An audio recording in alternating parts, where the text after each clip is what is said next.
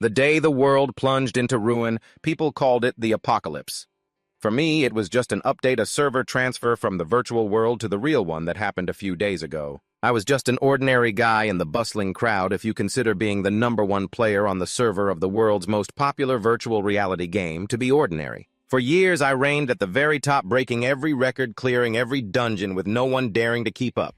Then suddenly, the server shut down without a single word of warning beforehand. Not one explanation from the publisher. The billion-dollar game vanished from the world overnight.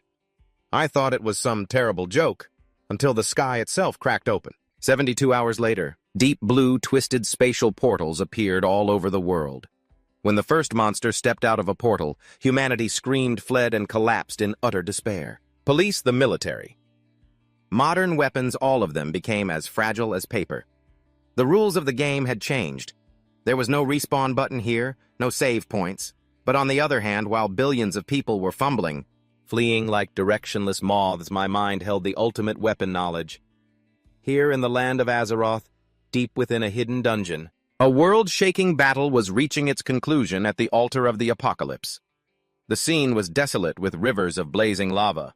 The system announced completion rate 99%. Boom! A violent explosion rocked the entire battlefield. Dust and smoke filled the air. Amidst the chaos, a female warrior with blue wings was exhausted. She worriedly wondered to herself, "Damn it, why isn't he here yet at this rate?" But never mind that. Before her was the hidden boss Ember with 10.5% of its HP remaining. The massive, fiery beast roared in contempt. "You foolish insects, all of you will be destroyed." Immediately after, the boss unleashed its ultimate skill. Countless fireballs enveloped the area. It screamed, "Take this, my flame of fury," facing the devastating attack. The female warrior thought in despair, "It's over." She struggled to her feet, creating one last defensive shield, shouting, "Sacred shield!" and called out a name in desperation, "Nanny!" Suddenly, a steady hand appeared, stopping the attack in its tracks. A calm, deep voice rang out, "I told you, don't call me Nanny." It was Saito Meiji, level 96, rank 4. He turned back and said decisively, "We absolutely must hold out until he gets here." The female warrior, Hitomi Butler, a level 97. Rank 3 quickly regained her composure. Charging forward, she said, "We can restrict the enemy's movements for a moment." "Be careful," Saito replied. "Got it." Hitomi closed in and unleashed a powerful attack on the monster. She yelled, "Ha!" But the boss just laughed hideously, "Kukuku!" It easily blocked the attack with its shield, and mocked them a futile struggle. Instantly, a barrage of attacks rained down, dealing a massive amount of damage to the boss. Hitomi was knocked back, but she managed to signal her teammate in time. "Now!" A figure shot forward with incredible speed, shouting, "Leave it to me!" He unleashed a series of lightning-fast attacks. It dealt a colossal amount of damage, reaching into the millions. That was Dawn Seeker level 96, rank 5. He smiled confidently, finally landed that hit. This will definitely do some serious damage. But Ember was faster. It suddenly appeared behind Dawn, its voice dripping with arrogance. "You intend to match my speed?" Dawn was utterly horrified. "What? Faster than me?" The boss unleashed a fatal attack called Godslayer. Dawn was hit, crying out in pain, "Burn and paralysis effects! I can't move!" Seeing their comrade in danger, Saito and Hitomi screamed in horror, "Don't crack!" The sacred shield shattered into pieces. In that very moment of despair, the expressions of all three had suddenly turned to joy and relief. They exclaimed in unison, "He's here!" A young man with blonde hair and a flaming sword had appeared, blocking Ember's attack. Another teammate sighed in relief. "He's finally here." The young man stood facing the giant boss, his tone frighteningly calm. "Sorry I'm late. Your big brother's forces were a little troublesome." A status window appeared, Kamahata Shizuya, Commander level 98, rank 1. His blue eyes glinted coldly. "But don't worry, I brought your brother with me. I won't let him go to hell alone." Shizuya and the boss faced each other, the tension becoming palpable. Without another word, the boss lunged, swinging its sword and roaring, "Die!" He moved like a whirlwind, continuously unleashing powerful slashes toward Ember. Saito quickly shouted a warning, "Shizuya, be careful of its flames if you're too close for more than 3 seconds." "You'll be stunned for 1 second." His teammates looked at him with worried eyes. He calmly replied, "That's enough." Shizuya remained calm as he charged in, his voice full of confidence. With 3 seconds, he launched his final slash, finishing his sentence mid-air. That's more than enough. We'll get back what we lost with interest, Shizuya yelled as he unleashed his final slash. A massive surge of energy in the shape of a radiant golden lion's head enveloped the boss. Slash! A blinding streak of light cut through the air. The attack's power pierced through everything in its path. The boss Ember's entire body froze. A huge hole appeared right in the middle of its chest. It only had time to utter in utter disbelief, "Impossible!" before disintegrating into ash. Amidst the boss's final dying embers, Shizuya stood proudly. A system notification appeared. Guild Maple Tofu has defeated Boss Ember in record time. Shizuya quietly looked up at the in-game sky, which was slowly changing, signaling the end of a great battle. Doan, still in shock, stammered, "Killed!" "Nate killed it instantly." In contrast, Hitomi seemed completely satisfied. "As expected of our captain." Hitomi crossed her arms and said nonchalantly, "And this was the final boss, pretty average if you ask me." Doan immediately shot back, "What are you talking about? If Shizuya hadn't been here, we would have been wiped out." Doan puffed out his chest proudly, taking credit. "It was all thanks to me risking my life to create that opening, you know." Yeah, Shizuya just chuckled in response. Right, thanks a lot." Hitomi looked annoyed. What's with that vague reply? But meanwhile, Saito observed quietly, thinking to himself, it's not just his top-tier combat skills. His judgment is also far beyond that of a normal person. He gazed at the spot where the boss had just vanished, thinking deeper. No, it's more than that. The reason he's the strongest is because he completely understands this game. Seto looked at Shizuya with admiration, explaining to everyone, it might have looked like he defeated it easily, but that was thanks to a strategy that he came up with instantly based on his complete understanding of the game's system. This guy, he's the king of the land of Azer. Amidst his teammates' chatter, Shizuya remained perfectly calm. Suddenly, a ding rang out, signaling a new notification. An achievement panel appeared before him. Achievement 100 out of 100. All the hardest achievements, including those only a single person could obtain, had been unlocked. He thought quietly, I've finally unlocked all the achievements. For me, this game is now over. But right after that, another unexpected achievement appeared. Unique, omniscient, and omnipotent. Unlock condition. Be the first player across all servers to obtain all other achievements. Shizuya couldn't help but be surprised. An achievement I didn't know about. This is a unique achievement. Suddenly, a massive pillar of blue light enveloped the entire team. An emergency announcement echoed throughout the world of Land of Azer. System auto-update initiated. Service will terminate in 5 seconds. New content will welcome you after maintenance. Duan shouted in a panic. Service termination. He continued shouting in confusion. A new version, but there wasn't any announcement. The developers are so irresponsible. Shizuya just remained silent, his gaze pensive. The scene shifts to the real world where gamers are wearing VR gear. A voice rings out, in the near future. Our protagonist now with black hair thinks to himself, I'm really looking forward to it. The in-game screen fades to black with the final message, hope to see you again. 5 days later. A high-speed train glides through a modern city under the morning sun. On a news broadcast, a female anchor is reporting, who would have ever thought that an online game, as popular and profitable as the Land of Azer, would suddenly shut down. No plans for a new version, not one word of explanation for the players. It's as if it never even existed. On that very train, the black-haired young man, the real-life Shizuya, is scrolling through his phone with a puzzled expression. I don't get it. He clenches his fist, a drop of sweat trickling down his cheek, his heart filled with regret. I was logged out before I even got to see the special effect for that unique achievement. He opens the Mapo Tofu group chat. The other members are chatting excitedly about their outings completely unrelated to the game's shutdown. The train's announcer chimes in, the next station is Hamamizu Station. Please be careful when disembarking. At the same time, he sends a message to someone. Arrived at Hamamizu. Thanks for letting me get the final achievement before the service ended. The recipient, named Suji, quickly replies, I'm surprised to hear you say thanks. He lets out a small smirk and replies, Are you messing with me? Instantly, another message from a female friend pops up. Look at this. A declaration of war. It was followed by a link. He wondered, puzzled, a declaration of war. and clicked the link. It was a video of a popular female streamer. She said gravely, "I've found an important clue regarding the shutdown of the land of Azer. The guild named Mapo Tofu is highly suspicious." She pulled up a ranking board and pointed to it.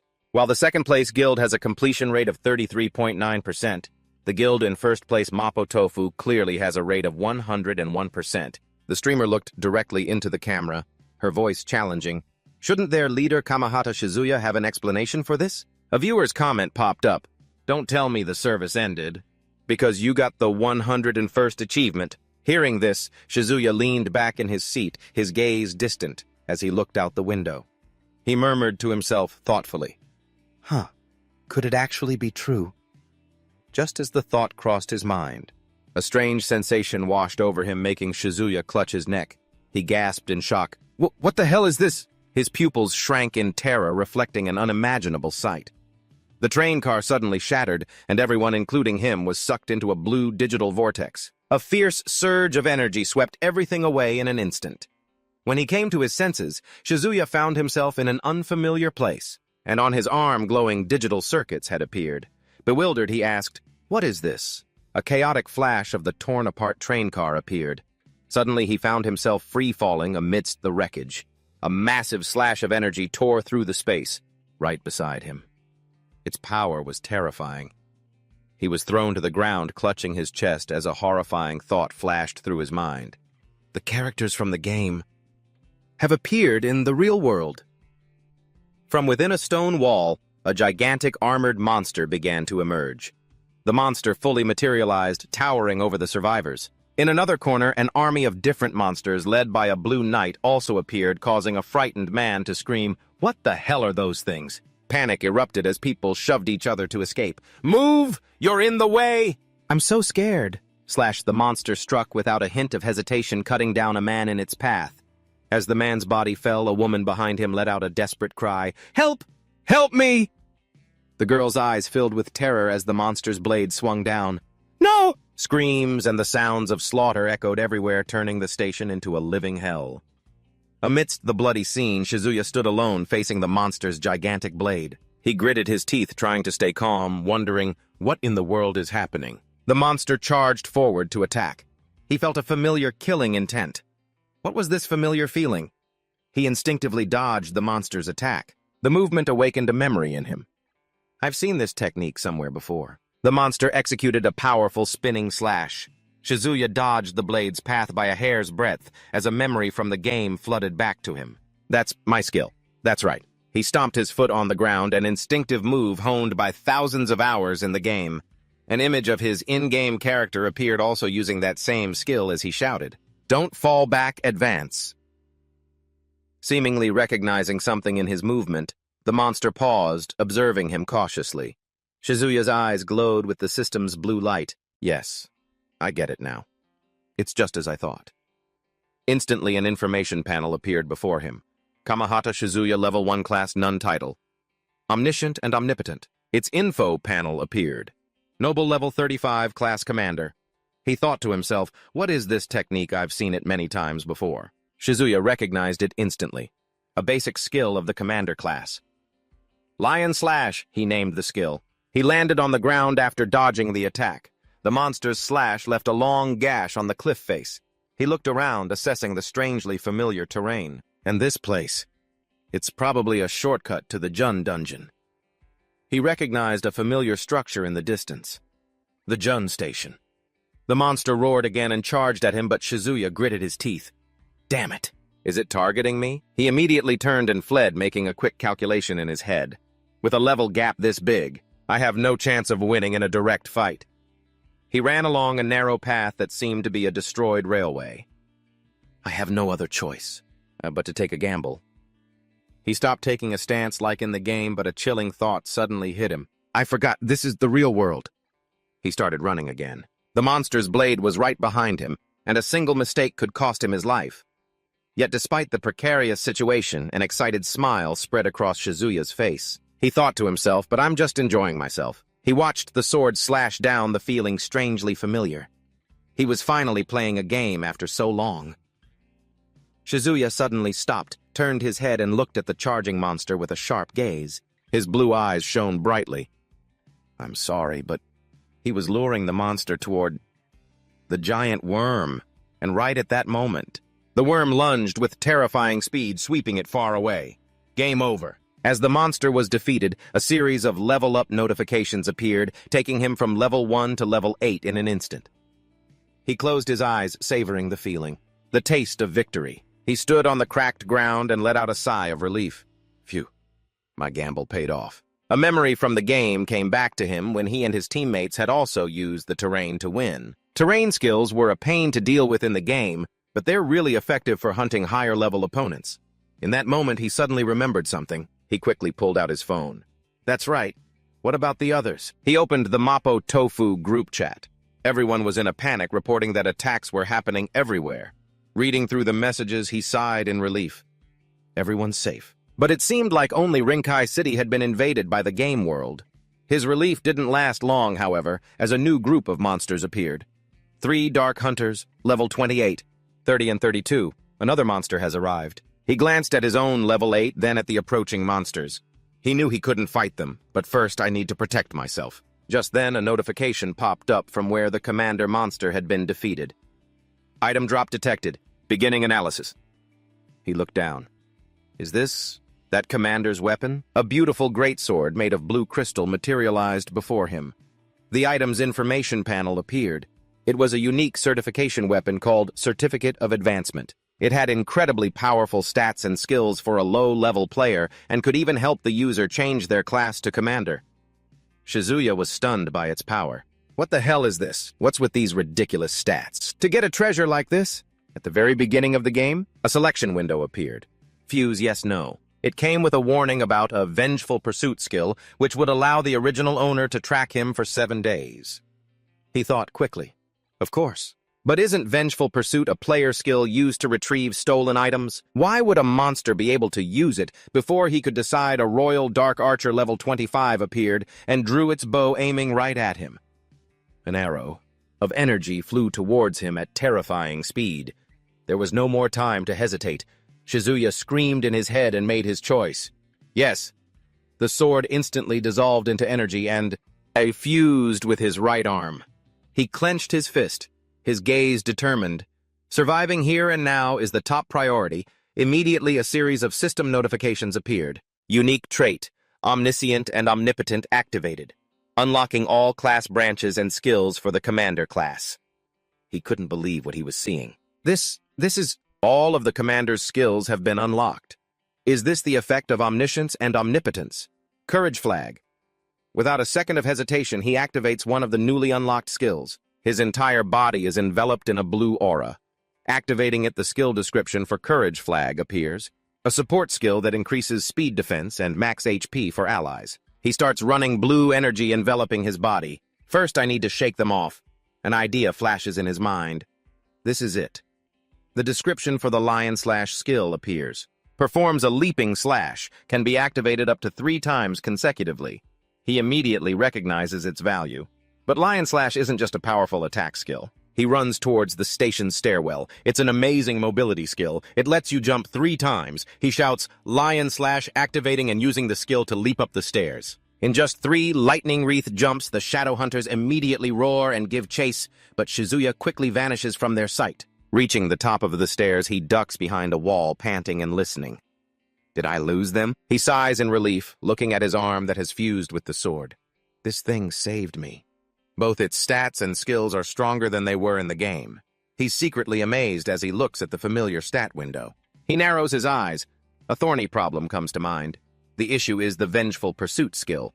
For now, I need to get out of this cavern before the monsters come back. He cautiously moves out from his hiding spot, but immediately freezes when he sees a massive army of monsters patrolling the station's main hall. He presses himself back behind a wall. His heart pounds. There's an unbelievable number of them. Suddenly, he sees a strange glowing crystal amidst the horde of monsters. His eyes widen in astonishment. What? Is that a respawn point? He can't believe his eyes. A crazy thought flashes through his mind. Isn't that something only for players? The Vengeful Pursuit skill and a respawn point. Both are unique to each player. So why? A series of horrifying thoughts run down his spine as he connects the events. Wait a minute. Could it be this monster is a player who can respawn infinitely? And we humans, we're the monsters being hunted by them. His entire worldview collapses as he realizes the cruel truth. This is the new version of the Land of A. He stares at the newly respawned commander monster, a chill running through his body. If that's true, then for the next 7 days, we'll be hunted by infinitely respawning monsters, until that guy kills me and takes back his weapon. There's no way a player would let their weapon be taken by a monster. He clenches his fist, determination flaring in his eyes. I can't just sit here and wait to die. I know this game better than anyone, even if the enemy is an immortal player. He glares at the approaching horde of monsters. He turns and starts running. Even if I only have 1 life, I will survive. He dashes down another staircase. His game memories start working at full capacity. If my prediction is right, this underground area should lead to the Worm Station's worm dungeon. He stops in front of a giant pit. It's dark and gruesome, just like he remembers. A C-rank dungeon, Farah's heart. Just as I thought, it's here. He recalls the giant worm monsters inside. The worms in this dungeon don't seem to have any connection to Farah's heart, but actually, it's a hidden element that only a few people know about, one that lets you clear it without fighting the boss. He lets out a breath, sweat trickling down his forehead. With this method, I can level up, while avoiding that player's pursuit. But he can't help but worry.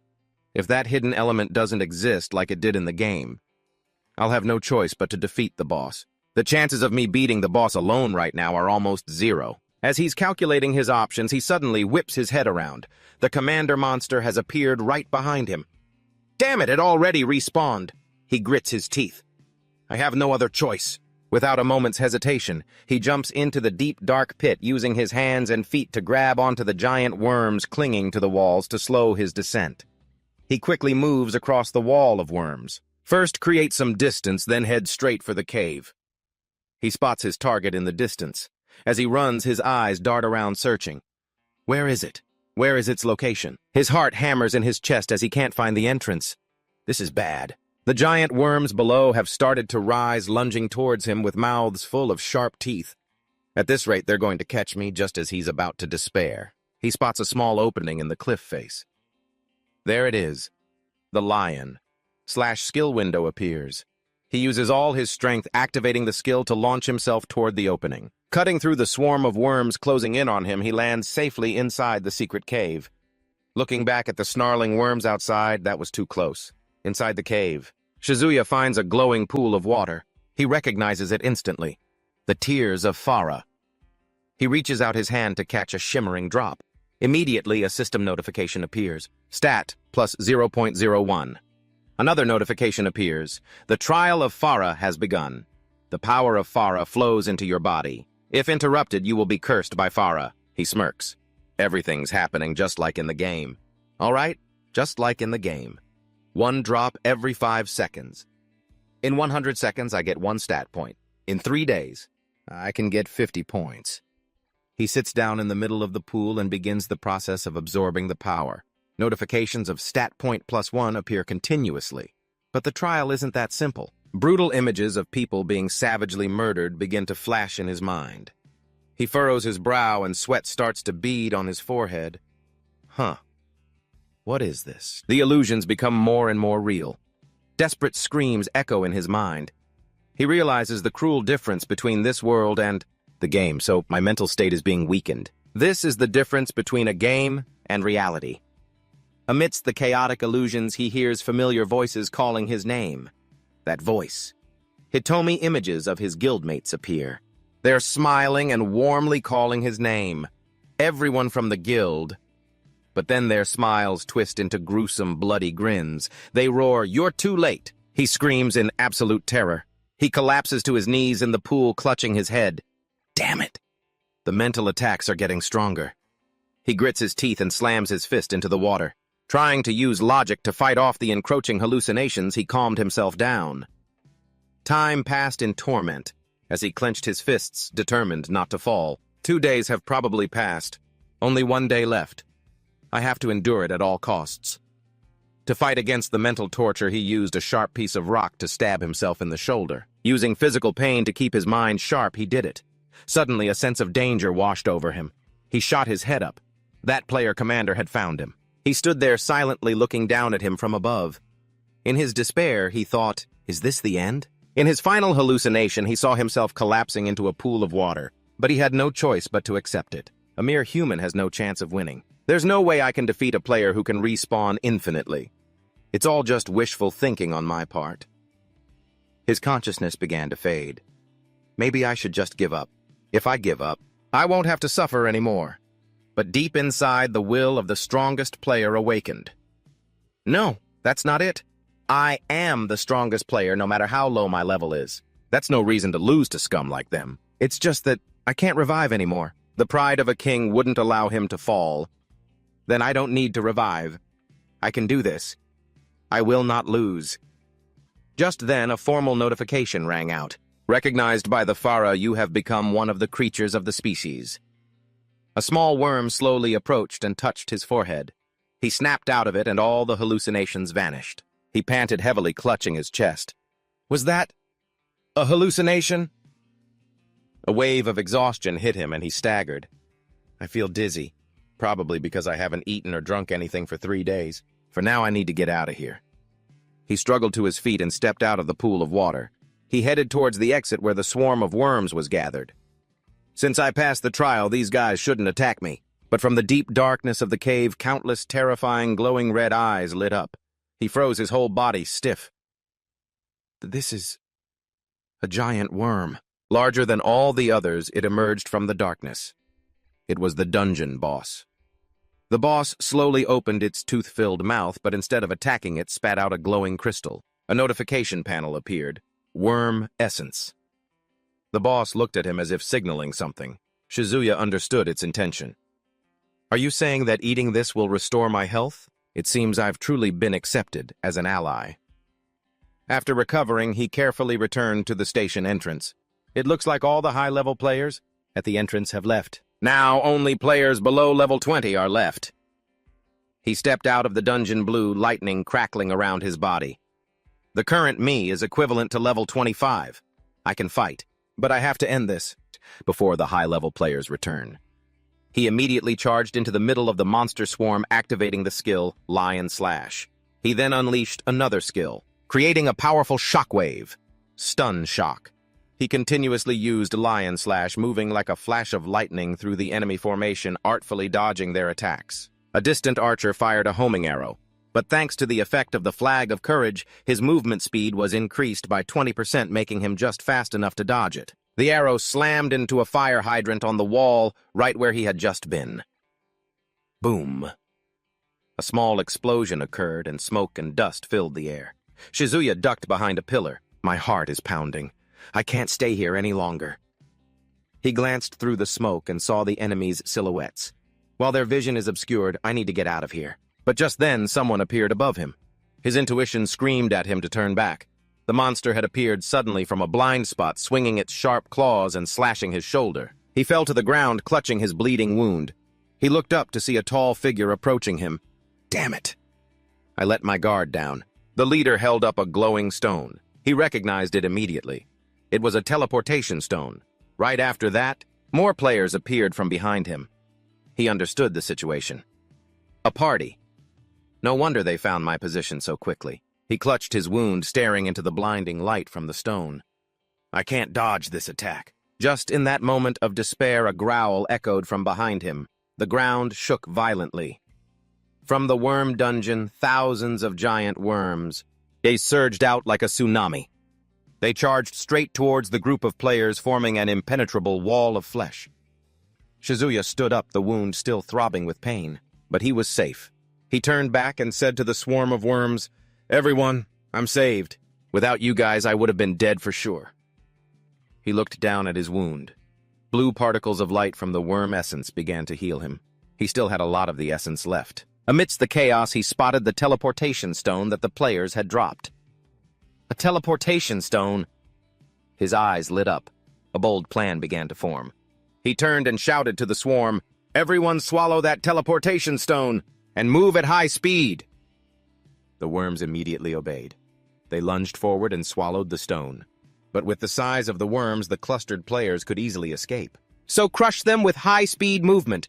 The worms shot forward like a tornado, sweeping away everything in their path. A notification panel appeared. His level had shot up to 17. He couldn't help but be surprised. Huh, I'm getting experience from the players defeated by the worms too. My level went up by 9. He looked at the shattered pieces of equipment left behind. It's a shame their gear was crushed along with them. Damn rich bastards. He turned and started running from the station. Whatever. Now I just need to retreat before they respawn. Just the thought of those guys coming back over and over again was enough to drive him crazy. I'll find a way to stop them from coming back. The scene changes to the outside. The entire city was engulfed in flames. Drones flew across the sky, broadcasting an urgent message. Emergency evacuation order. We are under attack by unidentified creatures. Please evacuate to the nearest shelter. Military rescue forces will arrive in 2 days. Deep underground citizens are crowding into a shelter. A drone repeats, please remain calm and evacuate. A man hurries past.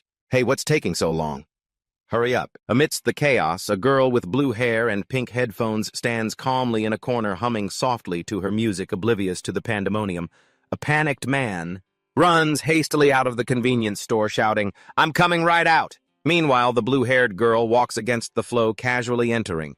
She picks a pack of gum from a shelf, turns to the checkout counter, and calls out, I'd like to pay. She completely ignores the sight of a giant monster smashing a building outside the glass doors. Seeing the empty counter as roars echo from outside, the girl glued to her phone murmurs, Is there no staff here? I guess I'll have to check myself out. Stepping out onto a street engulfed in flames and being ravaged by the monster, she annoyedly holds up her phone, searching for a signal. She grumbles, the reception is so bad these days, while strolling through a crowd of people running for their lives. She lets out an annoyed sigh. So frustrating. I can only listen to my downloaded songs. Suddenly, a hand reaches out, grabs her arm, and yanks her back. The girl yelps in surprise. Ah! Her headphones fly off, and a drink bottle and her shopping bag clatter to the ground. The one who pulled her is a young man in a hooded jacket. Shizuya, startled, she is about to shout, What the hell? But he immediately pulls her behind a wall, hushing her, Shh! The next second, a giant armored foot of a monster stomps down, crushing the shopping bag lying on the street. Amidst the flames, the towering, lanky shadow assassin stands right next to their hiding spot. Shizuya whispers reproachfully, You almost ran right into it. Man, didn't you see it? In contrast to the tension of facing a level 25 shadow assassin, the girl just scratches her head and laughs sheepishly. I was too focused on my phone.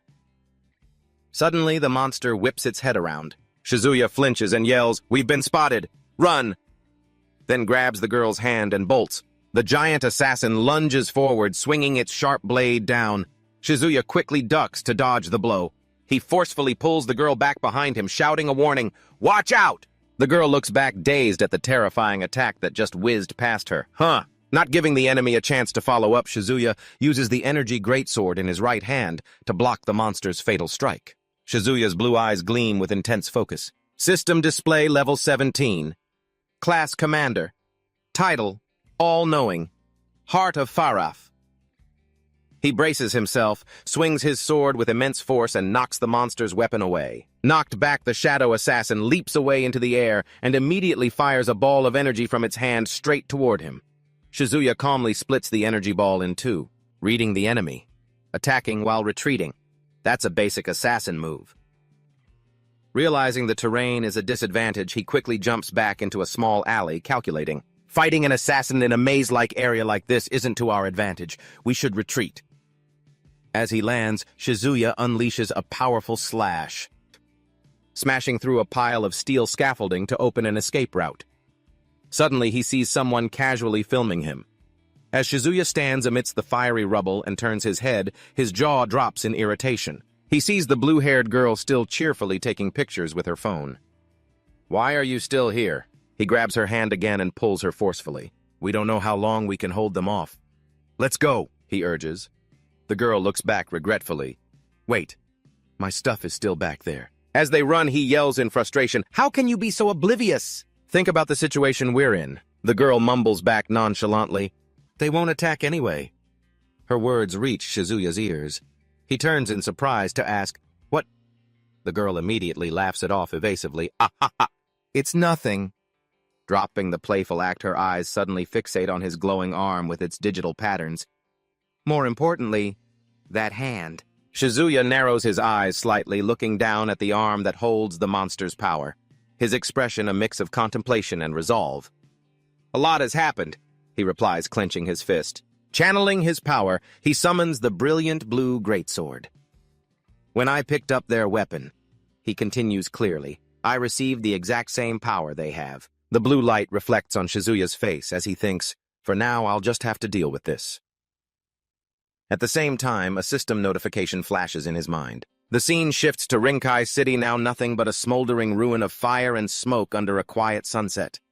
Suddenly, on an overgrown path, choked with weeds, stands a sign, Bomb Shelter Area, 300 meters ahead.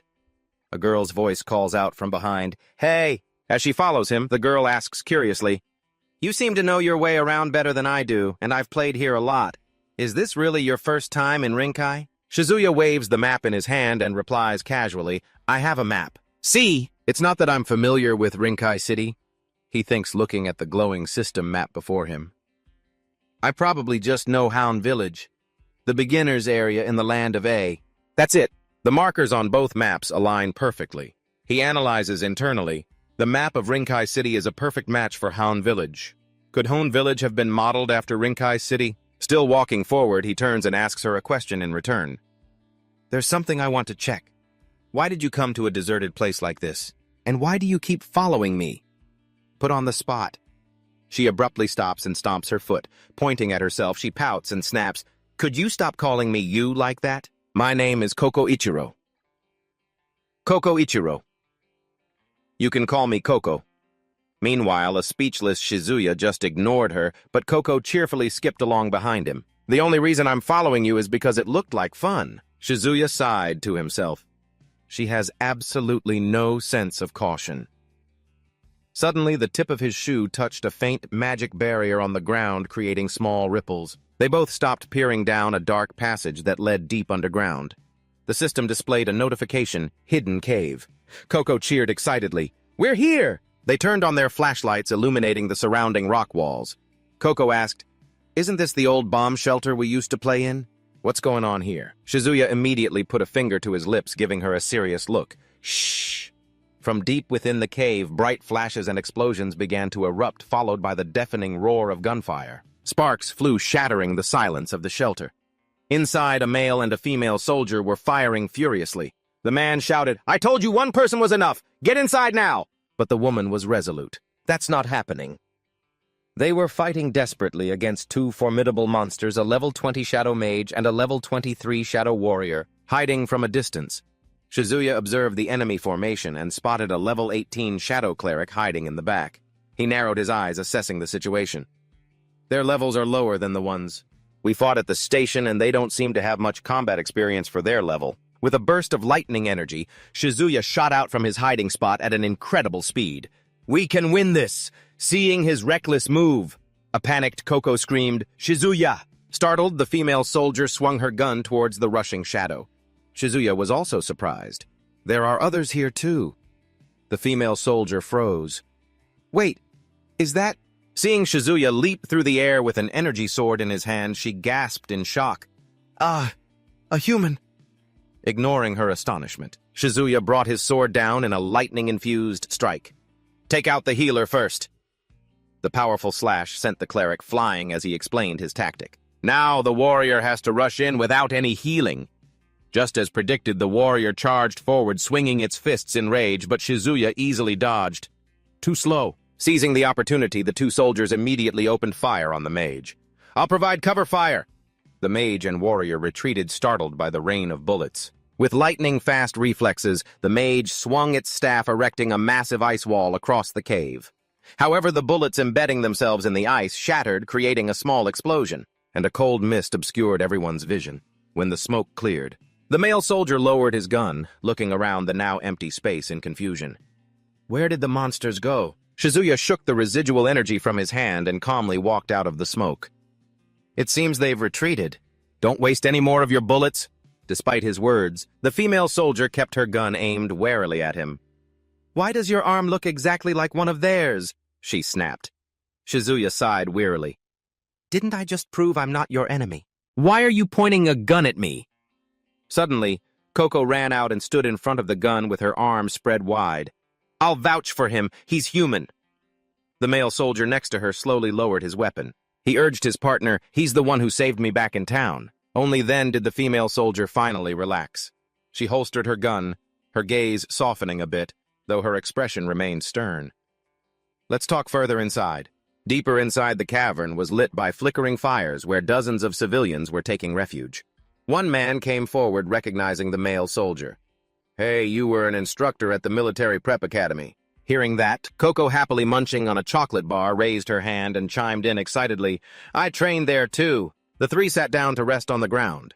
The female soldier sighed and explained, "We came here on a mission, but all communications were suddenly cut.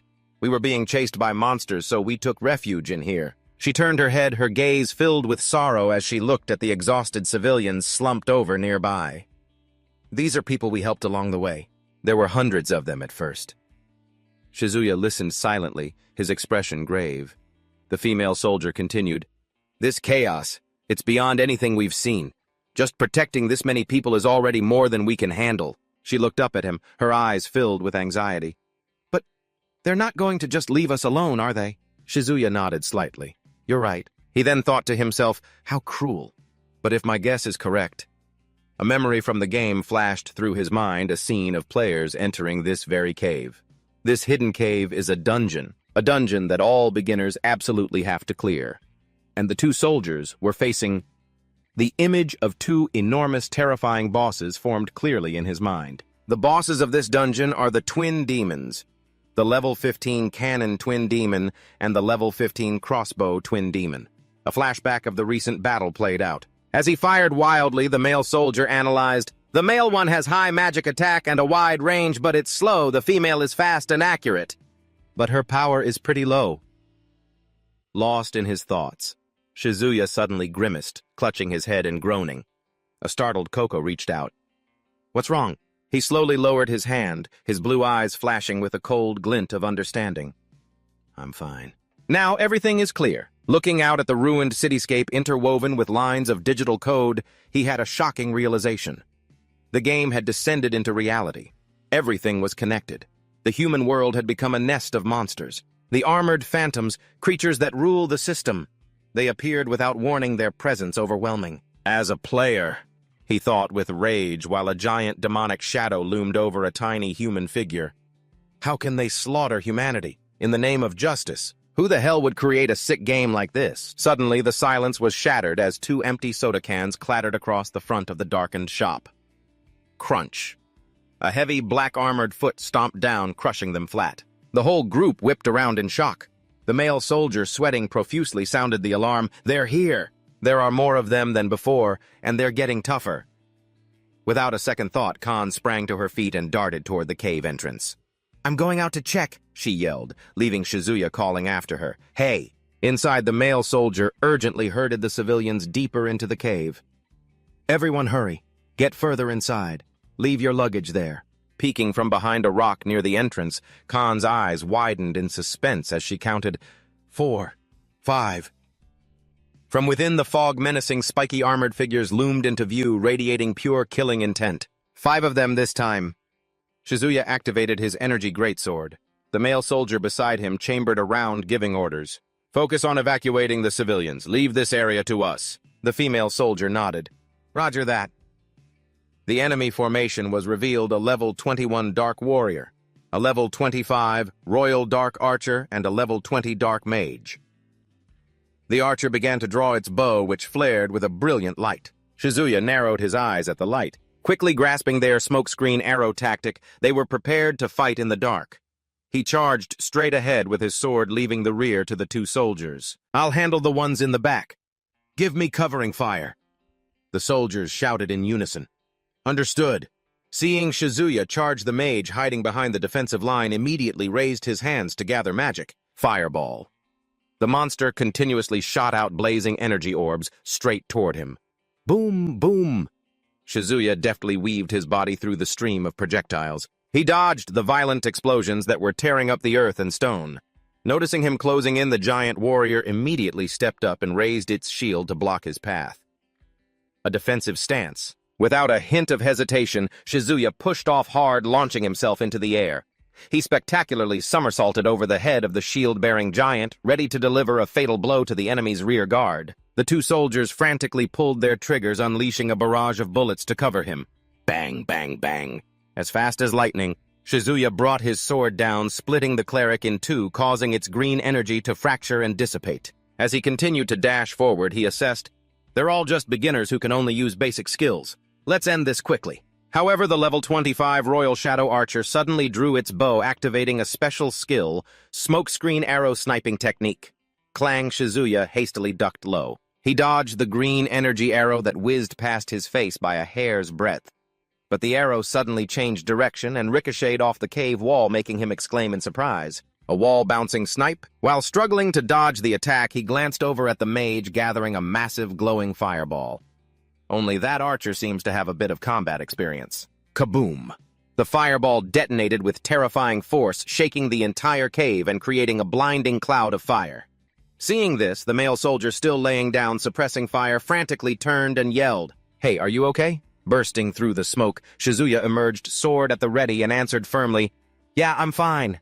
He frowned, realizing the combat strength of these players was clearly increasing.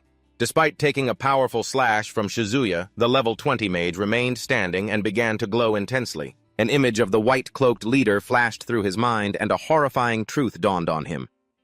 This means their proficiency is increasing by using actual players. The mage's wound was instantly healed by a stream of green light. Shizuya gritted his teeth in frustration. "Damn it! All that damage I struggled to inflict, healed in an instant." At that moment, the archer stepped forward, drawing its bow to cover its ally. Shizuya frowned. They even know to use the archer to protect the healer. Shizuya was forced to weave back and forth, dodging a relentless volley of energy arrows that tore up the ground around him. Despite his efforts, he growled in frustration as he realized his predicament. "This is bad. I can't close the distance at all." He glanced back at the two soldiers fighting behind him, and an idea to break the stalemate flashed through his mind. "I have no choice but to use them." But before he could make a decision, a warrior with a massive spiked shield charged him like a tank. Bam! A devastating shield bash sent Shizuya flying. His face twisted in agony as his body slammed into the crumbling rock wall. The male soldier's voice cried out in alarm. "It's too dangerous. We need to pull back for now." He struggled to one knee amid the swirling dust, clutching his throbbing shoulder. "Ah!" Looking at the fresh blood on his hand, he thought to himself, if this were a game, I wouldn't hesitate to sacrifice someone to turn the tables. His blue eyes suddenly flared in the darkness. He bit his lip, wrestling with the thought. But they're living, breathing people. Are you really going to do it, Shizuya? Meanwhile, deep inside the cavern, which shook with every impact, Khan smiled as she approached a little girl huddled in a corner, sobbing. She held out a lollipop. "Here, this is for you." She gently comforted the panicked child. "If you keep making a face like that at your age, you'll get wrinkles before you know it." The little girl shakily accepted the candy. Thank you." Khan gently patted the child's head. "It's all right. Where are your parents?" Tears streamed down her grimy face as the little girl hugged the lollipop and sobbed. "They gave me to Sister Akina, and then they went back to the battlefield." The male soldier yelled, "Shizuya, we have to fall back. I'll use a bomb to open a path." The female soldier next to him agreed while laying down fire. "If we do, we might be able to hold out for a few more days." Refusing to retreat, Shizuya tightened his grip on his brightly glowing energy sword and charged forward once more with a look of pure determination. The system immediately responded, activating Flag of Courage. Ally movement speed and max HP increased. As he charged forward, his radiant energy sword held high. Shizuya glanced back, his eyes filled with profound apology. "I'm sorry." Under the dazzling light shining down on her, the little girl turned around in confusion when she heard a voice call out from behind her, "Miss!" while Shizuya was fending them off. The little girl's trembling voice continued, "Miss Akina and Mr. Takuto." With tears in her eyes, she hugged her lollipop tightly, looking up with innocent eyes at the figures. The soldier firing in the distance. "They're not going to die, right?" Thwump. Before the girl could finish, a flash of blue light pierced through the male soldier Takuto's chest, while the childish voice was still whispering. "Mr. Takuto secretly told me..." The female soldier Akina whipped her head around in shock at the sound. The child's words now seemed like an omen. That there was something he still hadn't told you, Miss Akina? Shizuya froze. The system coldly displayed information about the enemy's skill, sniper technique. If the first shot misses, a second shot will be fired. His face was hidden in the shadows, his blue eyes heavy with torment. I'm sorry. To defeat these players, I have no other choice but to sacrifice him. His gaze shifted toward the twin demons standing side by side where a glowing red chain link symbol had appeared. In the land of Azure, the link is a very special system.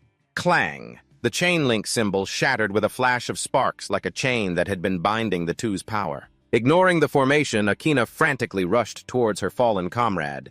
Mr. Takuto! At the same time, the system's rules continued to display if one of the two chosen players is killed. She dropped to her knees in despair, pressing her hand against the bleeding wound on his chest, sobbing, "Please wake up." Amidst the thick smoke, Shizuya leaned on his sword, turned, and shouted urgently, "There's no time for grief, retreat!" Ignoring the warning, Akina's trembling hand slowly gripped the rifle of her fallen comrade. She staggered to her feet, her hair falling down, hiding her grief-stricken face. While the system finalized its cruel rule, the other will no longer care for their own life. She scrambled over the rubble to get a backup weapon, ignoring all the roaring explosions. Her hand tightened on the strap of the military duffel bag, her voice hissing through clenched teeth filled with rage. "Those monsters!" Gathering all her strength, she spun around and hurled the bag filled with packs of C4 explosives towards the enemy. The blocks of explosives sailed through the air, landing perfectly in the middle of the Dark Demon Trio's formation. Her tear-streaked face twisted with hatred. She pulled the trigger, activating both the system's berserk state and her own fury. "We'll become frenzied. All of you, just die." Boom. A massive explosion erupted. The ferocious flames swallowed the entire horde of monsters into a blazing sea of fire. Amidst the blinding smoke and dust, she stood frozen in place, panting heavily, her eyes staring blankly into the fire. As Shizuya rushed over, the female soldier, exhausted physically and mentally, collapsed, her knees hitting the cold stone floor as tears streamed down her face. She bit her lip, choking back a sob. "I could have been promoted faster, but he wouldn't listen to my offer to become partners." Takuto's kind face appeared in her memory. She continued her painful story. "He stayed behind to save the civilians who couldn't escape with me instead of retreating." She buried her face in her hands, clawing at the dirt floor, wailing miserably.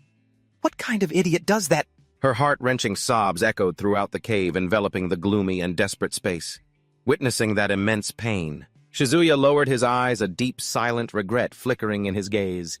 Suddenly, a choking cough rang out, followed by a stream of tears on Akina's cheeks.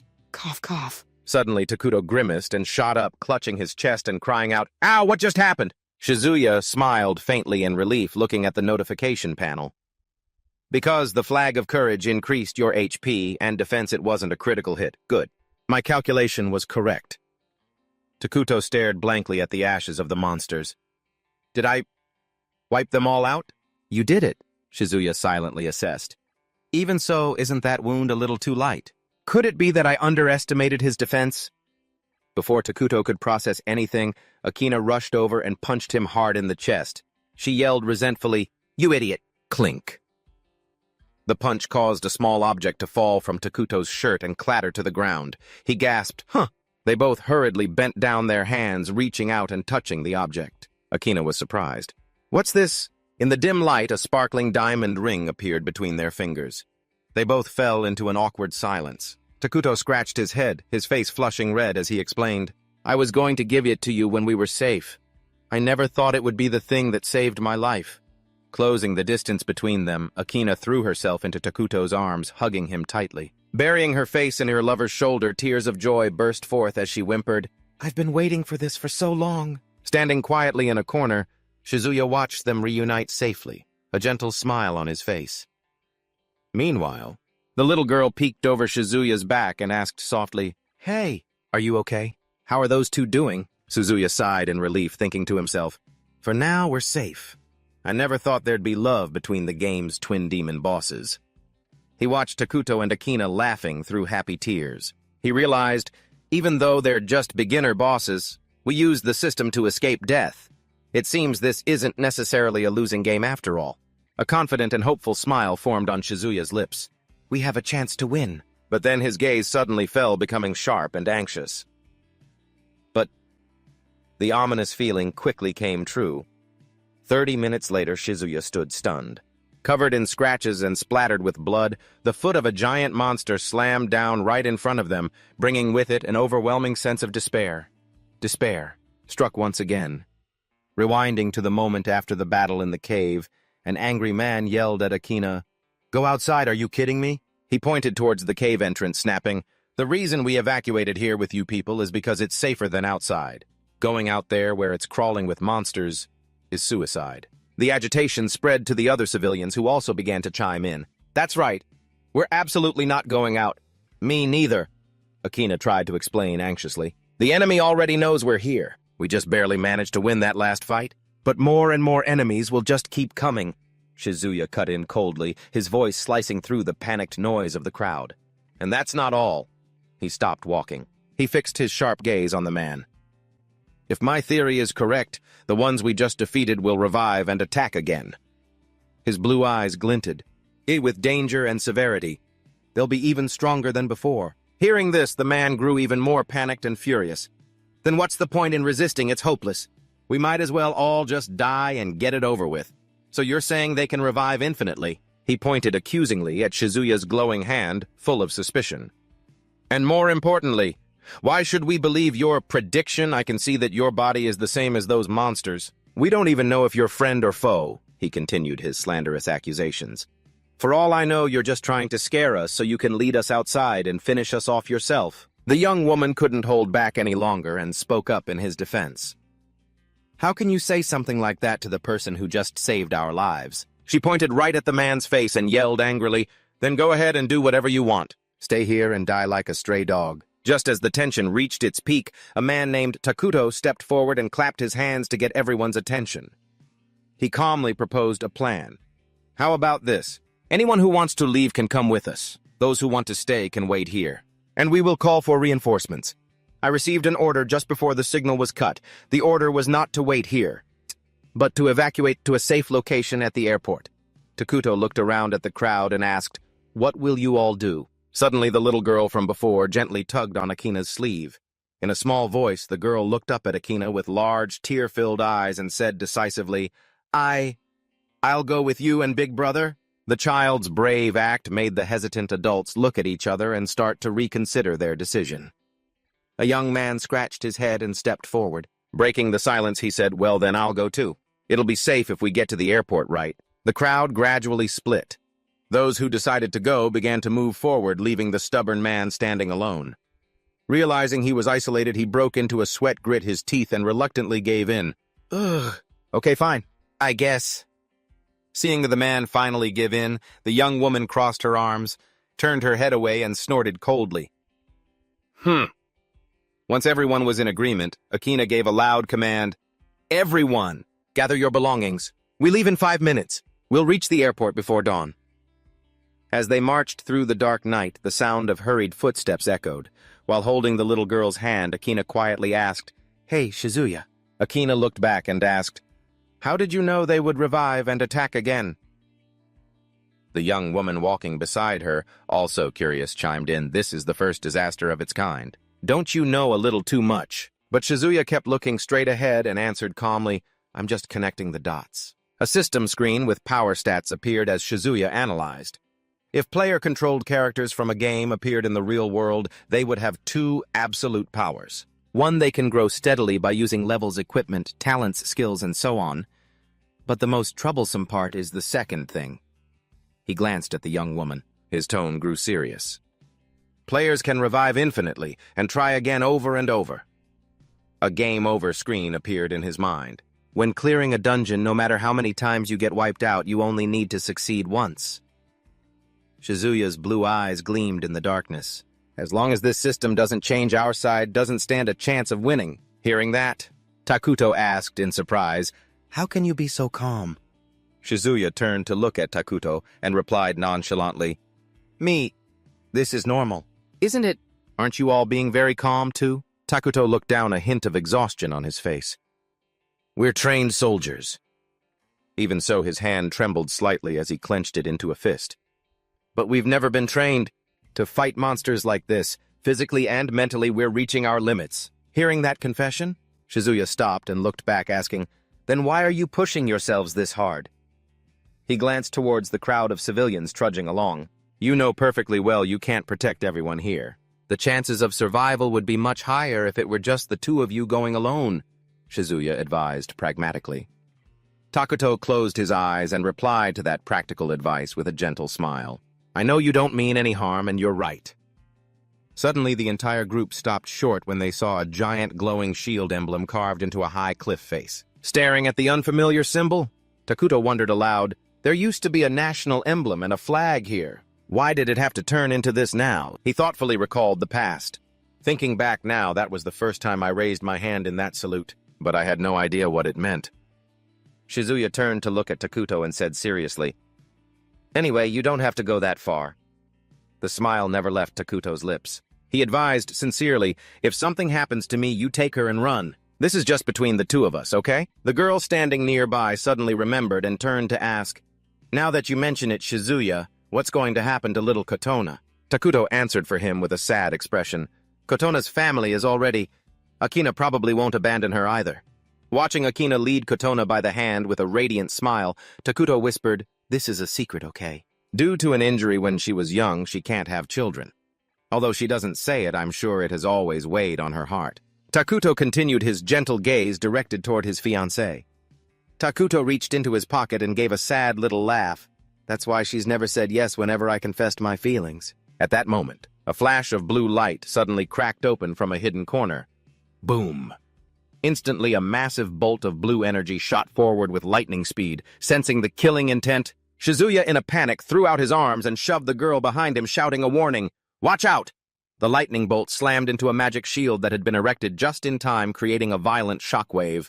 Blood grazed his face. Shizuya's eyes widened in shock at the surprise attack. Everyone from Takuto and the girl to the civilians turned to look with stunned faces, before they could even process what was happening. But Shizuya looked back, gritting his teeth. Just as I thought. It's those guys from before. Is everyone all right? But then, his pupils contracted in absolute horror. A piercing crimson beam of energy had gone straight through little Kotona's tiny chest. The little girl let out a small, bewildered sound. Huh! Her clear eyes slowly lost their focus. Blood trickled from the corner of her mouth. She fell backward, only managing to whisper, Akina. Thud. Kotona's small body, Chache, hit the cold stone floor. Around them, Akina, Takuto, Kokon, and Shizuya were completely stunned, frozen to the spot by the tragedy that had struck so suddenly. Shizuya's eyes widened, glowing with light. He screamed in utter disbelief, Kotona-chan! A furious rage erupted within him. His hand, glowing with blue energy, slammed into the rock wall, shattering it. Tears streamed down his face. Akina frantically unloaded her weapon forward while a panicked Takuto screamed, It's too dangerous! Fall back! Shizuya and Kokon quickly turned and fled from the chaotic spray of bullets. As he ran, Shizuya glanced back, a cold sweat breaking out as he analyzed the situation. No. Considering that archer's skill, there's no way he would have missed when we were completely defenseless. That means the enemy's target from the very beginning wasn't the main force like us. But the archer's dark figure leaped into the air, darting away at incredible speed. Kotona. Their goal was to make us witness that. Akina's face twisted in pain and hatred. She pulled the trigger, unleashing her fury in a continuous flash of light. The brilliant beam struck the shadow archer squarely in the back, creating a blinding explosion in midair. Ignoring everything, Akina started to charge forward, screaming, They even killed children, you monsters! Takuto hurriedly grabbed her shirt, pulling her back. Calm down! Akina struggled violently in Takuto's arms, tears streaming down her face. Let me go. Seeing the chaotic scene, Shizuya turned back and shouted a warning. Don't go out there. Get back here now. Suddenly, the ground beneath Kokon cracked open. A massive foot stomped down, splattering fresh blood everywhere. Kokon clapped a hand over her mouth in horror. Dad! Shizuya's eyes widened as he cursed himself too late. Why didn't I remember sooner? Above them was a giant stone man. The system displayed Sagolem level 40. Sagolems. an allied unit for the player faction in the Aegir 4 region designed to protect the dungeon entrance. They're NPCs meant to stop enemy forces from blocking the gate. Memories of game exploits flooded back to him. But right after the service started, some players took advantage of a bug in the system. Their trick was to lure enemies that weren't supposed to move into the safe zone when the golem's position was closest to the dungeon entrance. They also exploited the golem's detection ability and the fact that it was easy to defeat in order to hunt bosses. As Shizuya recalled this, the ceiling of the cave above began to crack and crumble. The Shadow Archer slowly raised a hand that emitted a dark aura preparing to absorb something. Instantly, the golem's massive body began to move. It turned away. Kokon trembled. She pointed towards the archer who was siphoning energy from her comrade. "He's absorbing it!" The pitch-black hand completely absorbed the brilliant blue light. A system panel appeared. "Royal Shadow Archer has received the title Conqueror of the Hidden Cave." Shizuya gritted his teeth, his eyes darkening, filled with killing intent. So that means they get the reward, too. This dungeon, to you people, we're just nameless monsters. Aren't we? His hand clenched so tight it trembled, was suspended in midair. And this is all just a game to you. Our rage, our hatred, all of our emotions and relationships are just pre-designed assets. Blue lightning erupted violently around Shizuya as bright red warning panels appeared. Activating omniscience and omnipotence along with retrieving equipment will cause 1, 2, then 3 players to pursue you for 7 days. Standing behind him, Kokon stared blankly at the terrifying source of power. The blood-red text flashed continuously. "Truly, activate." The veins on Shizuya's face glowed brightly. Data code activated. The system continuously announced, 4 players are now pursuing you. Common loot detected, magic book fragment. Skill acquired, mage, fireball. He stepped forward coldly, his energy sword flaring to life, absorbing all surrounding power. Broken shield detected. Skill acquired, warrior. Defensive stance 1. Prayer book detected. Skill acquired, blessing of the holy light 2. Rare item detected, broken crystal arrow. Skill acquired, archer. Smokescreen arrow. Looking at the golem's massive back, Shizuya muttered bitterly, "Sometimes the glitches that happen in this game." From a distance, the Shadow Archer drew his bow, condensing a powerful dark arrow aimed straight at him. Shizuya threw up a hand, creating an energy barrier, nimbly dodging by a hair's breadth. Are unavoidable, aren't they? Immediately after, he charged forward, launching a blazing flame from his bare hand that knocked the archer back. Fireball. His eyes glowed with fury in the darkness. The system announced trait-coordinated attack. When an attack from a different character class hits the mark, an additional attack can be performed. Shizuya leaped up, swinging his greatsword straight down on the enemy's head. He charged his power once more. Swish! The brutal energy slash tore through the Shadow Archer's armor. He collapsed and began to dissolve into particles of blue light. Shizuya asked coldly, "Do you people have any idea how it feels to be the one left behind?" The hazy images of his fallen comrades appeared in his hand as it gathered power. Rare item detected. Skill acquired, sniping technique. Next was the image of Akina resiliently firing her weapon. Rare item detected, magic cannon A. Skill acquired, twin demon Amana, speed. And the image of Takuto gasping for his last breath as a ring fell. Rare item detected, magic cannon B. Skill acquired, twin demon Beta, mana sweep. Back in the present, the surviving townsfolk were screaming in panic, scattering in all directions. What the hell is that? Run! Before Shizuya now stood, the giant golem transformed. Its 2 eyes glowed brilliantly through the mist. Energy in Shizuya's hand gently coalesced into the shape of a ring. The blue energy twinkled.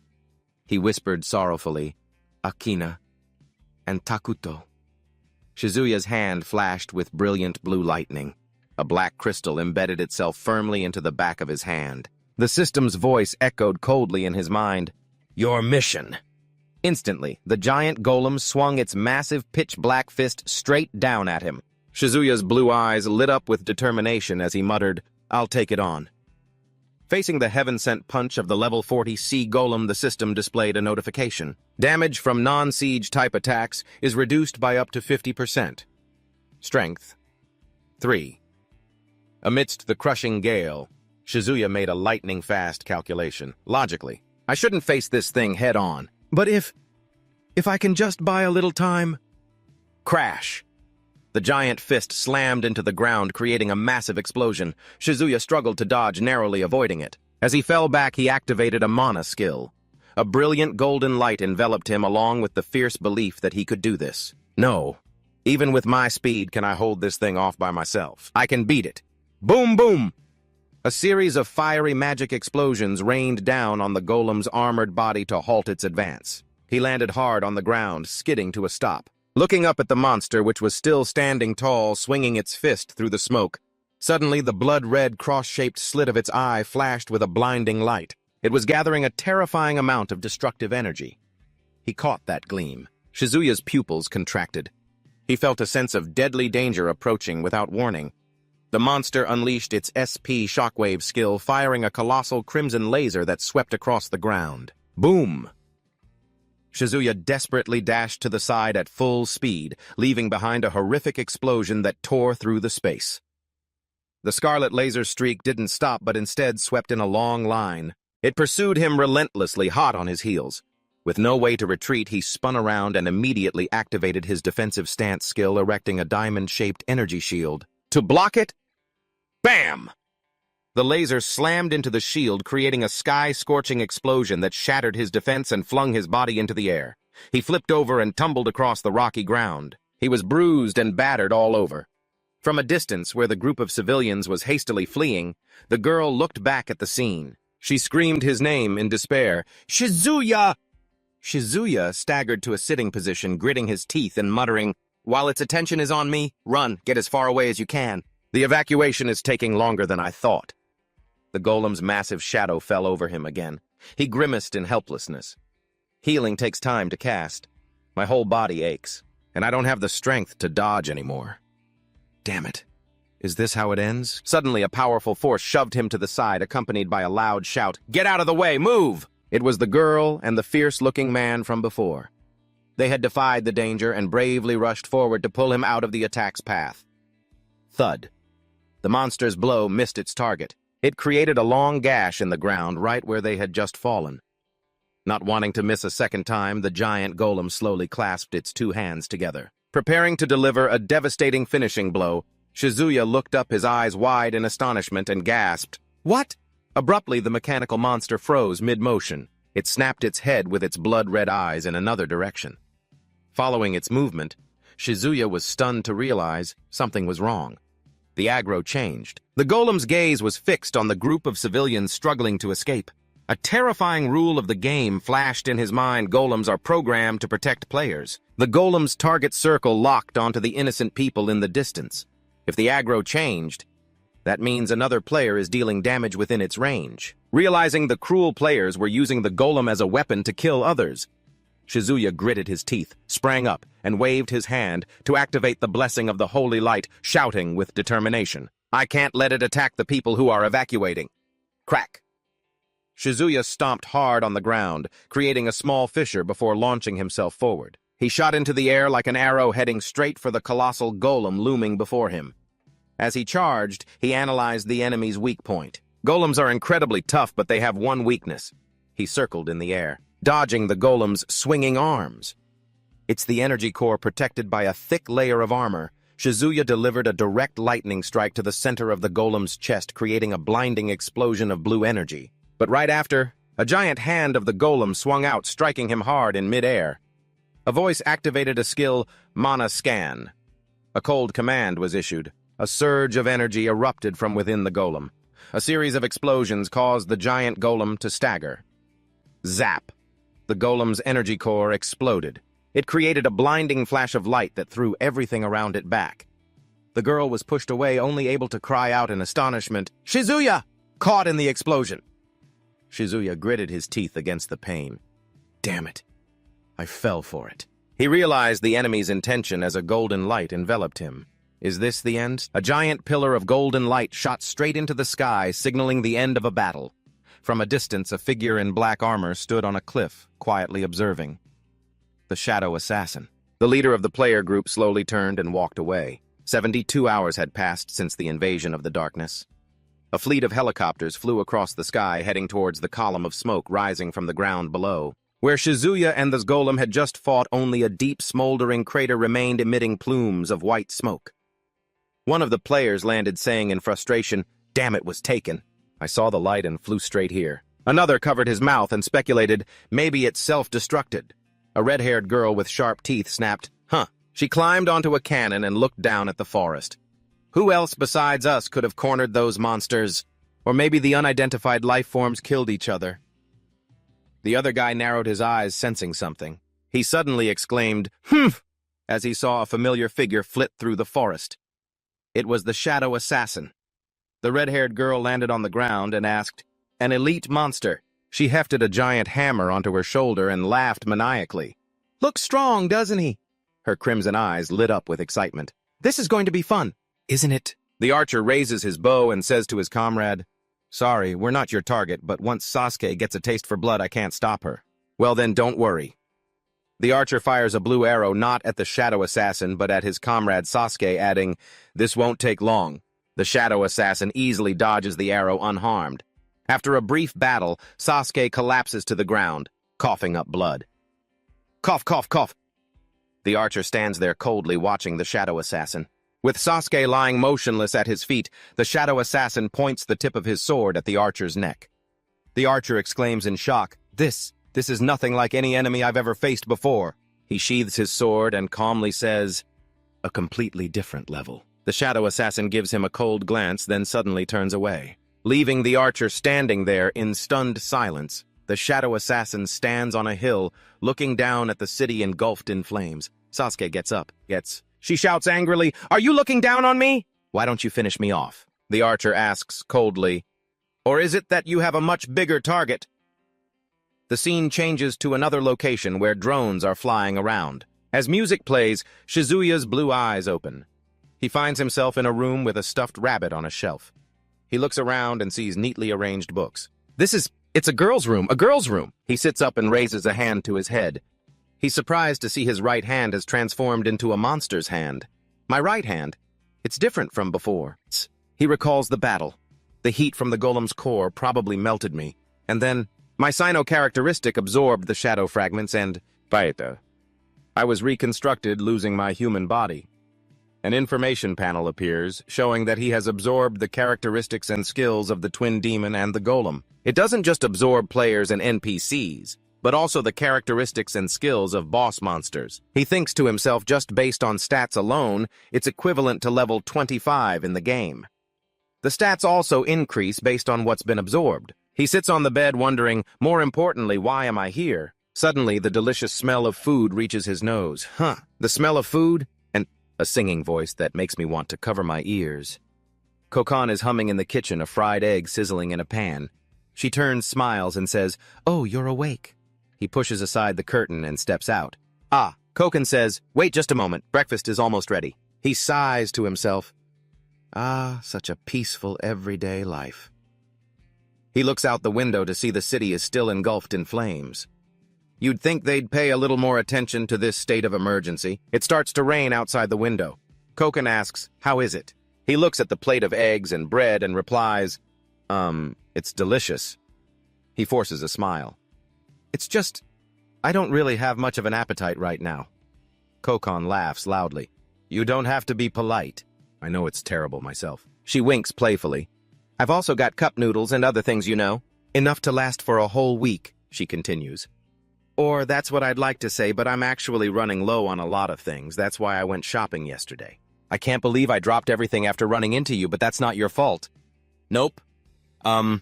Did you bring me here by yourself after I passed out?" "What are you talking about?" "Oh, right," she explains. "There was something like a golf cart, so I put you on it and came down the mountain. I had to drag you up the stairs, but you weren't that heavy." "You didn't run into any monsters?" Shizuya asks. "No," Kokan replies. "Why?" Kokan says with a serious expression. "I felt like something was off this whole time." Shizuya looks at her as she continues. "From you? I barely sense any fear or anxiety at all. It's like, you're not worried about being killed, are you?" Kokan's face falls. She looks at him pensively, her sad eyes looking down for a moment. "Maybe. Yeah, you're right." Shizuya just listens in silence, his blue eyes calm, reflecting the dim light of the room. Suddenly, Kokon forces a smile and scratches her head awkwardly. I've tried it before, but those guys... Her expression suddenly changes, her pink eyes beginning to glow strangely. It seems like they really don't attack me. In her mind, an image flashes of herself huddled amidst the rubble as monsters walk all around her, as if she weren't there. She recalls fleeing with the army, the attacks and screams just passing by her. Attack in this direction. Giant monsters brushed right past her without paying her any mind. They didn't even look at me. Back in the present, Kokon brushes her hair back and smiles proudly. I thought maybe I have some kind of superpower, just like your right hand. Shizuya looks down at his armored arm, pondering. It might be a little different. Have you seen any strange notification panels? Kokon tilts her head in confusion. Like in a game, no, I haven't seen any. Shizuya's monster hand begins to gather blue energy. This might sound like a ridiculous story, but a greatsword quickly materializes out of sharp energy. He explains, my abilities seem to be connected to a game. It's called Azerland. As he ate, he briefly recounted his recent experiences. It confirms my hypothesis. The disaster happening in the world right now is definitely correlated with that game. And, hearing the complex theory, Kokon rested her chin on her hand, bored. I don't know much about games, but... She winked playfully, pointing to herself with a smug look. My ability seems way more awesome. Shizuya sighed at a loss for words. She doesn't understand at all. What is she even comparing it to? Shizuya's face turned serious again. But thanks to that explanation, I've been able to organize my thoughts. If my prediction is correct, humanity is in an incredibly dire situation. Kokon dangled her bare feet under the table and asked softly, So what are you going to do now? Shizuya threw his hands up, making a firm decision. We need to leave Rinkai and get to KAG fast. He thought pensively. My important comrades are in KAG. I need to confirm their safety. Hearing this, Kokon mumbled to herself, a glint of determination in her eyes. Then, resting her chin on her hand, she looked straight at him with a confident smile. I'm going too. Surprised, Shizuya quickly tried to talk her out of it. Wait a minute. If your trait is real, wouldn't it be safer for you to act alone? If you go with someone, you'll get dragged into fights, won't you? Kokon leaned back on the table, her tone a bit resigned. I can do anything by myself, but on the other hand, I have no idea what to do. Her eyes flickered toward him meaningfully. Besides, the image of Shizuya bravely shielding her with his own body came to mind. You don't seem like the type to die easily. A quiet atmosphere settled over the small room as they both fell into thought. Suddenly, a strange noise broke the peace. Click. Startled, Shizuya whipped his head toward the entrance. His eyes were full of caution. This sound. Click, clack, click. The doorknob was being jiggled violently. Ominous dark wisps of air began to seep through the doorframe. Someone was trying to pick the lock. Shizuya immediately shot to his feet, grabbing Kokon's hand. He brought a finger to his lips, signaling, Shh!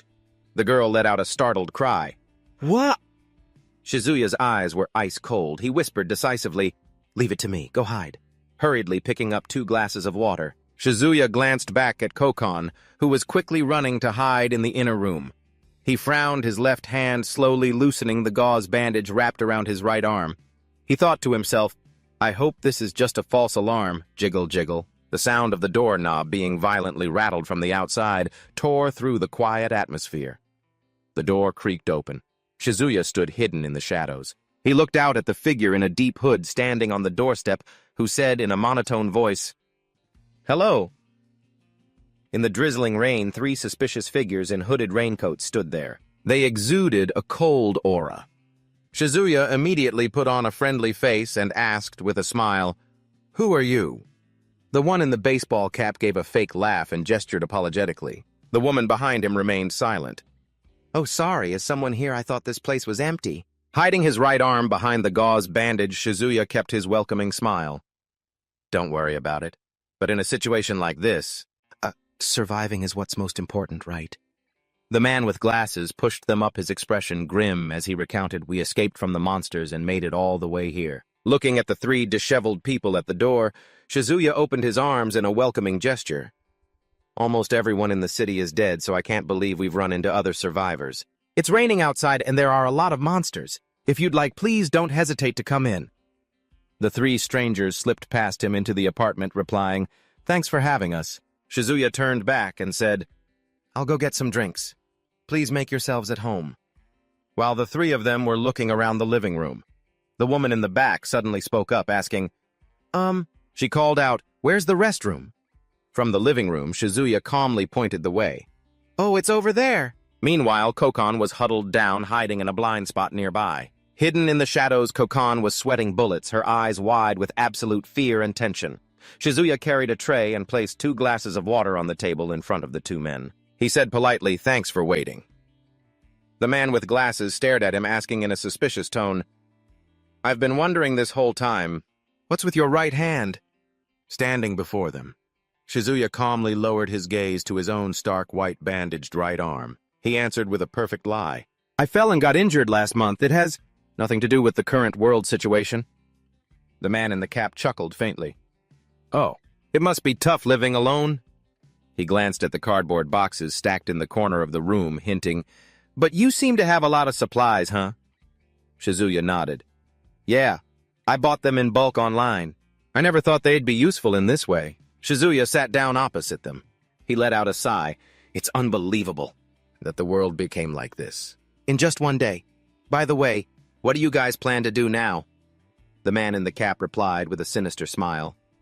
"Well, I was thinking of hiding out for a while in a safe place with plenty of supplies." "Exactly." Shizuya's gaze suddenly turned cold. The other man continued, "A place just like this would be ideal."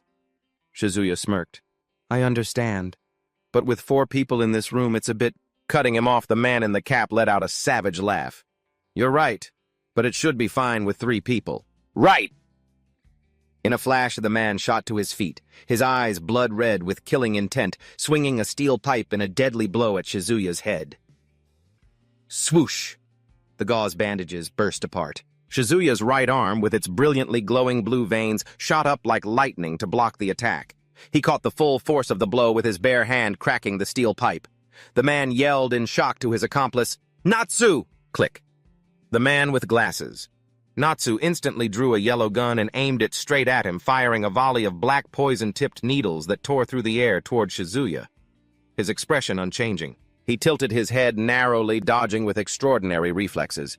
His monstrous hand swatted the gun, sending it flying out of Natsu's grasp. Without hesitation, Shizuya spun around. He launched a devastating kick into the hooded man's chest, roaring, "You bastards!" Whack! A powerful backhand slammed straight into the man's face, sending him flying as blood trickled from the corner of his mouth. Completely overwhelmed by Shizuya's power, the man with the glasses collapsed to the ground, trembling as he looked up at Shizuya, a glowing green energy sword shining in his right hand. "A monster!" he cried out in terror. The man screamed in a panic, "You're deliberately taking human form to trick us, aren't you?" Shizuya replied coldly, "That's right." Shizuya stepped closer to the despairing man with the glasses, his eyes soulless. "Luckily, I'm a monster now, shunk." Shizuya plunged his energy sword down. It shattered the golden gun on the floor. "I'm not some defenseless civilian." He raised the glowing sword high into the air, radiating an overwhelming pressure. "Like you people think I am?" Suddenly, a voice from behind made him freeze. "Stop right there." Shizuya turned his gaze, falling. He saw a sharp blade pressed against Kokon's neck. The third man, the one with purple hair, was holding her hostage, growling threateningly, "Or this bitch dies." The man smirked triumphantly. "You think you can fool me?" I knew it the moment I saw this room. This isn't a place where a man lives alone.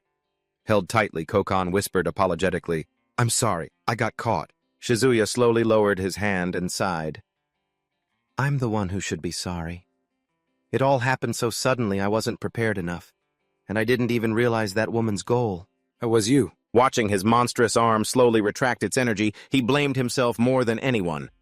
"I was so stupid. I assumed you were completely safe just because the monsters didn't attack you. As a result, I overlooked the most terrifying existence in this collapsed world order." Shizuya's cold eyes scanned the 3 robbers. "A creature called human!" A tense atmosphere filled the room. The man with the glasses took the opportunity to scramble to his feet, while Shizuya faced the purple-haired man holding Kokon. The purple-haired man was visibly tense. Sweating profusely, he explained, "I was just looking for an empty room like always when I smelled something good, so I came to check it out." but I just drew a really bad lot. He glanced nervously at Shizuya's strange right arm. And what's with that arm of his? Shizuya maintained a calm demeanor and proposed, let's make a trade. Hand her over and I'll let you take your comrades and leave. He quickly calculated in his head, they probably don't know my right hand is a long-range weapon. The purple-haired man shouted, refusing, no way hand over 3 more crates of supplies. Suddenly, a glint of determination flashed in Kokon's eyes. This is my only chance. But before he could react, shunk! A sharp giant stone sword suddenly pierced through the ceiling. It plunged down. Seizing the moment the enemy was startled, Kokon jerked her body and drove her elbow back, breaking free. The purple-haired man's eyes widened, blood gushing from his mouth as the giant stone sword impaled him through the chest. Kokon grabbed Shizuya's hand and pulled him hard. This way! A familiar name flashed in Shizuya's mind as he ran past the dying body of the purple-haired man. Tokiwaki Shizuya. No. Shizuya looked back in shock at the ruthless stone sword. That sword had sliced right through him. His eyes widened as he recognized the attacker emerging from the shadows. The shadow assassin stepped in. The system displayed the words, Level 41 Aristocrat. Shizuya gritted his teeth. So it's him. Memories of the rules in Azerland flooded back. In Azerland, when a player is killed by a monster, a boss, or another player and drops items, they enter a vengeful wanted state. An image of the archer recovering his equipment flashed in his mind. And if they succeed in their revenge, they can reclaim their lost items. The situation was hanging by a thread. Shizuya quickly pushed Kokon forward. Go, run ahead. The man with the glasses. Natsu looked up in horror as a giant shadow fell over him from above. Slash. The shadow assassin swung his sword, cutting Natsu down in a single blow. Blood splattered everywhere. Shizuya realized with a shock, his target is... The assassin pointed his glowing blade straight at him. Shizuya took a defensive stance. Me. Clang. The assassin lunged forward with a powerful slash. Shizuya immediately raised his energy arm to block the blow. A massive shockwave echoed through the room. The impact was too strong, and combined with the assassin's follow-up kick, it sent Shizuya flying back toward the balcony. Crash! His body smashed through the glass door. Amidst the pouring rain outside, Shizuya fell freely from the tall building. The shadow assassin didn't let up immediately, leaping after him to finish the job in midair. Shizuya twisted his body and raised his hand, firing a brilliant energy orb to counterattack.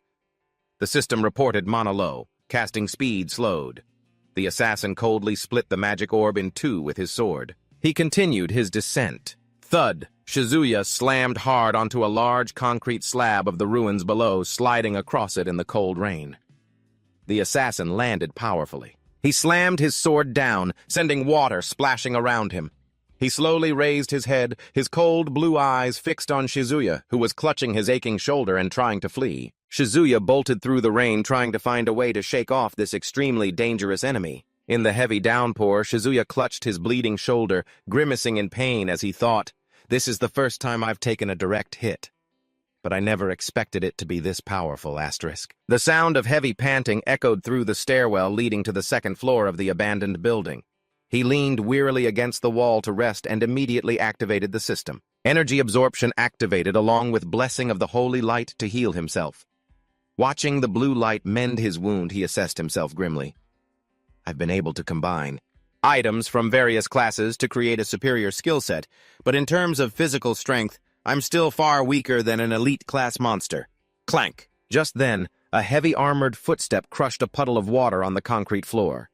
The shadow assassin had caught up swinging his sharp sword, which radiated an oppressive aura. Without a moment's hesitation, Shizuya leaped up and unleashed a burst of explosive energy at the enemy. A wave of mana surged and a series of fiery explosions hit their mark. But the monster ferociously charged through the smoke with demonic speed. Its dark shadow zipped past the sign for the 4th floor, hot on the heels of the prey it had just cornered. An arrow suddenly shot down from above, a sniper shot. He quickly flicked it away with his hand.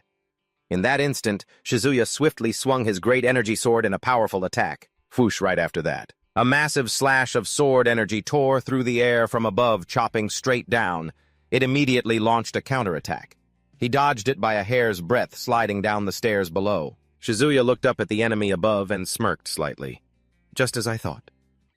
He continued to unleash a powerful barrage of fire upwards to halt the assassin's advance. His mind was racing, just like in a game.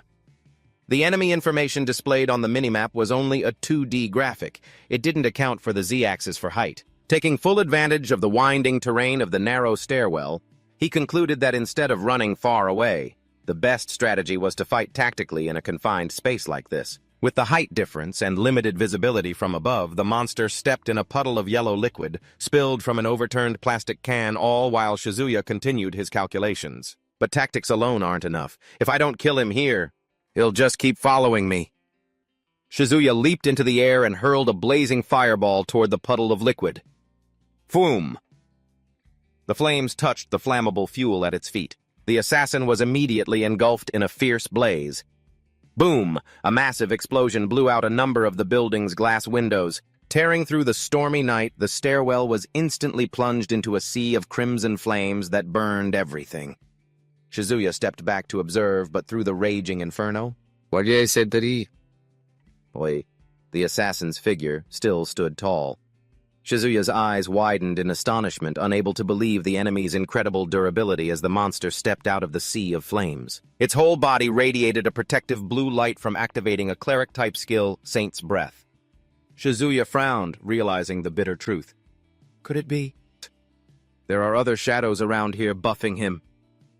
The assassin charged straight through a glass window frame. Countless attacks were fired at it, but it didn't even bother to dodge. While fleeing to the upper floors, Shizuya, drenched in sweat, analyzed the situation. I realized it when I first fought them, but these guys are on a completely different level, different from the monsters I fought in my memories. The battle on the subway train flashed through his mind. That incident on the train, I managed to survive, only because it was a skill I already knew and I could use the terrain to my advantage. But there's no way these guys will give me a second chance. Crack! A huge bolt of lightning. It struck down from the pitch-black sky outside the building. Mixed with the rumbling thunder, it heralded a coming fight to the death with no quarter given. Boom! A massive bolt of lightning struck down from the pitch-black sky outside the building. Shizuya exclaimed in surprise. Lightning? Suddenly an idea flashed in his mind. That's it! He bolted up the stairs, searching for a suitable location. What if I try this? He ran straight out onto the building's rooftop. Just then, a pair of shoes splashed down hard in a puddle in the courtyard below. Kokan looked up worriedly, murmuring his name, Tokiwaki Shizuya. A terrible noise erupted from the building. Is Tokiwaki Shizuya going to be okay? Suddenly, she noticed a cloaked enemy releasing streams of green energy. Kokan frowned, speculating, I wonder if this one is an ally of that other guy. No. She clutched her chest, feeling a sense of dread. This situation is even worse than last time. But what can I do? Is there really no way for me to help? She saw a car nearby. An idea flashed in her mind. That's it, if I use this. She opened the car door, one hand grabbing the steering wheel and the other the gear shift. Her gaze turned resolute. Something only I can do. Something that won't make them target me. The monster was still standing there, seemingly unaware. The city sky was covered in streaks of blue lightning. Shizuya stood on the rooftop, panting in the rain. The shadow assassin stepped out from a doorway, its entire body radiating a cold blue aura as it faced Shizuya. Shizuya gave a faint smile. It seemed the assassin was about to soar into the air, preparing to strike a finishing blow. I've been backed into a corner. He gritted his teeth, his eyes flaring with fighting spirit. I'll take you on right here on this rooftop. The final showdown began. A giant magic circle appeared beneath Shizuya, and the enemy radiating blue lightning. Shizuya struggled to block the attack with his hands. At the same time, Shizuya was being targeted by the assassin's partner. Suddenly, from above, Sasuke swung down a giant hammer, roaring, "With that bow! Oh, who do you think you're aiming at?" A terrifying shockwave erupted as Sasuke's hammer slammed down. The target's body lay motionless, its weapon sent flying. She landed on the ground. Looking toward the enemy, a machine angel, Sasuke, issued a challenge. Hey, why don't you forget about that target and have a round with me? Now I'm... Sasuke roared, charging forward like a lightning bolt, absolutely furious.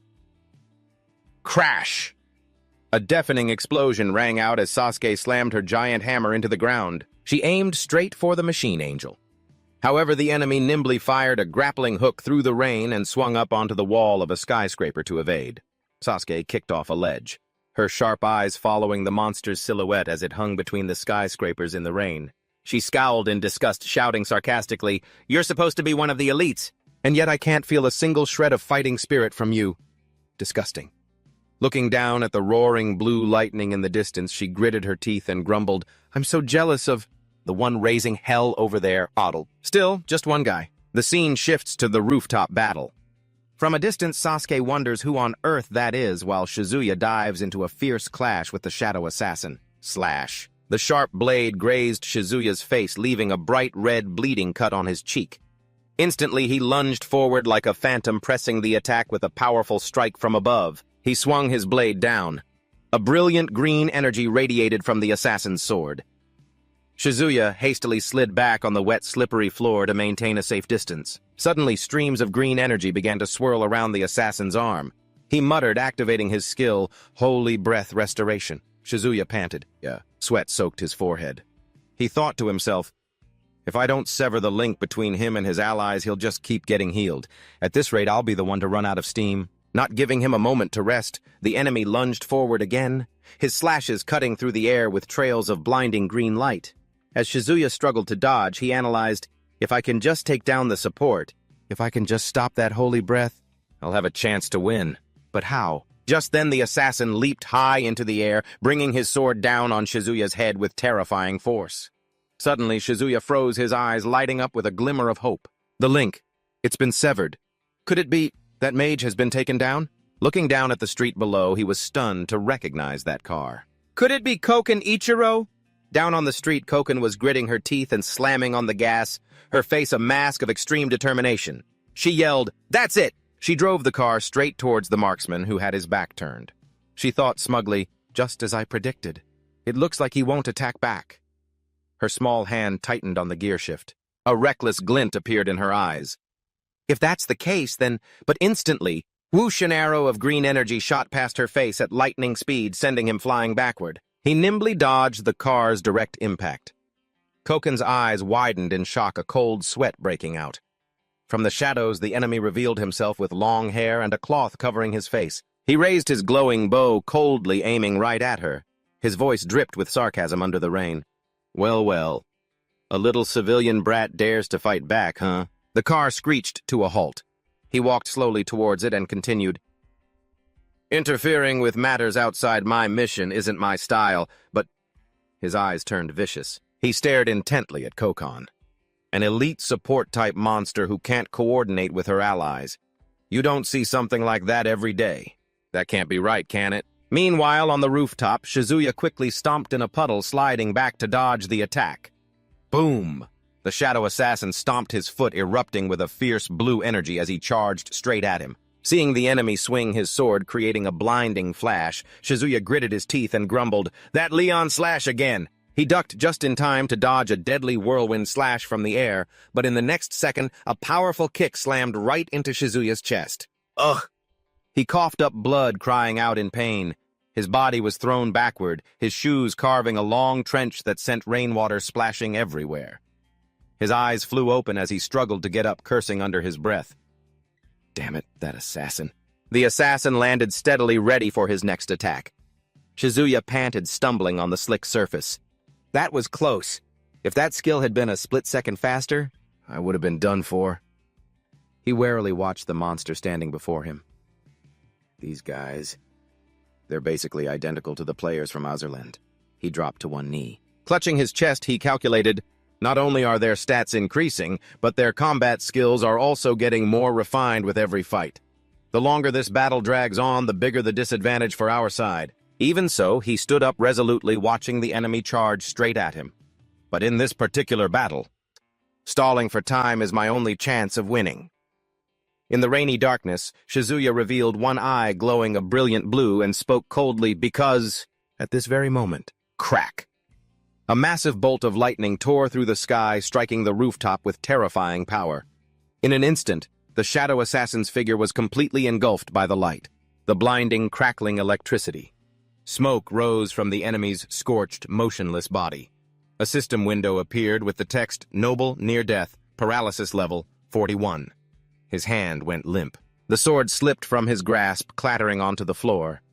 That was followed by a heavy thud as the monster's large frame collapsed completely in front of Shizuya. Shizuya panted, looking down at his fallen foe and smirking.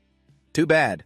Once again, your ignorance of the terrain seems to be the cause of your defeat. He coldly passed judgment on the assassin lying motionless in the rain this time. You lost to the laws of this world? He jerked a thumb towards the antenna sparking on the roof of the machine room behind him.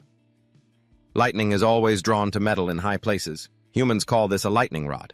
As he finished speaking, he leaped back several times to create a safe distance, leaving trails of blue light under his feet. By the way, I'm doing this to avoid the step voltage created when the lightning rod channels the current down. Standing hunched over his defeated enemy, he sighed softly. To be honest, it wasn't exactly a brilliant plan.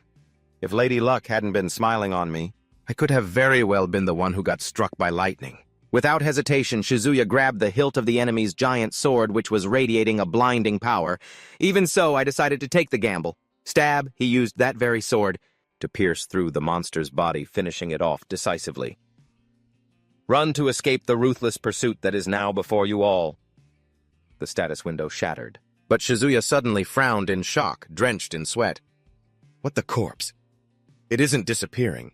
Instantly, a violent burst of lightning-shaped energy erupted from the sword embedded in the corpse. Arcs of brilliant red electricity began to crackle all around the area. A strange, provocative voice rang out. Hey now, isn't this more than enough? You came here to kill us humans, didn't you? Immediately after, a terrifyingly massive explosion boomed, blowing away countless bricks and creating a blinding, destructive flash of light amidst the thick dust from the shattered wall. Sasuke appeared carrying a giant hammer with an utterly savage smile. Nothing will get solved if you all just keep running away. Her crimson eyes were wide with madness. Arcs of energy crackled around her as she excitedly looked up at the sky where a massive, glowing, drill-shaped attack was aimed right at her. Crash! The attack slammed into the ground, destroying everything. But Sasuke had already nimbly dodged towards a corner to avoid it, a sweaty, twisted grin on her face. She roared in a frenzy, "Yes! This is it! This is how it's supposed to be!" Watching the monster turn and flee into the dark factory complex, a teammate's voice urgently came through the earpiece. Wait, Sasuke, don't chase them too far. Her excitement was cut short. Sasuke frowned in annoyance, touching her communication device. Ha! Why not? In another area down on the street, the green-haired archer was calmly analyzing the situation over his comms. The elite monster I was fighting also suddenly retreated. It must have received some kind of order. Despite Sasuke yelling angrily through the earpiece, so what if it did? Hey, I'm about to explode over here. The archer calmly turned his back towards Conan's vehicle beside him. Sasuke's face immediately fell and she went silent as the archer coldly announced, We've also just received an order to assemble from the boss. The archer's back slowly faded. That's right.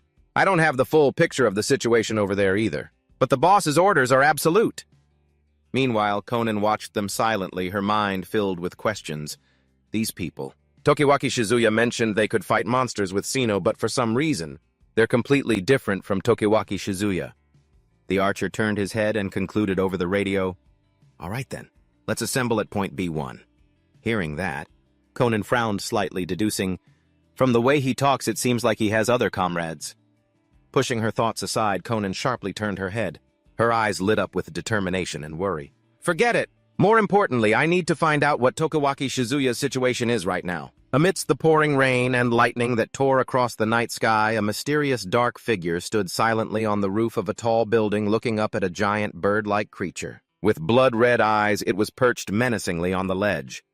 The scene shifts to the sky above a desolate city where helicopters are circling. A notification appears. 102 hours have passed since the invasion of the darkness. A voice crackled over the radio, HQ to Cat 5, HQ to Cat 5. From the helicopter cockpit, an urgent voice continued. Received an SOS on an internal frequency. Coordinates are 30 degrees 45 minutes north latitude, 120 degrees 45 minutes east longitude. I repeat, you are immediately assigned to the rescue team. Change course now and execute the rescue mission. Please confirm receipt. Staring at the map screen displaying the destination, the pilot responded, HQ. HQ.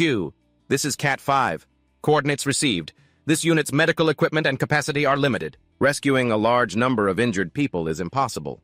Requesting support from other units. Over.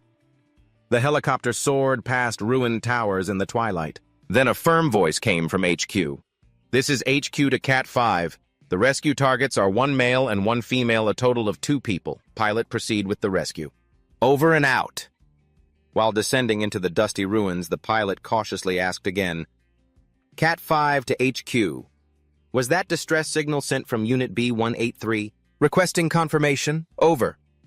Leaving his doubts behind, the helicopter touched down. Immediately, a joyful Conan hiding behind Shizuya cried out, "Great, the rescue team is here!" But as Conan excitedly put her hand on the helicopter door and peeked inside, the pilot shouted in alarm, "Who the hell are you?" Conan blinked in confusion. "Huh?" As the pilot's sweating bullets swore, "Damn it. I heard it was 1 male and 1 female, so I just assumed." At that moment, Shizuya calmly stepped forward and interrupted, "You thought it was Okamoto Takuto and Kyomoto Akina, right?" Causing the pilot to whip his head around in shock. "How did you know that? Do you know them?" Once seated in the passenger compartment, Shizuya looked down at the ground thoughtfully and began to explain, "Those 2, his voice dropped, filled with sorrow and regret, "were on a mission to rescue refugees and fought alongside me. I got this radio from them, too." The air grew quiet. As the helicopter lifted off, circling over the desolate rooftops, it carried a heavy silence. After hearing the story, the pilot glanced back, his eyes tinged with sadness, and spoke, "I see. But we haven't had a single piece of good news since yesterday." As he manipulated the controls, he informed them, "We received an emergency mission to come help you.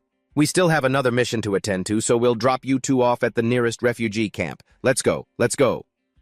But Shizuya cut in, "Wait, where are you heading now?"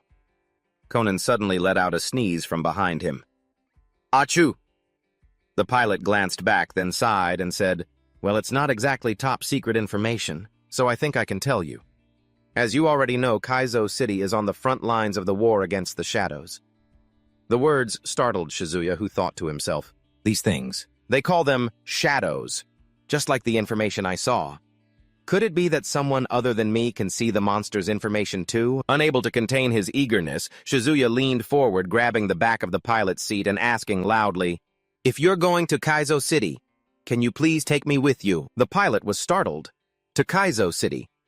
Do you have any idea how dangerous that place is?" With beads of sweat on his forehead, the pilot explained tensely under Shizuya's determined gaze, "We're heading there as reinforcements. There's almost no chance of making it back alive." He lowered his voice, his expression becoming extremely serious. "You understand that, right? Can I ask what your reason is?" Kokon listened quietly as Shizuya replied firmly, "I have very important friends in Kaizo City. I won't interfere with your mission. You just have to drop me off when we get to Kaizo City. I can protect myself." The helicopter soared through the white clouds. The pilot's voice rang out with acknowledgement. "That's a convincing argument. You've survived this long. In a ruined city, so you must be pretty strong." "All right, then." Turning to the back seat, Kokon tilted her head and curiously asked the pensive Shizuya, "Important friends, huh? Are they more important than your own life?" Seeing his silence, she playfully leaned forward with a suggestive smile. "Could it be a girl, I wonder?"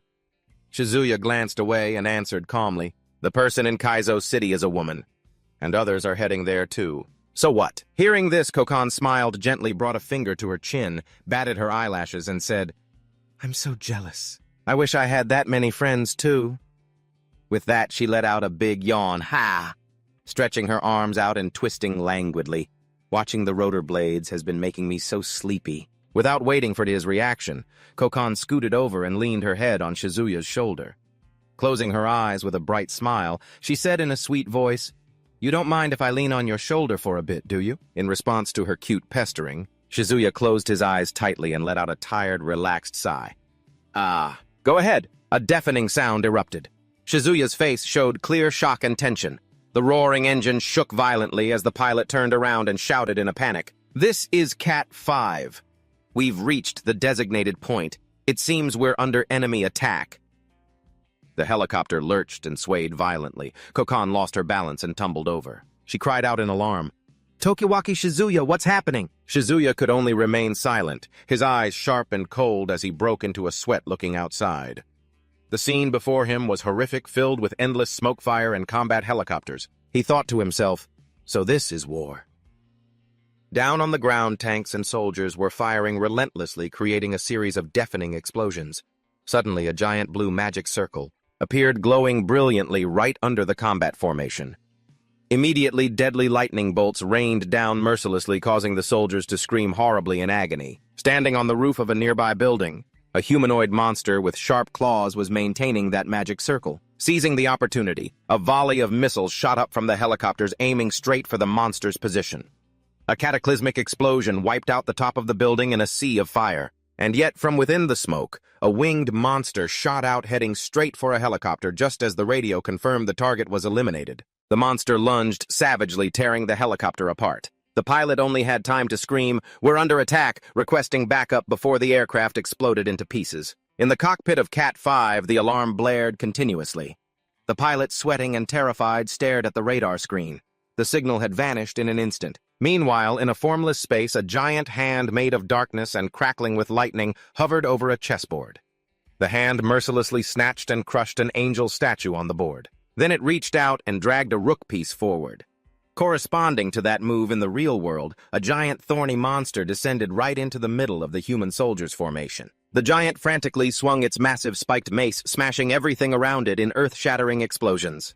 Witnessing the brutal scene, Shizuya gritted his teeth and looked out the helicopter window. "There's another reason I have to go to Kaizo City?" The helicopter swerved, dodging the rain of firepower as he continued to think to himself, "And it's a reason I've never told anyone." His eyes fixed on a skyscraper in the distance, he analyzed. If this reality is identical to the game world, then the first Fortress players in other lands should attack. Staring at the clock tower, Shizuya speculated, the defense tower in a large-scale battlefield is probably... An image of a dark, ancient tower appeared in his mind. The sea region. Back in reality, the entire city below was engulfed in flames and intense airstrikes. The pilot gritted his teeth, focused intently, and opened fire.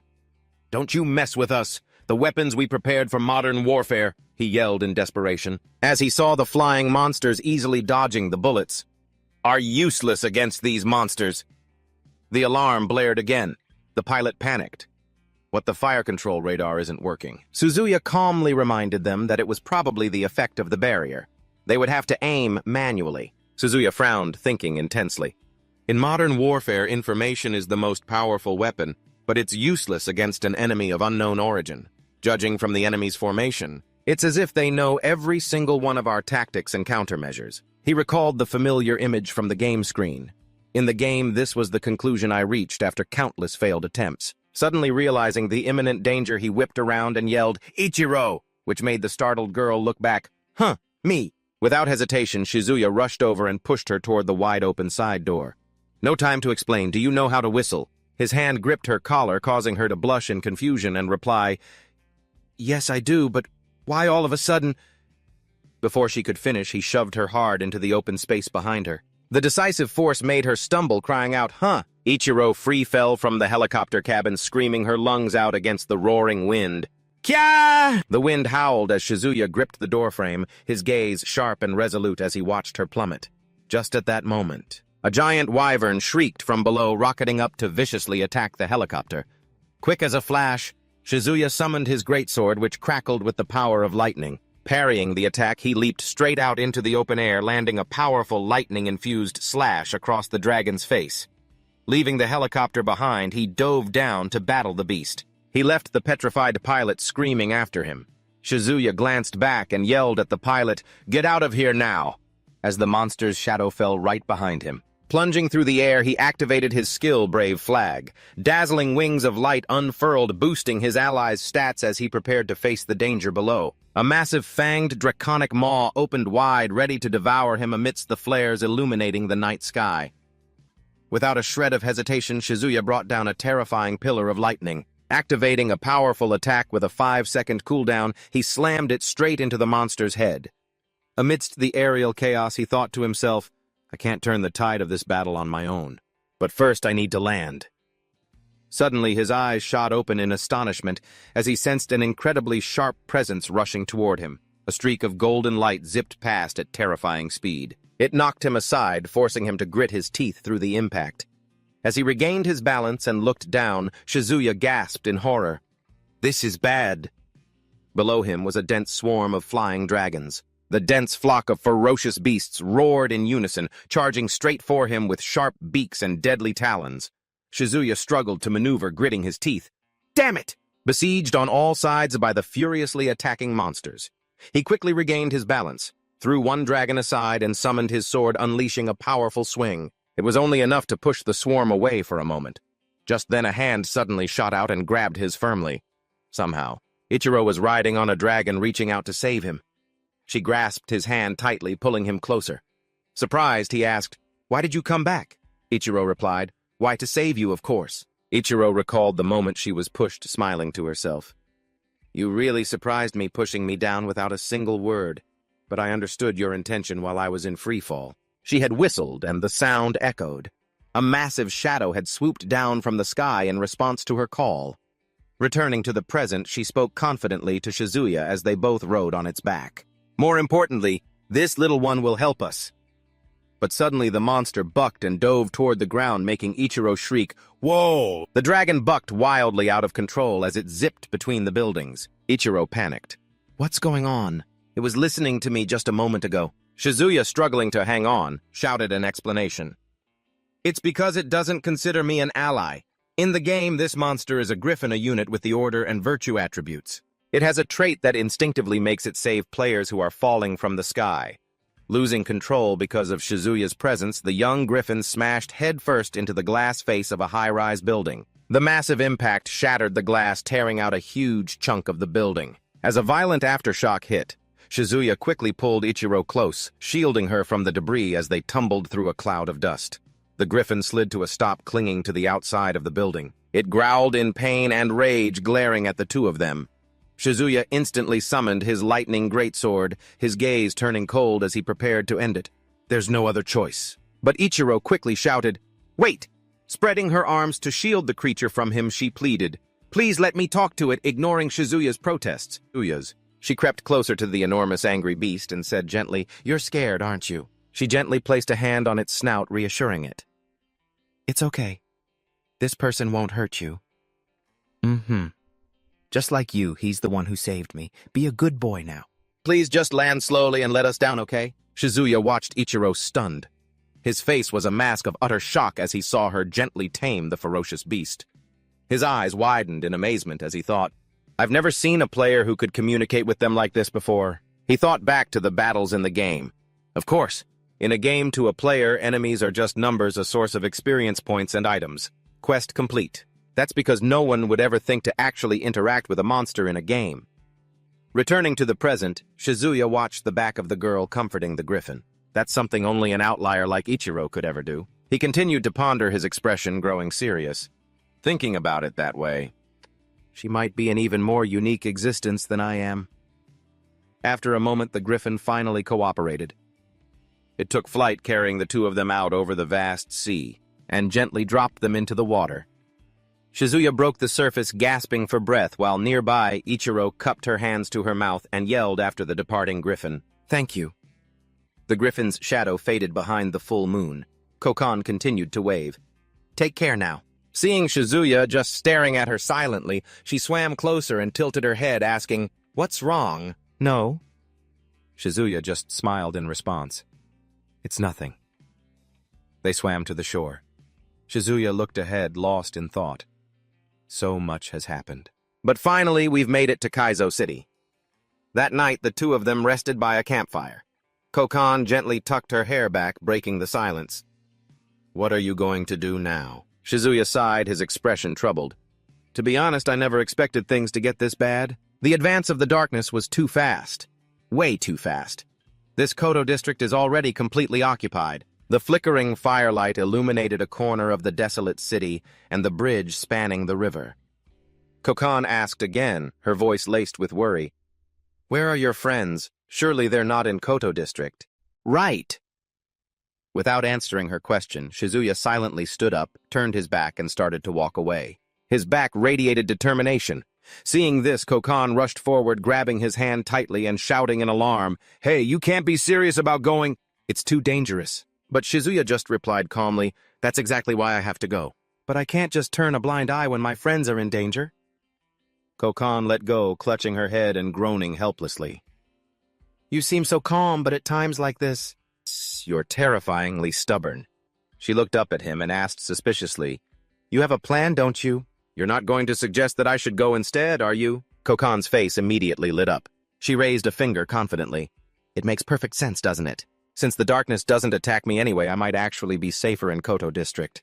Shizuya snapped. But we don't even know if that trait of yours will last forever. Making her impatiently cut in, That's enough. Hurry up and describe your friends. You have a picture, don't you?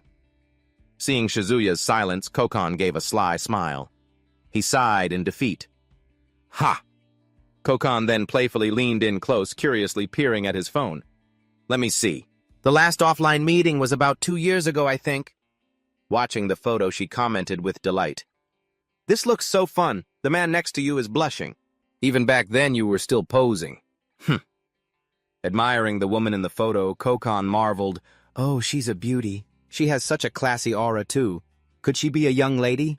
From some wealthy family, Shizuya explained with a smile. That's in Hitomi. I don't know what her life is like in the real world. But she's not the kind of person you're imagining. This made Kokan mutter, Suddenly, Kokan patted his shoulder enthusiastically.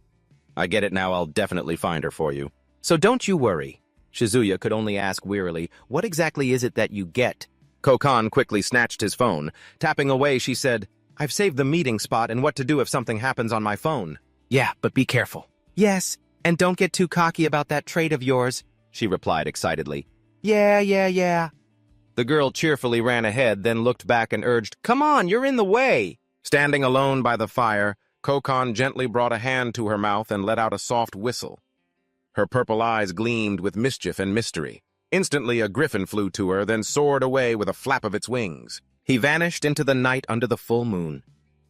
Watching the young dragons flying in the sky, Shizuya thought to himself, his face showing clear concern. Even so, she got used to this way too fast. He leaned against a tree trunk, his sharp gaze fixed on the flickering flames, a plan already forming in his mind. Shh! Of course I have no intention of seriously leaving everything to her. I let her go because for my plan from here on out... He looked up at the panoramic view of the ruined city, his resolute voice echoing in his mind, I can't let her get involved. The next day, in another part of the city, a fierce battle raged on under the sun. An army of shadow cavalry on war horses with glowing red eyes was roaring as they galloped through the streets. The demonic horde swept through, sowing chaos and destruction upon the human defense lines, easily breaking through their defenses. Cold, sharp blades swung down on the soldiers hiding behind a barricade. A panicked soldier yelled into his radio, The enemy's main force is cavalry and archers. Don't fight in the open, lure them into the park. Meanwhile, from a hidden position in the bushes, a sniper was aiming straight at a shadow mage. But just as the soldier was about to pull the trigger, a shadow suddenly appeared right above his target. The mage unleashed a lightning-fast attack. A violent bolt of lightning energy shot straight towards the sniper. The vicious attack was about to hit its mark when, in the heat of the moment, a mysterious figure leaped out from the forest. Kicking the assassin away before the enemy could react, the person pulled out a gun and fired a rapid burst. The bullets riddled the mage's chest, causing it to stagger back in pain. That hero was Shizuya, standing tall over the monster's corpse. A nearby soldier cried out in joy, We're saved! Sir, what unit are you from? Shizuya coolly swapped in a new magazine and asked, Where's the nearest command post? Is it at the station? The soldier quickly replied, Yes, sir, 2 more stops on line number 1. He furrowed his brow slightly. I see. In the real world, that would be Kaizo Station. This location perfectly matches a key point in the game core nest, he thought to himself. If I go there, I should be able to meet up with humanity's core forces. Rushing forward, he hid behind a statue and glanced down at his right hand. I don't know how humanity will react to someone as unique as me, so for now, I'll hide my right hand. Entering the station area, he saw a group of soldiers firing cautiously at their surroundings. Inside the station, he calculated to himself, humanity still controls this area, so the subway must still be running. But suddenly, a blazing red laser alarm system was activated. Automated gun turrets from the ceiling swiveled in unison and aimed straight at him. He leaped high into the air, dodging the hail of bullets. His right arm transformed into a massive lightning shield. It steadfastly blocked the barrage of bullets. Sparks flew as the rounds impacted the shield, creating deafening explosions. He absorbed the energy from the attack. A notification panel appeared, lightning mana. The lightning energy converged into a dazzling sphere of light and fired back, destroying the entire automated gun system. A squad of soldiers rushed out from a tunnel, pointing their guns at him and shouting, "Intruder detected, ready to fire." He quickly raised his hands to reassure them, Wait, I'm human." But another soldier was still skeptical. "Human?" The commanding officer snapped. Then why did he trigger the alarm system meant specifically for shadows? And what's with that right hand? Shizuya was stunned. Specifically for shadows, he thought. Why would something like that exist? To humanity, aren't shadows just some mysterious creatures that appeared a few days ago? He held out both hands, trying to explain, "It's a long story, but I'm definitely human." But the soldiers remained cautious. Back up, back up." Shizuya glanced to the side. He could feel an immense, murderous aura rushing in from behind the soldiers and muttered, "This is bad." A blazing golden rain of bullets shot out from the tunnel, riddling the soldiers. The men fired frantically as a troop of red-eyed shadow cavalry galloped out of the darkness. "Getting out here won't last long," Shizuya considered as he sliced a monster in half while the subway was still running. With shadows blocking his path, he leaped over the staircase railing without a second thought. His coat fluttered in the wind as he plunged into the darkness, his body in a free fall down the deep tunnel, hurtling down into the abyss at a dizzying speed. Bam! Shizuya landed with a lightning-clad fist on the train's roof, creating a powerful shockwave and an instant flash of blue light. He shot through the subway tunnel at a blinding speed, racing against time. In the control room, a red warning lit up the radar screen for all units. "Warning, an unidentified signal is rapidly approaching. Commander intercepting in the tunnel along with the subway." Shizuya focused his energy into his right arm. With a sharp gaze, he rushed forward, ignoring all obstacles. But the moment he emerged, he cried out in shock, Hey, are you guys really going to take it that far?" He saw a wall of soldiers armed to the teeth aiming their guns right at him. A red laser sight from one of the rifles locked onto his chest, signaling that a volley of fire was imminent. A large caliber round was fired. Shizuya leaned, dodging the deadly bullet by a hair's breadth. He swung his arm, creating a powerful electrical current that deflected the next wave of attacks. Sparks of electricity shot from Shizuya as he gritted his teeth with a confident smile, feeling the power surging within him. "This power, it's even greater than those shadows." He launched himself over the train. Dodging a torrential rain of bullets, he took cover behind a stone pillar as the train sped along below. "This isn't good," he thought worriedly. "If I don't break through this encirclement, I won't be able to talk things out with them." Shizuya activated the weapon on his right arm, hesitating. He was caught in a dilemma. It would be difficult to get through this situation without hurting anyone. Suddenly, the sound of slow clapping echoed, followed by a sharp command from a man wearing a ring, "Cease fire." Shizuya froze completely, taken by surprise. Beads of sweat dotted his forehead as the bewildered soldiers lowered their weapons on command. A hand holding a tablet displaying a system error notification stepped forward. "After investigation, it's been confirmed there was a malfunction in the alarm system." An authoritative blond man in an elegant white suit descended the escalator. "He's not a shadow," the man said, looking down at the soldiers with a cold gaze. "He's an ally." Seeing the newcomer's face, Shizuya was stunned. "It's him." Cut to the area outside the National Assembly building where helicopters and troops are heavily concentrated. 44 hours have passed since the shadow invasion began. At the temporary command center, Frontline Station 2A, the air was thick with the tension of war.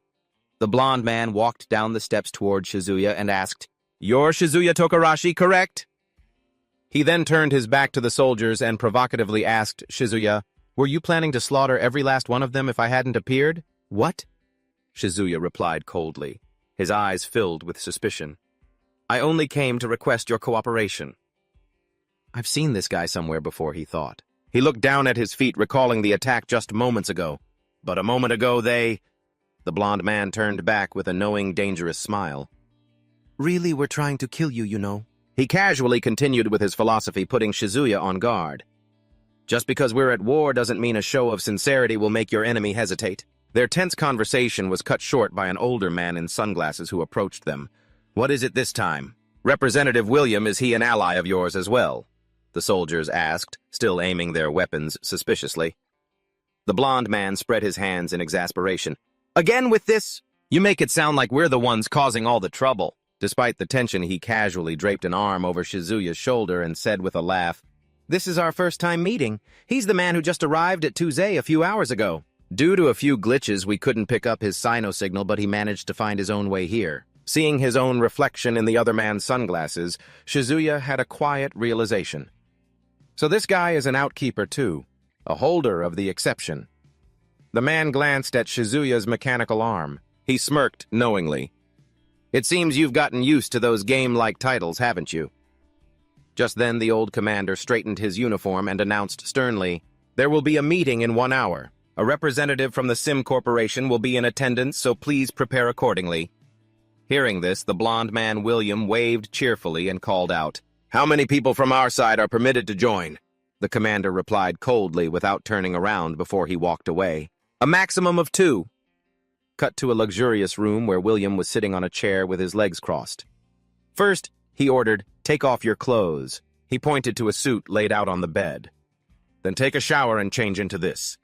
Shizuya immediately held up a hand in protest, frowning in confusion. "Hold on. You can't be serious. We're going to meet with high-ranking military officials looking like this." William leaned back in his chair with a calculating smile.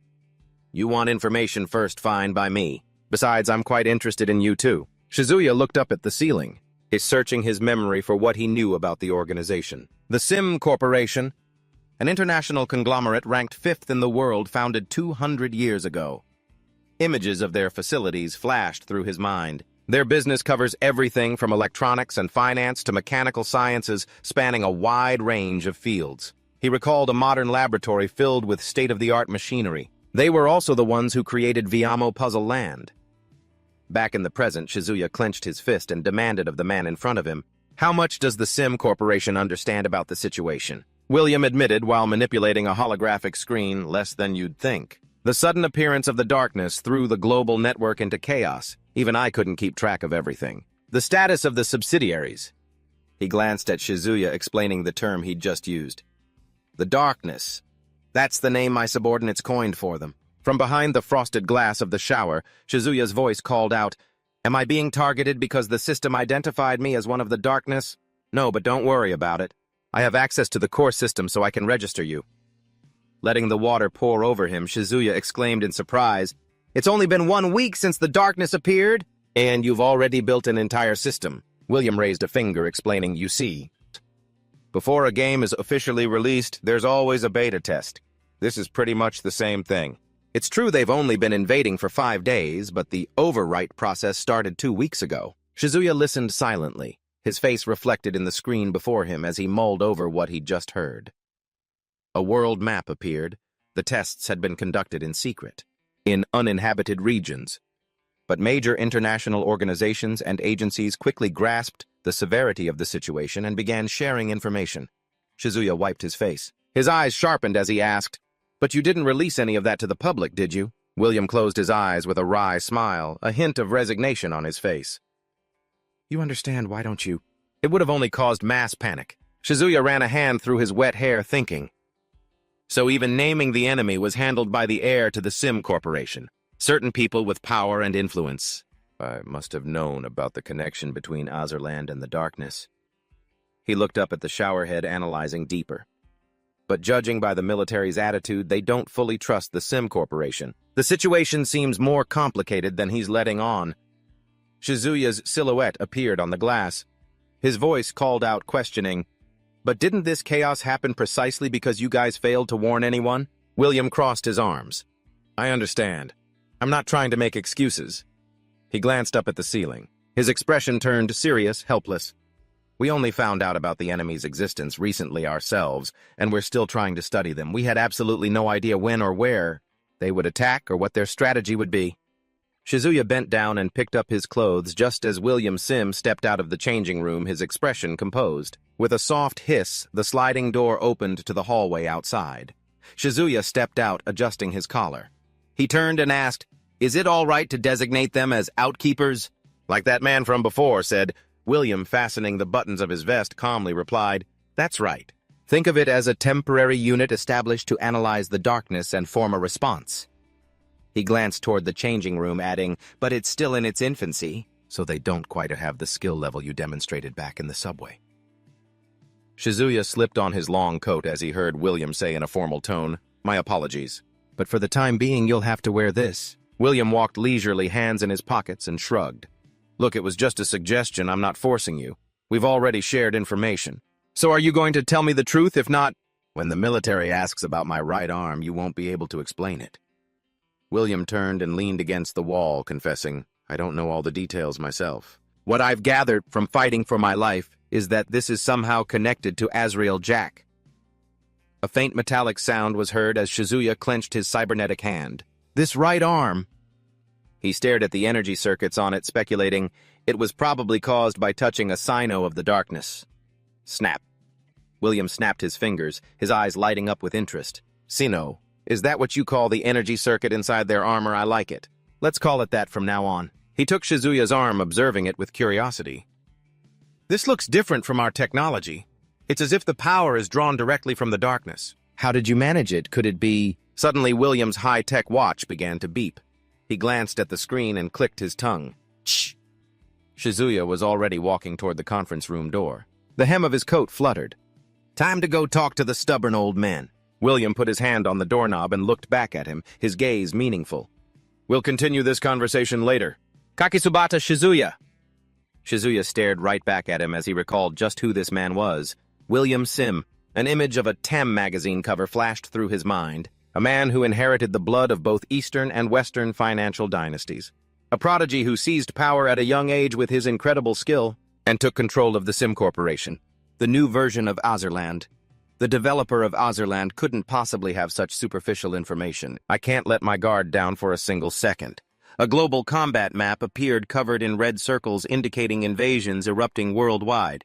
Kaizo was their target from the very beginning. Pillars of light descend from the sky, unleashing monsters to ravage the city. They're attacking other regions to divide our forces while they prepare to strike Kaizo once its defenses are worn down. In the briefing room, a large screen displayed a map of the treacherous terrain. We took advantage of the fact that the enemy forces were in open terrain to position a sniper unit along the Takano River. As of now, we are holding the enemy east of the river. The female commanding officer pointed to symbols on the map. Situation report. The enemy has pulled back from the front line and is currently in Toilan. In other words, their plan to invade Kaizo has failed. That's good news. The room was filled with a tense atmosphere around the strategy table. We are currently reinforcing our defenses and our troops in the east. As Kaito was reporting on the movements of the darkness, William suddenly raised his hand to cut him off. With a smile, he said, "If I may have a word." The old sunglass-wearing commander clasped his hands together and asked in a stern voice, "What is it?" William, standing beside Shizuya, gave a defiant smile. "Oh, nothing much. I just have one question for you all." He looked down at the glowing 3D model of the city on the table and asked coldly, "Can they be revived?" Shizuya watched in silence as William raised his index finger, asserting, "That's impossible, but the darkness can do it." He activated a holographic display on his cuff and began to explain. After analyzing a captured member of the darkness, we found it has two components. An analysis of the monster's structure appeared on the large screen, which the female officer watched intently. First, there's the outer shell. It can't be destroyed by conventional attacks. The diagram shifted to show a blue energy circulatory system inside.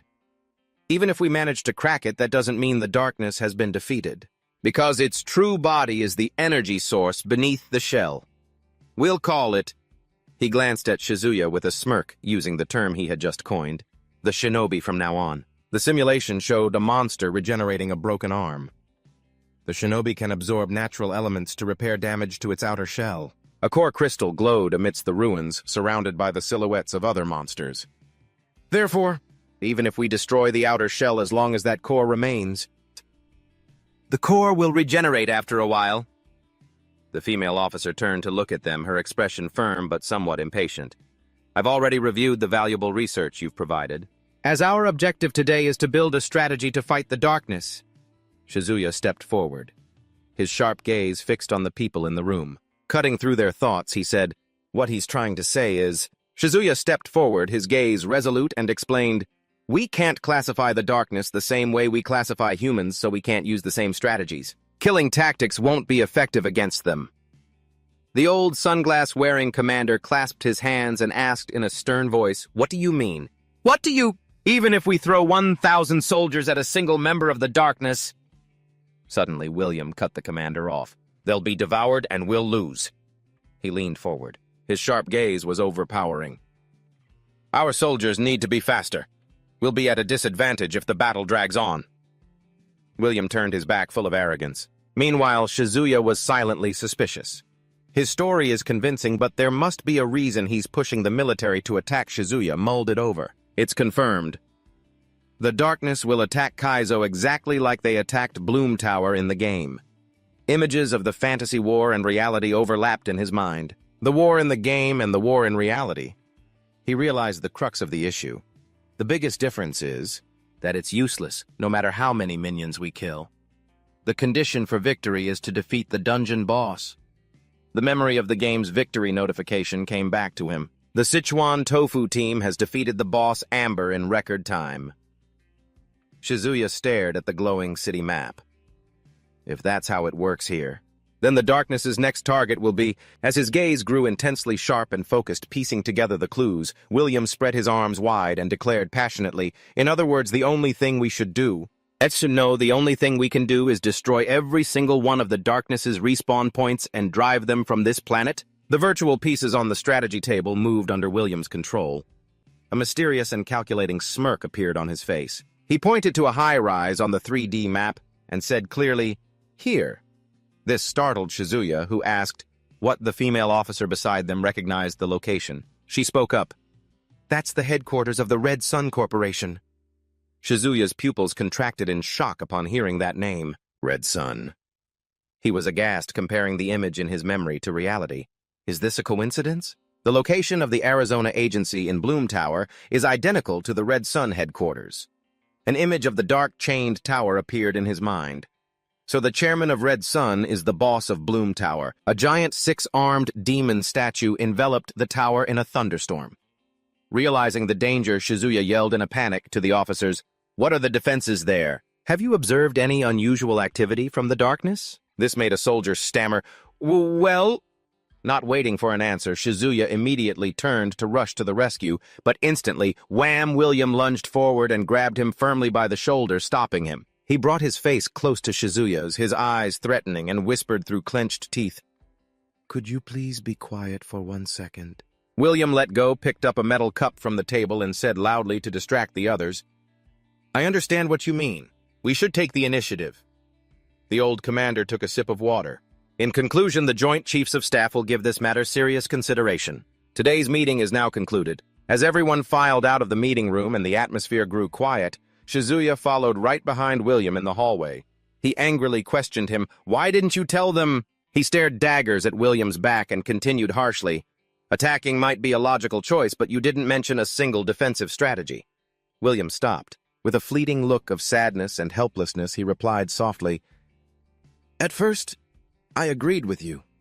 William stood by the window gazing outside as he thoughtfully explained, "But the connection between the game and the real world hasn't been officially recognized. Even if we brought it up in the meeting, they wouldn't understand." He turned back his face once again, showing a hint of arrogance and mystery. "Even 99% of the users who play this game don't understand how it works. We don't need to share everything." Shizuya stepped forward worriedly and pressed, "But if the army only builds up forces in Kaizo, so who will protect Red Sun if it gets attacked?" Just a meaningful smirk on William's face. He watched Shizuya in the reflection on the window pane and casually asked back, "Who said that's all we're going to do?" Down on the military airfield, the thwacking sound of helicopter blades cutting through the air echoed as a squadron landed. From within the cloud of dust, a suit of armor with the letter K emblazoned on it emerged. It gleamed on a metal shoulder pad.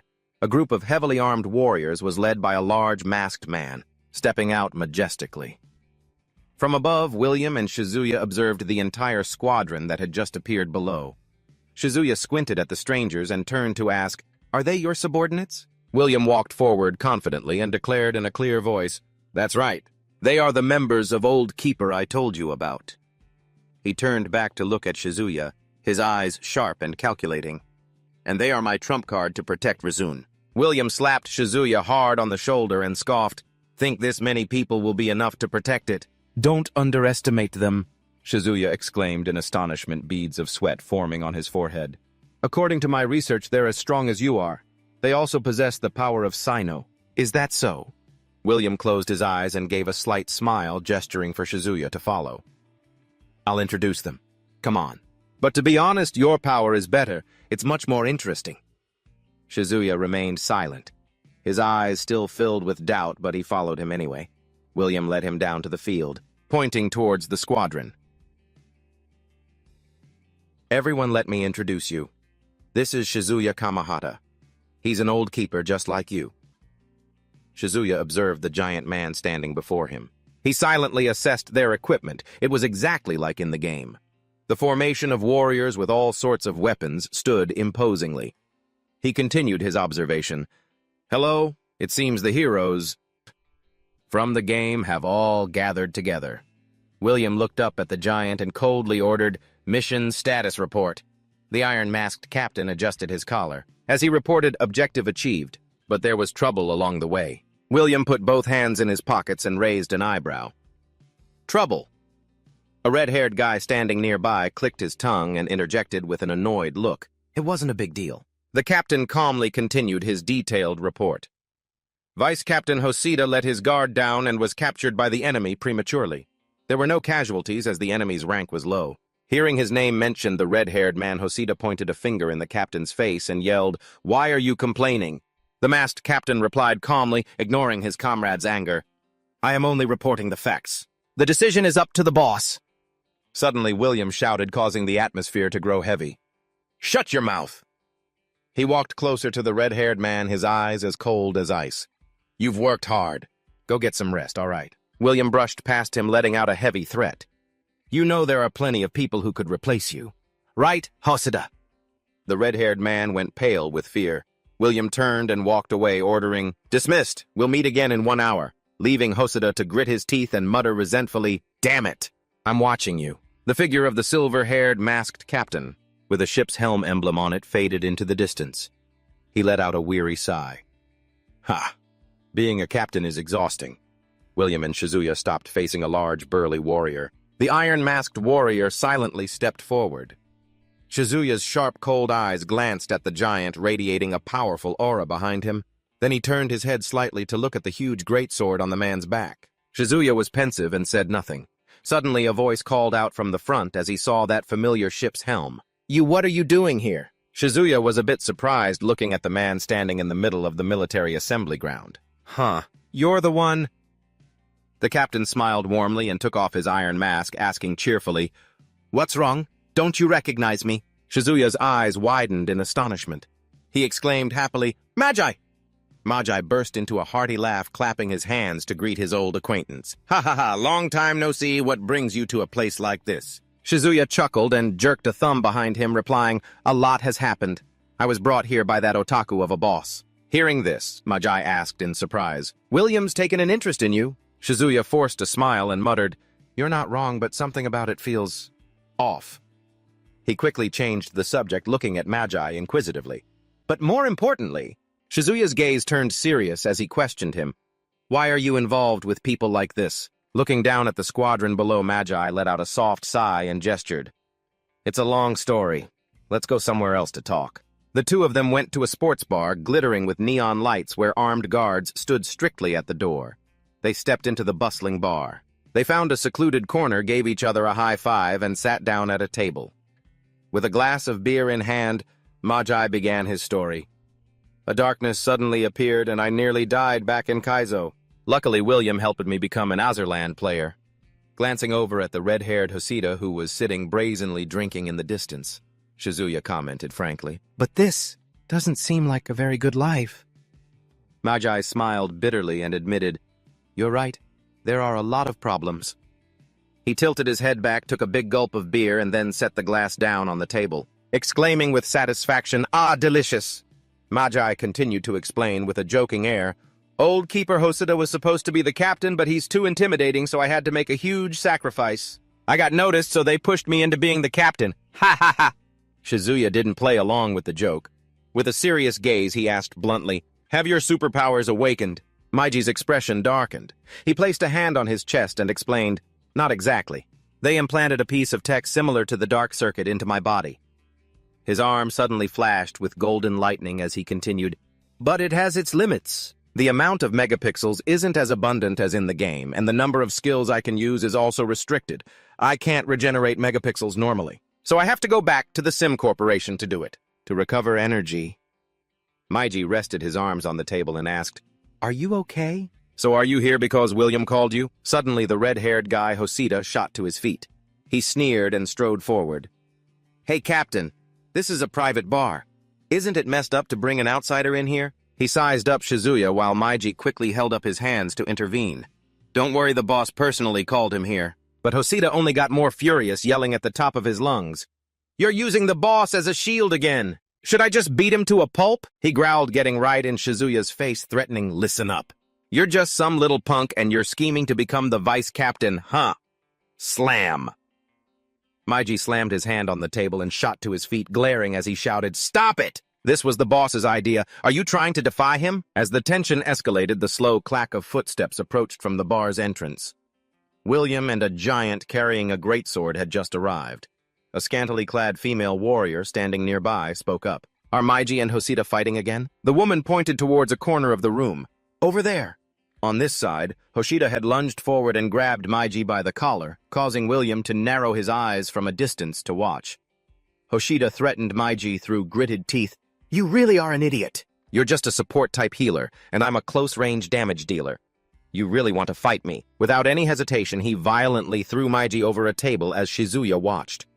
Hosita roared maniacally, his hand erupting in a huge, blazing flame. "I'll show you what divine power looks like." Shizuya clicked his tongue and immediately dashed over to catch the collapsing Maiji, thinking irritably to himself, "How the hell has this idiot managed to survive for so long?" Before the flame could descend, William took a step forward and shouted with authority, "Stop!" Hosita's flame froze right above Shizuya's head.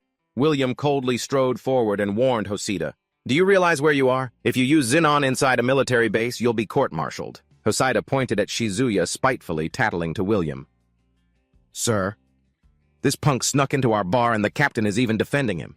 Don't you think he could be a spy?" William placed a hand on Shizuya's shoulder and calmly replied, "Don't make me say it a second time. He's my friend."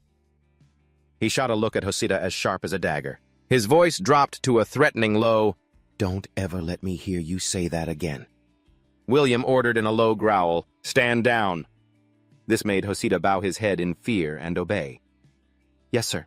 He immediately turned to Shizuya with a fake friendly smile. "I apologize for that. I haven't trained them well enough. You're not hurt, are you?" Meiji walked over, scratching his head with a sheepish laugh. "I'm glad you showed up before Shizuya could throw a punch." Shizuya looked at Meiji, his expression still full of doubt and confusion. "Hey, Meiji, don't you think it's weird? I've never even met that guy before, so why is he being so openly hostile?" Meiji rested his chin on his hand, thinking it over slowly. He has no self-respect, but he's not about to give up his power. He probably thinks that if he loses his position as vice captain, he won't have a place in the squad anymore. He sighed and looked ahead with a determined expression. The next mission is about to start. I can't let him drag us down any further.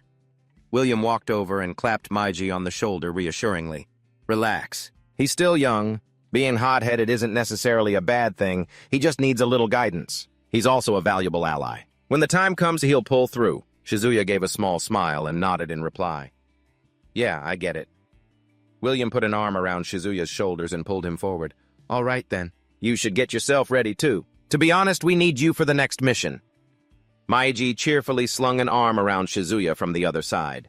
He said enthusiastically, "This is great. Having you here makes me feel much more at ease. I wouldn't be confident without your strength." Shizuya turned to Meiji and got straight to the point. "What's the next mission?" Meiji explained seriously. "We're going to be protecting some kind of executive. From Richsun. You know Richsun is facing the room tower, right?" He leaned in and whispered in Shizuya's ear. "This attack will suppress most of the shadows. But there's still a chance that elite monsters will ambush us just like when we took down the Bloom Tower together back then." Meiji pointed towards the waiting vehicle.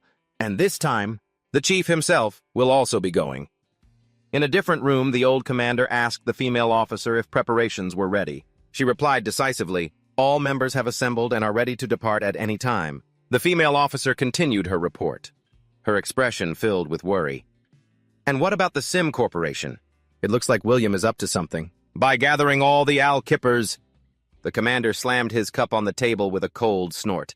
Sending the army to the front lines while they pull tricks behind our backs. Have the orders been dispatched? The female officer replied solemnly, Yes, Commander. The mission was briefed that we are only to use suppressive fire and not to launch a preemptive strike. You also instructed that they must closely monitor the Sim Corporation's movements. The commander turned his back, looked out the window, and ordered, Good. Tell them the operation will commence in 120 minutes. He thought to himself with determination, William Sim, let's see what tricks you have up your sleeve. Elsewhere, William stood on the ledge of a tall building explaining the plan.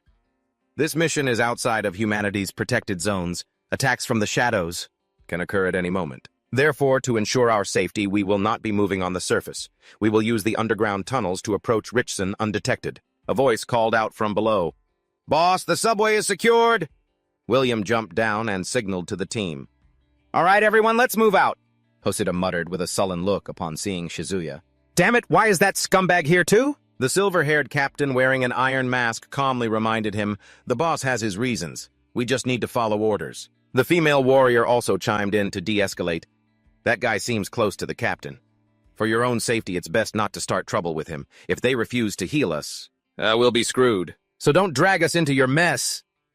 Hosida gritted his teeth, fuming to himself. If the boss didn't have his back, I'd have beaten him to a pulp by now. A man in a white lab coat approached William and asked in a low voice, Should I go teach him a lesson? In the hallway, William instructed his subordinate, Just let them do what they want. Right now, we have bigger things to worry about. The other man bowed and replied, Understood. At the same time, Meiji was adjusting the communication device on his wrist. Seeing his captain's pensive expression, Shizuya walked over and asked, Is something wrong? Meiji was startled and replied, No, it's nothing. Shizuya turned away. His gaze was thoughtful. Is it okay to mark the Al-Kipper like that man said earlier? So, am I really an outsider? Huh. The group entered the main lobby. William announced, We've arrived at the resin building. From here, we will fight the shadows. William stood before the formation and commanded loudly, Everyone prepare for battle. But this mission is not about defeating the enemy. Our objective is to locate the target. Meiji turned to assign roles. Kakisubata, can I trust you, and Sai is to cover our rear. Shizuya nodded, his eyes sharp, and replied succinctly, Got it. Meiji's body began to emit an aura of energy. He said confidently, Leave it to me. The large doors opened and a brilliant light shone on the team. They shouted in unison, Let's go, and stepped inside. Shizuya looked at the status screen displayed before him, silently assessing his own strength. On par with a level 40 player with no equipment, but the first few battles shouldn't be a problem. He glanced down at his carefully concealed right arm. To avoid unnecessary trouble, I'd better keep quiet about Sai. Suddenly, shadow soldiers appeared up ahead. Clad in spiky armor, they stood blocking the path atop a pile of rubble. Moonlight glinted off their cold steel armor, their eyes glowing with a threatening blue light. Looking down from above, William's team encountered the enemy right at the escalator entrance. Meiji immediately raised his hand and shouted, Everyone halt defensive formation! Instantly, the team members dashed forward, leaving trails of blue light as they deployed into combat formation. Meiji commanded decisively, Nokia and Yuki hold back the shadows, Hosida and Raito provide cover for the rest. Break through their encirclement. The members responded in unison. Roger! Everyone's face hardened, ready to engage. Hosida shouldered his greatsword, smirking at the blue enemy before him. All right, then. He swung his sword down in a massive blow, shouting, Die! It created a brilliant golden flash. Clang. The sword clashed hard against the enemy, creating sparks and a violent shockwave. Hosida continued his frenzied attack. Take this! Meanwhile, Meiji thought to himself, He's a good person outside of battle, but once he draws his sword, he's like a completely different person. The giant Nokia rushed forward, grabbing an enemy tightly and shouting, Got him! Nice one, Nokia! Yuki, support us! Yuki dove down from above, dual swords in hand, ready to finish the enemy held by Nokia. Roger. After a flurry of lightning-fast attacks, Hosida stood proudly amidst dissipating digital fragments. The enemy was eliminated. Observing the battle, Shizuya turned to praise Meiji. I didn't expect your command skills to have improved so much since we last met. Meiji smiled humbly, leaning against a steering wheel behind him. What are you talking about? I learned it from spending too much time with you. But compared to you, I'm still just a rookie. Shizuya placed a hand on the steering wheel, looking his old friend straight in the eye. Have more confidence. This is a real battlefield. They follow you because they trust you, and your job is to be their captain. Hearing those words of encouragement, I have to live up to their expectations. Meiji's gaze grew firm. He whispered, "Yeah, I know." As Meiji confidently stepped forward, Shizuya watched and signaled to the others, "Just leave the regular shadows to him." Still, Shizuya was worried. His sharp gaze scanned the battlefield. If an elite shadow like a noble appears, half of us won't survive. Just then, a warning shout rang out. "Yuki behind you! Crash!" A massive golden energy beam shot down from above, creating a huge explosion that sent everything flying. From out of the smoke and dust, a giant knight in iron armor appeared, towering with a shield blazing with blue flames. Hoshida was sent flying by the incredible force. He roared at his teammates, "Get back!" The Shadow Knight swung its shield, ripping the ground apart and sending powerful shockwaves that shattered their formation. Seeing how dire the situation was, Meiji quickly gave the order, "Everyone advance." As the team struggled to move under a hail of earth and stone, a brilliant red light suddenly appeared in the dark sky. Hoshida looked up in horror. "What the hell is that?" Meiji's face went pale. He yelled, "Damn it! It's noble reinforcements!" A red-robed mage floated down, descending with a fireball. Meiji instantly gave a command to the others. "Fall back for now." Whoosh! The massive fireball slammed into the ground, creating a raging sea of flames right in front of them. Hoshida gritted his teeth, his eyes blazing with fury and ambition. "Damn it! I'm not letting anyone steal my spotlight. I'll take it down myself." Ignoring the retreat order, he charged straight into the flames, spreading his arms wide in challenge. "Come on, I'll kill you right here!" The intense flames flared up, engulfing his body as Hoshida charged madly toward the enemy. Meiji and Shizuya watched in horror. Meiji yelled helplessly, "That idiot, is he trying to get himself killed?" From above, the enemy answered with an even bigger fireball that came hurtling down at Hoshida. A world-shaking explosion erupted and the ground trembled violently, swallowing Hoshida in an inferno. Hoshida collapsed to his knees, his face aghast at the overwhelming power before him. He stammered, It can't be." Just then, a figure blurred past at wind-tearing speed, leaving a blue streak in the air. Shizuya appeared in the nick of time, using his sword to block the fatal attack aimed at Hoshida. The impact created a massive shockwave. He swung his sword decisively, and a slash of blue energy parted the raging sea of fire. Meiji hurried over to catch Hoshida, asking with concern, "Are you all right?" But Hoshida stubbornly shoved him away. "Shut up!" Shizuya stood guard in front of them and yelled, "We're pulling back." Meiji shouted back, "You go first. Get back now." Shizuya glanced back with a confident smirk. A noble of this caliber, he's no problem. He raised his sword and activated a support skill. His entire body lit up with a blue aura. Brave flag. Then he shot up into the air and came down with a devastating attack. Lion Slash. The giant energy blade crashed down, sending two shadow assassins flying as their bodies dissolved into nothing. After taking care of the enemies, Shizuya looked up towards the windows of the shattered high-rise building nearby, where more dangers were still lurking. The battle was over. The group reassembled in a safe room. William asked, "How's Hoshida?" Meiji, while wrapping his arm, answered, "It's just a minor sprain. He'll be fine." Crash! Suddenly, a giant spiked iron ball shattered the window and flew in. Startled Meiji yelled, "We're under attack!" He stared in terror as the mace swung towards them with crushing force. A giant monster outside was swinging the chain, directing the spiked ball's assault. Seeing his teammate in danger, Meiji shouted, "Righto!" and lunged forward. He threw out his arms, forming a blue energy shield to block the attack. "Ugh!" Meiji grunted in pain, taking the full force of the impact to protect Hoshida and Righto. He was thrown backwards away from the hole in the wall. A giant armored knight wielding a chainsaw stepped through, exuding a cold, killing intent. It was followed by another one carrying the spiked mace, its heavy steps making the floor tremble. The spiky mace scraped along the ground, creating a piercing metallic screech. Seeing the enemy, Yuki exclaimed with doubt, "A sea golem!" Shizuya observed, calmly analyzing. A guard-type sea golem wouldn't attack unprovoked, and that's a tool it's holding, not a weapon.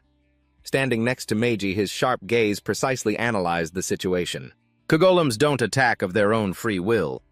In the distance, he glanced at William. Even among nobles, that's a rare type. A disturber. It's a production class type. It has no offensive power itself, but it can freely control large golems. For game balance, large golems aren't supposed to be used for fighting. They're for transportation and construction. However, some players found that by using a Teos and the proper gear system, they could equip a large golem like a set of armor. By doing so, he concluded the enemy's method of operation. They can place a disturber's mind inside a large golem and modify it. Shizuya thought sweat beading on his brow as he stared into the enemy's eyes. But a Teos is a rare item. I never thought I'd see one in a place like this. As expected of an elite shadow. He deduced the gravity of the situation. There's an elite shadow squad somewhere near here, and not just a single unit. Suddenly, the giant mace was raised high, ready to come crashing down. Seeing the immediate danger, Meiji screamed a warning to his team. Get down! Crash. The mace slammed down. Meiji shielded Hosoda with his body as they took cover. Shizuya quickly ordered a retreat. This terrain is a disadvantage for us. We need to get out of here now. I'll buy you all some time. He set Hosoda down, turned, and activated a skill. Sharp blocks of ice shot up from the ground around them. Ice defensive formation. A powerful shockwave. Slammed into the blue ice barrier Shizuya had created. Seeing cracks form on the ice shield, Meiji yelled out in panic, "Your shield won't hold for long. Just get back now, understand?" But Shizuya grinned full of confidence and excitement. Now I can finally cut loose. He created a sheet of ice under his feet, gliding across the slippery floor like a professional skater. Meiji called out worriedly, "Shizuya, are you okay?" But Shizuya just replied firmly, "Get out of here before the elite Sandu arrive." An ear-splitting screech of a chainsaw tore through the air as a giant saw blade cut through the space. Looks like they won't let us go that easily. A giant golem emerged menacingly from the dust and smoke, its left arm fused with a whirring chainsaw blade. Shizuya skated on the ice, facing the massive charging enemy. "We'll have to take them down right here." He turned his head and shouted, "Maggie, I need your support!" Maggie immediately replied with determination, "Got it!" William also commanded the remaining members. "Hosoda, Lauren, you two give them a hand." They both replied in unison, "Roger!" Flames erupted from Hosoda's hand as he muttered reluctantly, "Me support that little brat fine." "Whatever. I'll show him plenty of support." He swung his arm, unleashing a powerful torrent of fire forward and yelling, "All of you just get the hell out of my sight." Seeing the intense flames erupt across the ground, Shizuya stopped abruptly. He looked back with a cold glare, his face covered in dirt and scratches. Mary grabbed Hosoda's shirt and furiously yelled, "Hosoda, what the hell do you think you're doing?" "I can't provide accurate cover fire because you're running wild," he growled, warning his stubborn teammate. "Right now, Shizuya is our only hope. This is my final warning. If you don't want to die, get rid of that petty grudge of yours." Meiji pointed towards the small figure standing before the giant monster. "He's risking his life to protect us." In front of them, the giant golem raised its steel foot, preparing to stomp down and crush everything, while the small Shizuya stood his ground fearlessly. Shizuya lunged forward. Dodging the ground-shaking attack, he was inwardly horrified. What terrifying, destructive power! From behind, Meiji shouted, "I'm supporting you, Shizuya. I'll cast haste on you." A light enveloped his shoes, increasing Shizuya's speed. He replied, "Thanks." With his newfound speed, Shizuya dashed straight towards the towering armored giant, blocking his path. Whoosh! He dodged a downward sword strike by a hair's breadth, leaving a long trail of fire in the air. Activating his observation skill, he noticed a strange object inside the enemy's arm, a fragment of a magic book. Not missing the opportunity, Shizuya shot a fireball straight into a gap in the armor. The monster flinched and froze as flames erupted from inside its body. Taking advantage of the opening, Shizuya slid past the giant blade as it struck the ground. He closed in on his target, activated rapid mana, and calculated the perfect distance. The only fragile part on the disturber's body. He aimed straight for the cross-shaped mark on its face, but the real weak point wasn't there. A loud explosion rang out as it took a hit and collapsed. The head armor shattered. The helmet couldn't withstand the shock and broke apart. From the crack, he saw what was inside, and beneath that was the disturber's true weak point.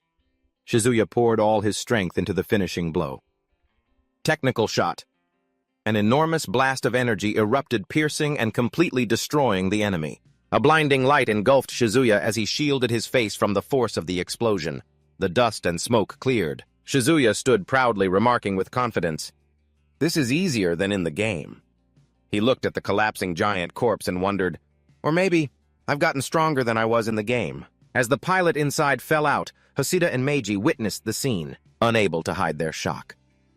Did he defeat it all by himself? Shizuya stood on the machine's corpse. Meiji waved happily, shouting, "Great job, Shizuya!" He bent down to collect the loot, but the system notification Golem skill unlocked left him disappointed. Time for the loot. Just a Golem skill, that's it. Huh. Seeing his strange behavior, Hoshida asked William blankly, "What the hell is he doing?" Meiji shouted worriedly, "Shizuya, what are you doing? It's dangerous. Get back here." Shizuya answered calmly, "I'm just collecting the item drops from the disturber." Holding the item in his hand, he thought with regret, "So Meiji and the others can't use this, huh?" Just then, the team regrouped. Hoshida was supporting their injured female teammate. Everyone was stunned by the power he had just displayed. "What?" William ordered Meiji Saito go talk with Kakisubata. Meiji nodded. "Got it." In a hidden corner of the ruins, Shizuya asked Meiji, "Why are you sneaking around?" Meiji sighed and began to explain. "It's a long story. An Arkkeeper's abilities don't awaken randomly." He sat down on a crate, recalling the past. It all began on the day of the Shadow Invasion. Meiji revealed a shocking secret.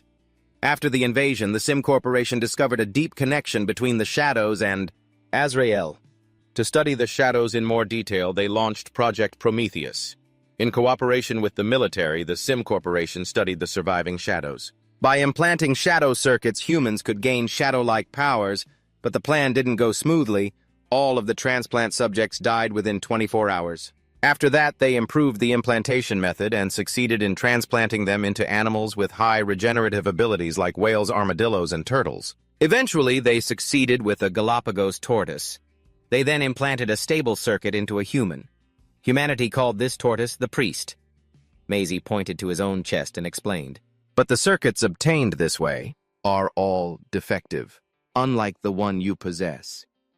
Shizuya thought to himself grimly, "It's been 2 weeks since Azrael manifested, but even with another 2 weeks of overwriting. That's only a total of 1 month. Could the Sim Corporation really have achieved all this?" And in such a short amount of time, Meiji leaned against the wall with a wry smile. "I don't know either. Yes, in this world, even being used by the Sim Corporation is a blessing. I would have never discovered the truth otherwise." He asked curiously, "Shizuya, how far can you go with your circuit?" Shizuya lied. "All I can do is absorb dropped items." "I can't tell Meiji about omniscience," he thought. Meiji nodded. "Is that so? You really are something special. Our equipment is modeled after the game made by the Sim Corporation, but we can't integrate it into our circuits. Like you can. It's more like an accessory for us." Shizuya looked at his mechanical arm. "That's true. The integration makes you stronger, but it comes at a price. Just like in the game, it can be tracked by its previous owner for 7 days. Meiji stroked his chin, thinking. "Headshot? Tracking? A grudge? That's probably one of the reasons you joined the Sim Corporation, right?" "Yeah, I help them with their missions, and in return they give me a peaceful life. A fair trade, wouldn't you say?" Meiji continued. "According to the Sim Corporation, the reason the Shadows can imitate game mechanics so well is definitely related to the illegal use of game data from the Risen Corporation. But with the internet down globally, William himself has to go to Risen to find the answers." Shizuya added, "Right, Risen, the ones who manage a massive amount of game data, must have leaked the data somehow. The Shadows' goal is and to target Risen and bury the truth forever." Meiji turned and walked away. "Let's head back." Shizuya called out after him, "Meiji, just tell me one more thing." "What is it?" Shizuya stared at his captain's back. "Is the Sim Corporation worth entrusting my life to?" Meiji burst out laughing. "Ha ha, maybe this is just who I really am." He smiled gently, his hand on the helm on his back. "In the game, I became famous thanks to you all, but in real life, I'm just an office worker. Even so, the Sim Corporation is every working man's dream." Scene change. The group is gathered. Hoshida, sitting on the ground, grumbled, "So you're awake? You piece of trash." "What the hell is—" Meiji yelled, cutting off the red-haired guy. "Shut your mouth.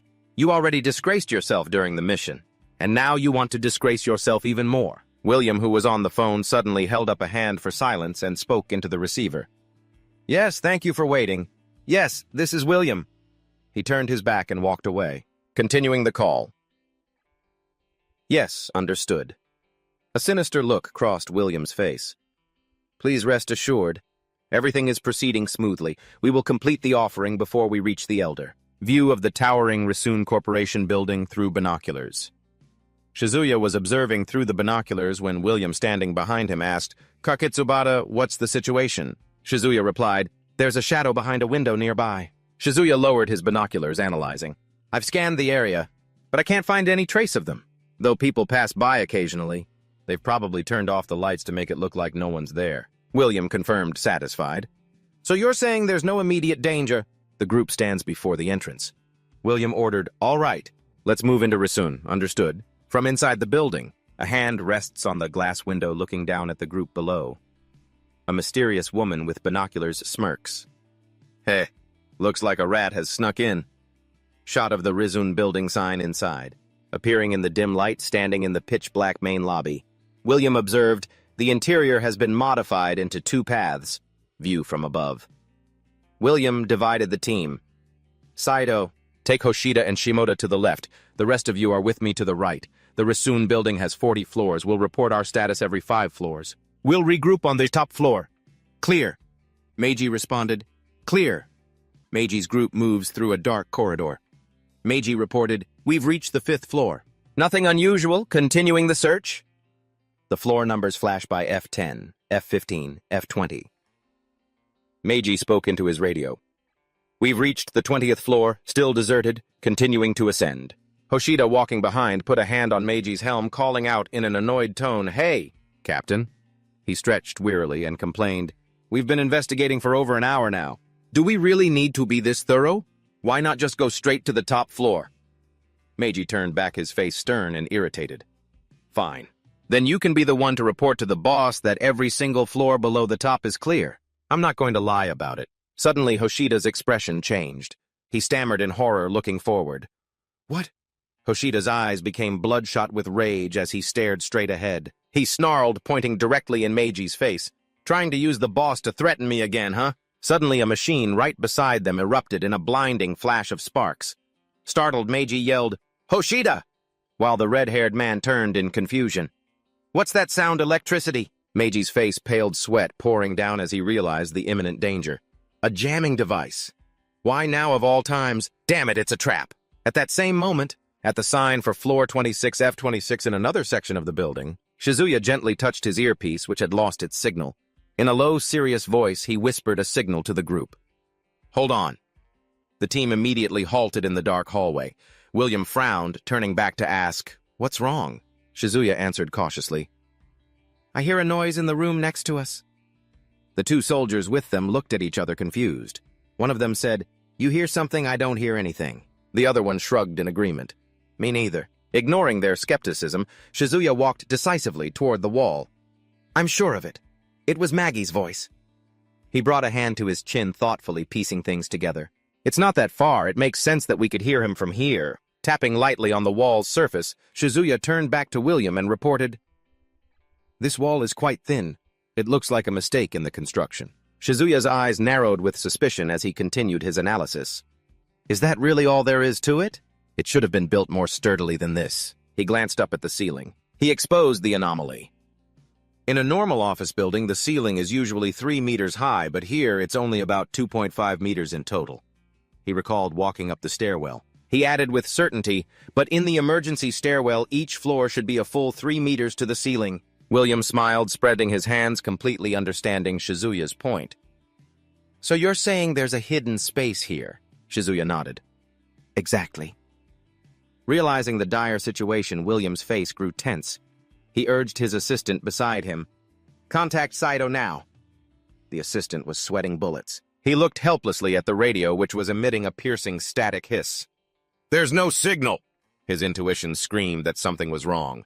William frantically waved his arm and shouted the order, "Damn it! Everyone fall back!" But it was too late. The floor beneath their feet suddenly cracked open and collapsed completely. As William fell through the air, flailing, he thought, "Son of a bitch," so it really was a trap.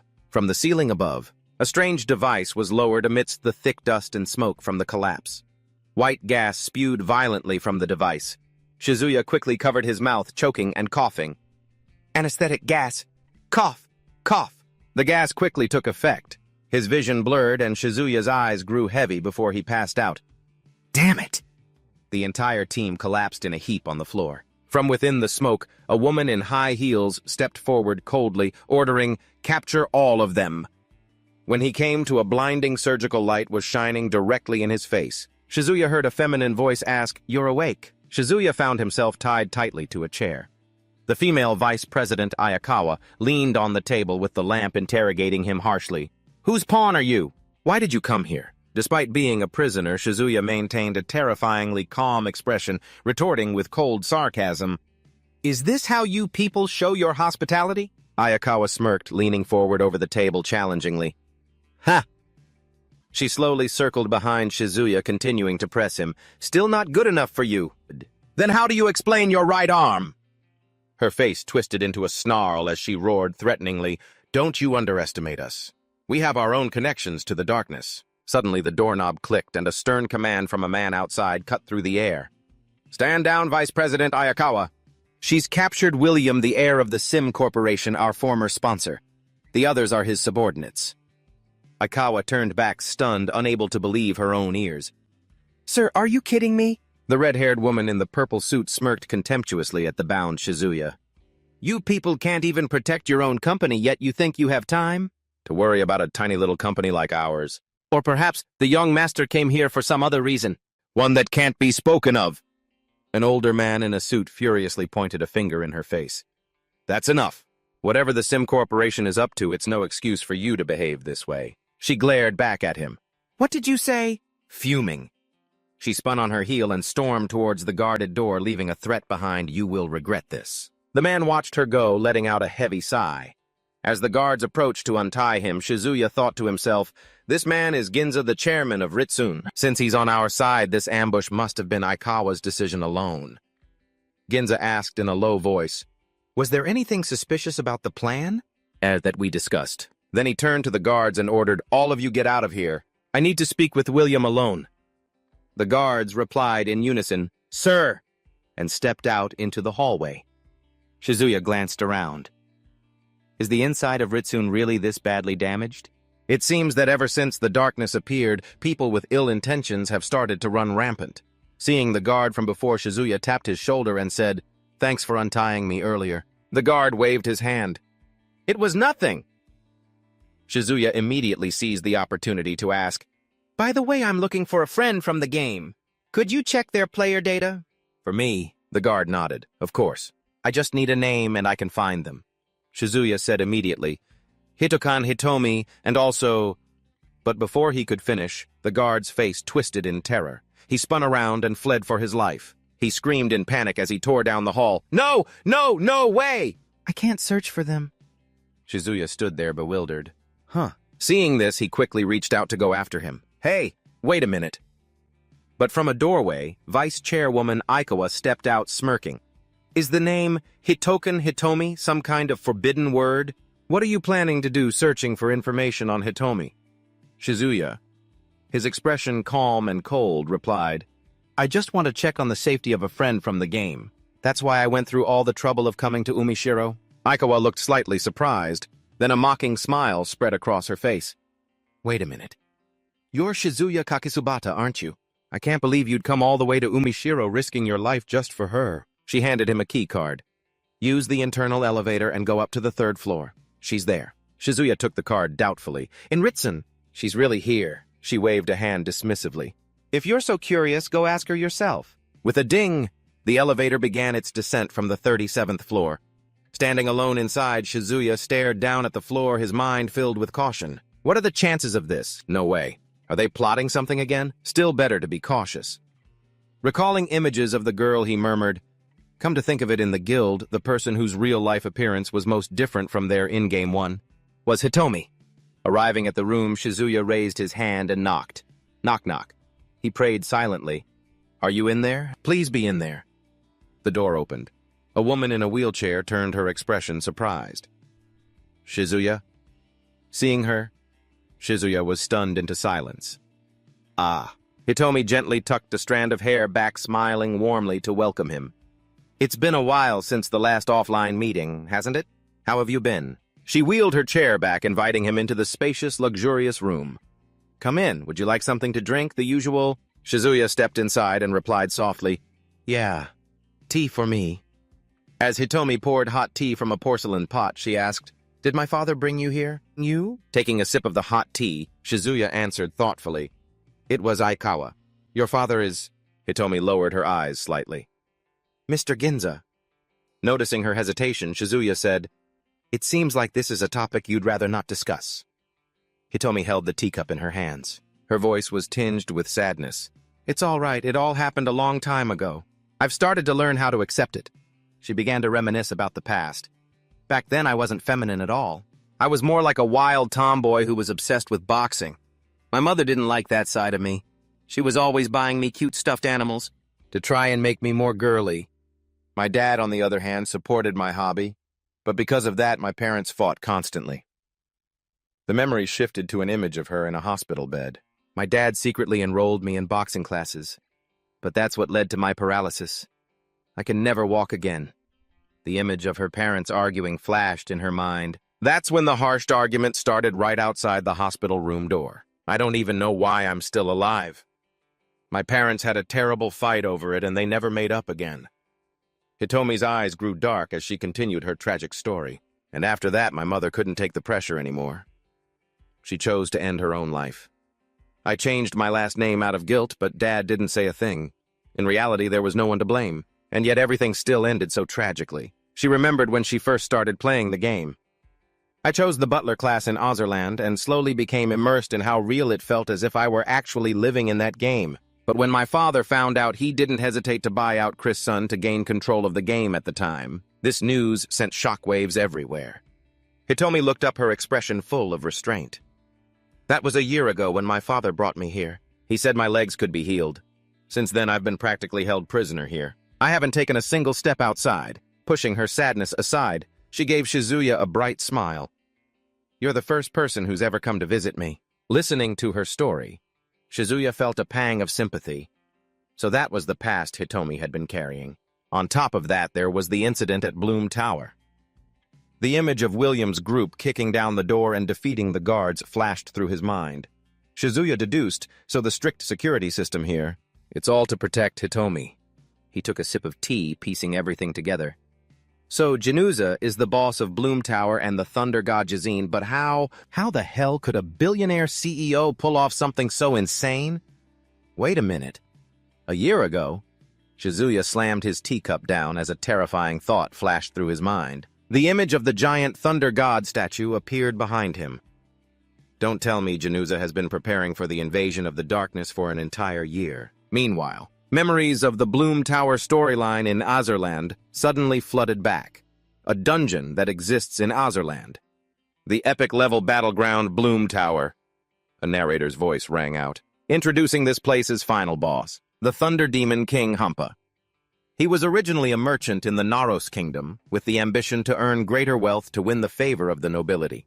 He used his own body. From them, he obtained not only information about trade routes, but also connections and resources. Just like that, Hampa's business grew stronger and stronger. But on the other hand, he neglected his family. He only realized this when his daughter was diagnosed with cancer because he had failed to notice the small changes in her. Things had already become irreversible. As if to atone, he learned magic to please his daughter and hired a sorcerer to be his master. However, that sorcerer was a demon from a demon gate that the little girl had opened. Under the sorcerer's guidance, a massive number of demons appeared. After destroying the Naros Kingdom, they occupied the entire continent. Back in reality, Shizuya told Hitomi his theory. In my opinion, the final boss of the darkness isn't necessarily a member of humanity's upper class. Considering the psychological impact on Kaizo Januza, the agent for Ozerland is the next target. He looked straight into Hitomi's eyes. His voice was grave. Hitomi, your father is in danger. At that very moment, a piercing alarm blared throughout the building. Hoo, hoo, hoo! Outside, a chaotic battle erupted as the forces of darkness launched a fierce attack. A robot threw a thunderous punch, knocking back the horde of monsters. Shizuya immediately sprang into action, grabbing the handles of Hitomi's wheelchair. The darkness. We need to escape now. At the same time, into the president's office, a half-smoked cigarette was burning. Januza was sitting across from William, a blond man in a white suit. William spoke first. "Mr. Januza, I've brought the circuit. You need to keep your promise." Januza replied indifferently, "And you think you can get all the data for Azerland and Rizun with just a single circuit?" William pressed, "The circuit transplant and the bodily function restoration it provides is the only way to heal your daughter's legs. Isn't that worth it?" Januza took a drag from his cigarette, his voice low. "William, you should know that Rizun is everything I've built over the past 25 years. He pointed out the window. "Where the attack is happening, and my employees whom I cherish like jewels are being attacked by the darkness." William quickly denied it. "What do you mean I just came here to make a deal? I have nothing to do with any attack." Januza stood up, leaning on the table. "What value would Rizun have without its employees?" William stood up, briefcase in hand, and delivered an ultimatum. "This is your last chance to sell Rizun. This is a warning." Januza stared intently at William, his question sharp. "Why are you trying to buy a dying company like Rizun, knowing that it will soon lose all its value?" William turned and walked toward the door, tossing out an arrogant remark. "If you don't want to cooperate, you can disappear along with your company. Struggle all you want." But just as William's hand touched the doorknob, he suddenly froze in terror. A giant mechanical arm appeared from nowhere, snatching him and hoisting him into the air. "Januza, what do you think you're doing?" William screamed in a panic. Januza knelt beside the briefcase and said coldly, "You still don't understand me at all. I never make unprofitable deals." He stood up, picking up the briefcase, now standing on a glowing blue energy circle beneath his feet. He looked down at the captured William, his voice filled with authority. "Struggle all you want, William." A dry click echoed as the blue energy circle locked and the mechanical arm tightened its grip. William ground his teeth and roared, "Damn it, we're trapped!" He shouted to his men, "Saito Roland!" Hearing the call, two men in suits, William's subordinates, immediately broke down the door and rushed in. The three of them coordinated their attack, quickly shattering the mechanical arm that was holding William. The arm broke into pieces on the floor. Saito, the older man, looked around and asked, "Where's Januza?" William clenched his fists, his eyes burning with hatred. "Go find him, but I will hunt him down."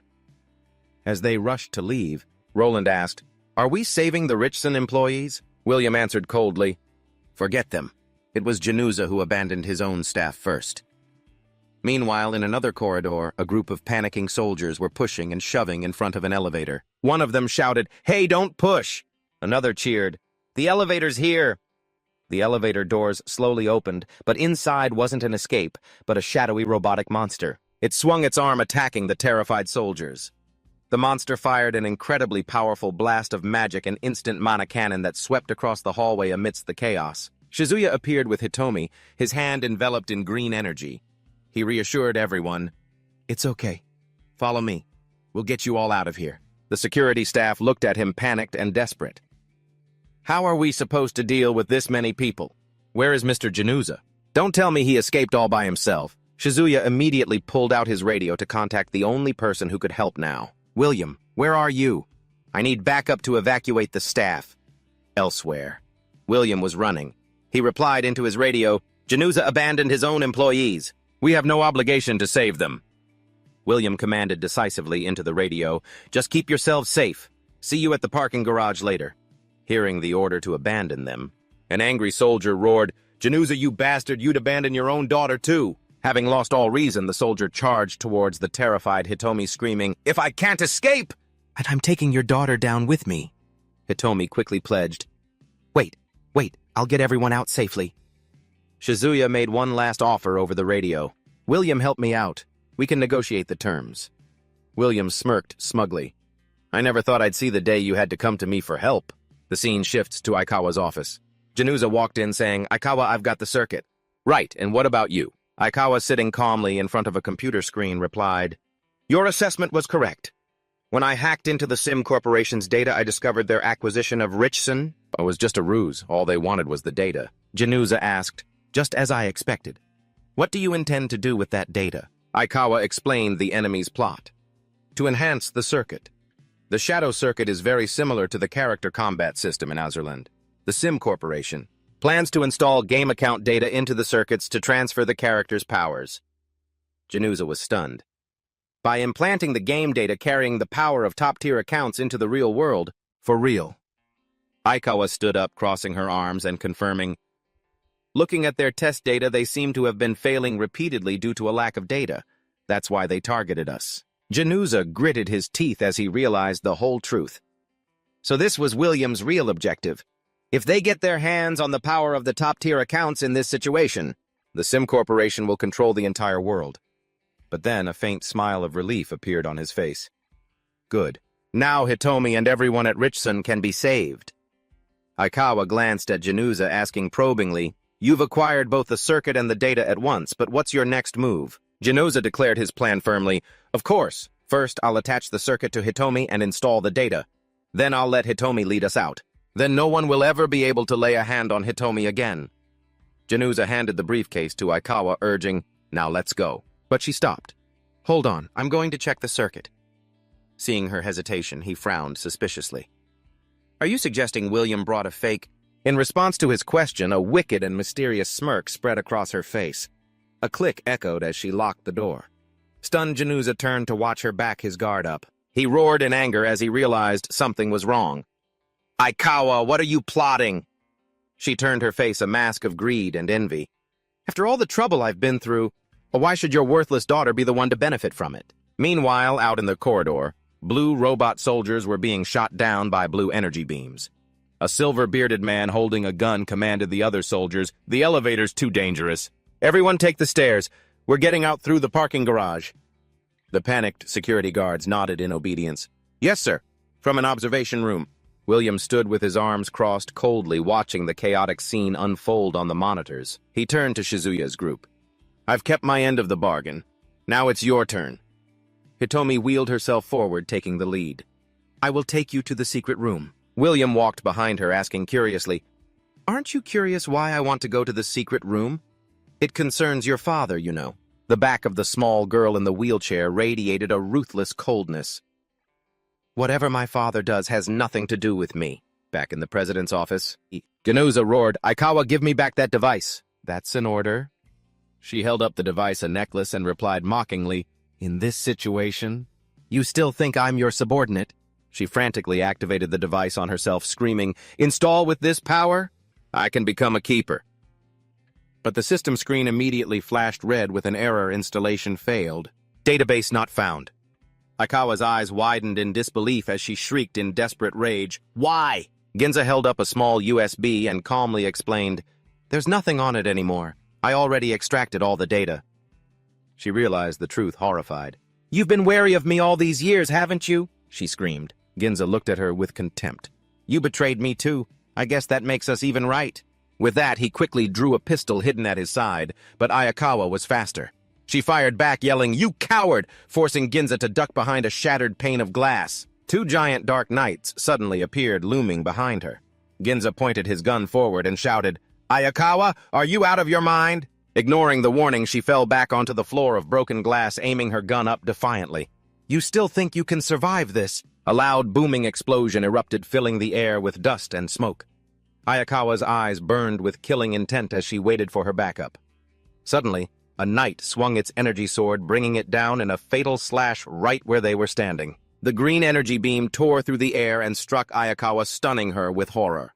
Her body collapsed as Ginza leaped back to dodge the flying shrapnel. He desperately raised his gun and fired repeatedly at the charging monster. Bang, bang!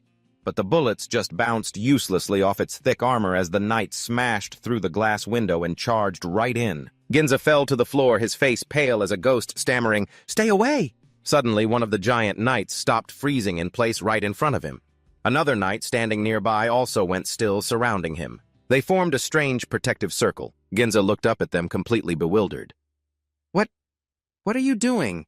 The two knights suddenly nodded at each other as if they had just received a new command. Suddenly, an archer drew his bow. A brilliant arrow of light gathered, aimed straight for the ceiling, and shot upwards. A blinding explosion rained down from above. Shizuya rushed to find shelter with everyone else while Hitomi gasped in shock. A light arrow!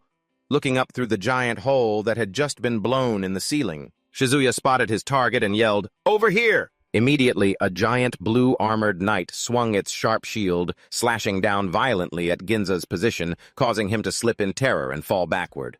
Panicking Ginza raised his pistol and fired wildly into the air to defend himself, but the small bullets just ricocheted harmlessly off the solid armor.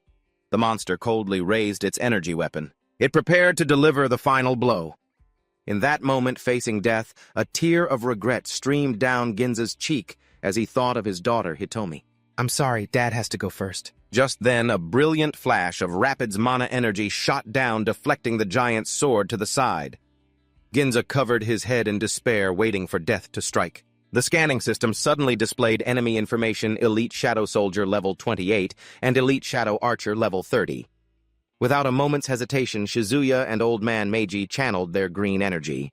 They charged straight into the battle to rescue him.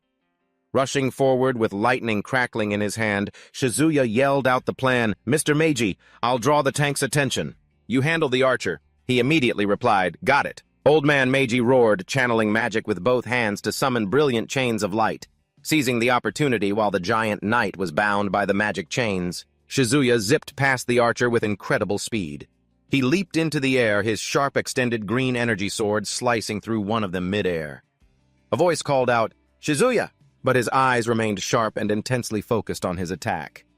At the same time, Meiji was struggling to block the monster's countless blows with his shield. Seeing the critical situation, he immediately launched himself forward with the skill Leon Slash. He swung his sword in a fatal strike, piercing through the giant knight's chest plate. The enemy collapsed to the floor motionless.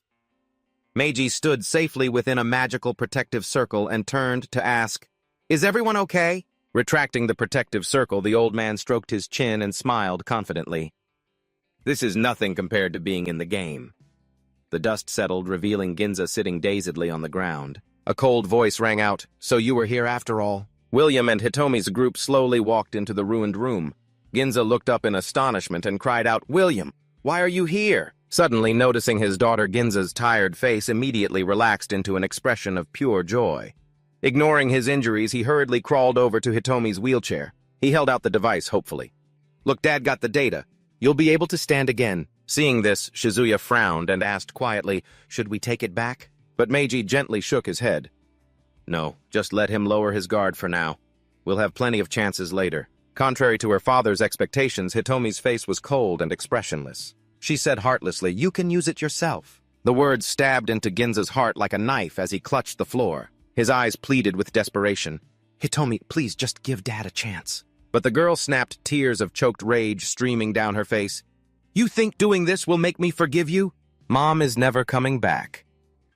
Shizuya's gaze softened with pity as he asked, "You still haven't escaped that curse?" As Hitomi turned her face away, she managed to reply, "It's fine. It happened a long time ago, and I've accepted it." The heavy silence was suddenly broken by a clap of thunder and a panicked voice. A voice crackled from the radio. "Boss, a large number of shadow monsters are attacking the parking garage. We need reinforcements. The situation is critical." William frowned, tense.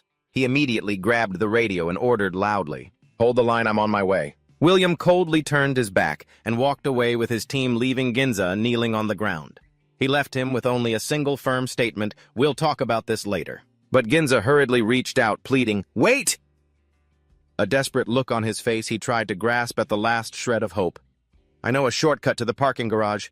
Suddenly, an earth-shattering explosion echoed, sending dirt and debris flying and crushing the front of a car in the underground garage amidst the thick smoke and dust. The security guards ran for their lives in a panic. One of them looked back and let out a blood-curdling scream as he saw death closing in. Seeing this, a warrior swung his sword and yelled, "Everyone calm down! Don't run around blindly!" Instantly, a powerful blaze erupted as someone cast a spell. A fireball flew straight towards the enemy. Shizuya looked up and smiled confidently. "Sorry to have kept you all waiting." Meanwhile, in a safe location, a hand held a tablet displaying a map with Path A crossed out in red. Analysis exit A is no longer usable. William took the tablet, his expression calm as he gave his orders. "Kakisubata and Saito take a few people and stay behind to hold back the shadow creatures. Roland and I will take the rest and retreat through exit B." Receiving the order, the old man Meiji immediately spread his arms wide, unleashing a defensive skill that glowed with a brilliant golden light. Holy Body Shield, Sanchiori Shield to block the attack. He replied, understood. At the same time, a soldier rushed over from the front reporting with a look of utter despair. Exit B has also been completely blocked by the shadow creatures. The report had barely finished when a sharp green energy beam tore through the air, piercing the soldier's chest. He coughed up blood and let out a terrible cry, watching the body collapse and the looming figures of the monsters advancing from this main entrance. William frowned and muttered, "Why are the shadow creatures coming this way?" The radar screen flickered, showing black dots surrounding a bright red target in the center. He speculated tensely, "Could it be they've detected the stolen data?" Not waiting for the enemy to get close, Shizuya roared and unleashed his full power, blasting a massive pillar of fire that incinerated the monsters, blocking his path as he narrowed his sharp, cold eyes. He instantly recognized the problem and turned his head to warn them. The shadows were drawn here by the arrow of light. Hearing that, William smirked, a cunning, calculating glint flashing in his eyes. "Just as I thought. Their target is Ginza." But then his expression hardened, veins bulging in anger as he roared, "What the hell is our defensive line doing? Why did you let the shadow creatures break through so easily?" At that moment, a tense meeting appeared where William was questioning some big shots on a large screen. "We already divided the tasks clearly, didn't we? The Rich Sun building is your responsibility, correct?"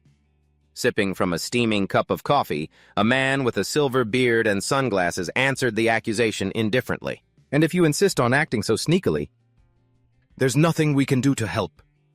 He planted his hands on the table, his voice low and authoritative in a powerful warning. "Stop using the army as your personal mercenary squad." Back in the present under the garage, William gritted his teeth and slammed his hand on the railing in frustration, while his subordinate called out, "Sir!" He cursed under his breath. "Those damn weasels. They definitely planned this." The cold voice of the silver-bearded man from the previous call echoed in his ear. "I have some bad news. A large number of shadows are converging on the Red Sun building to protect Kaizo. We will commence a carpet bombing of the area in 120 minutes. Please evacuate." Backed into a corner with no safe way out.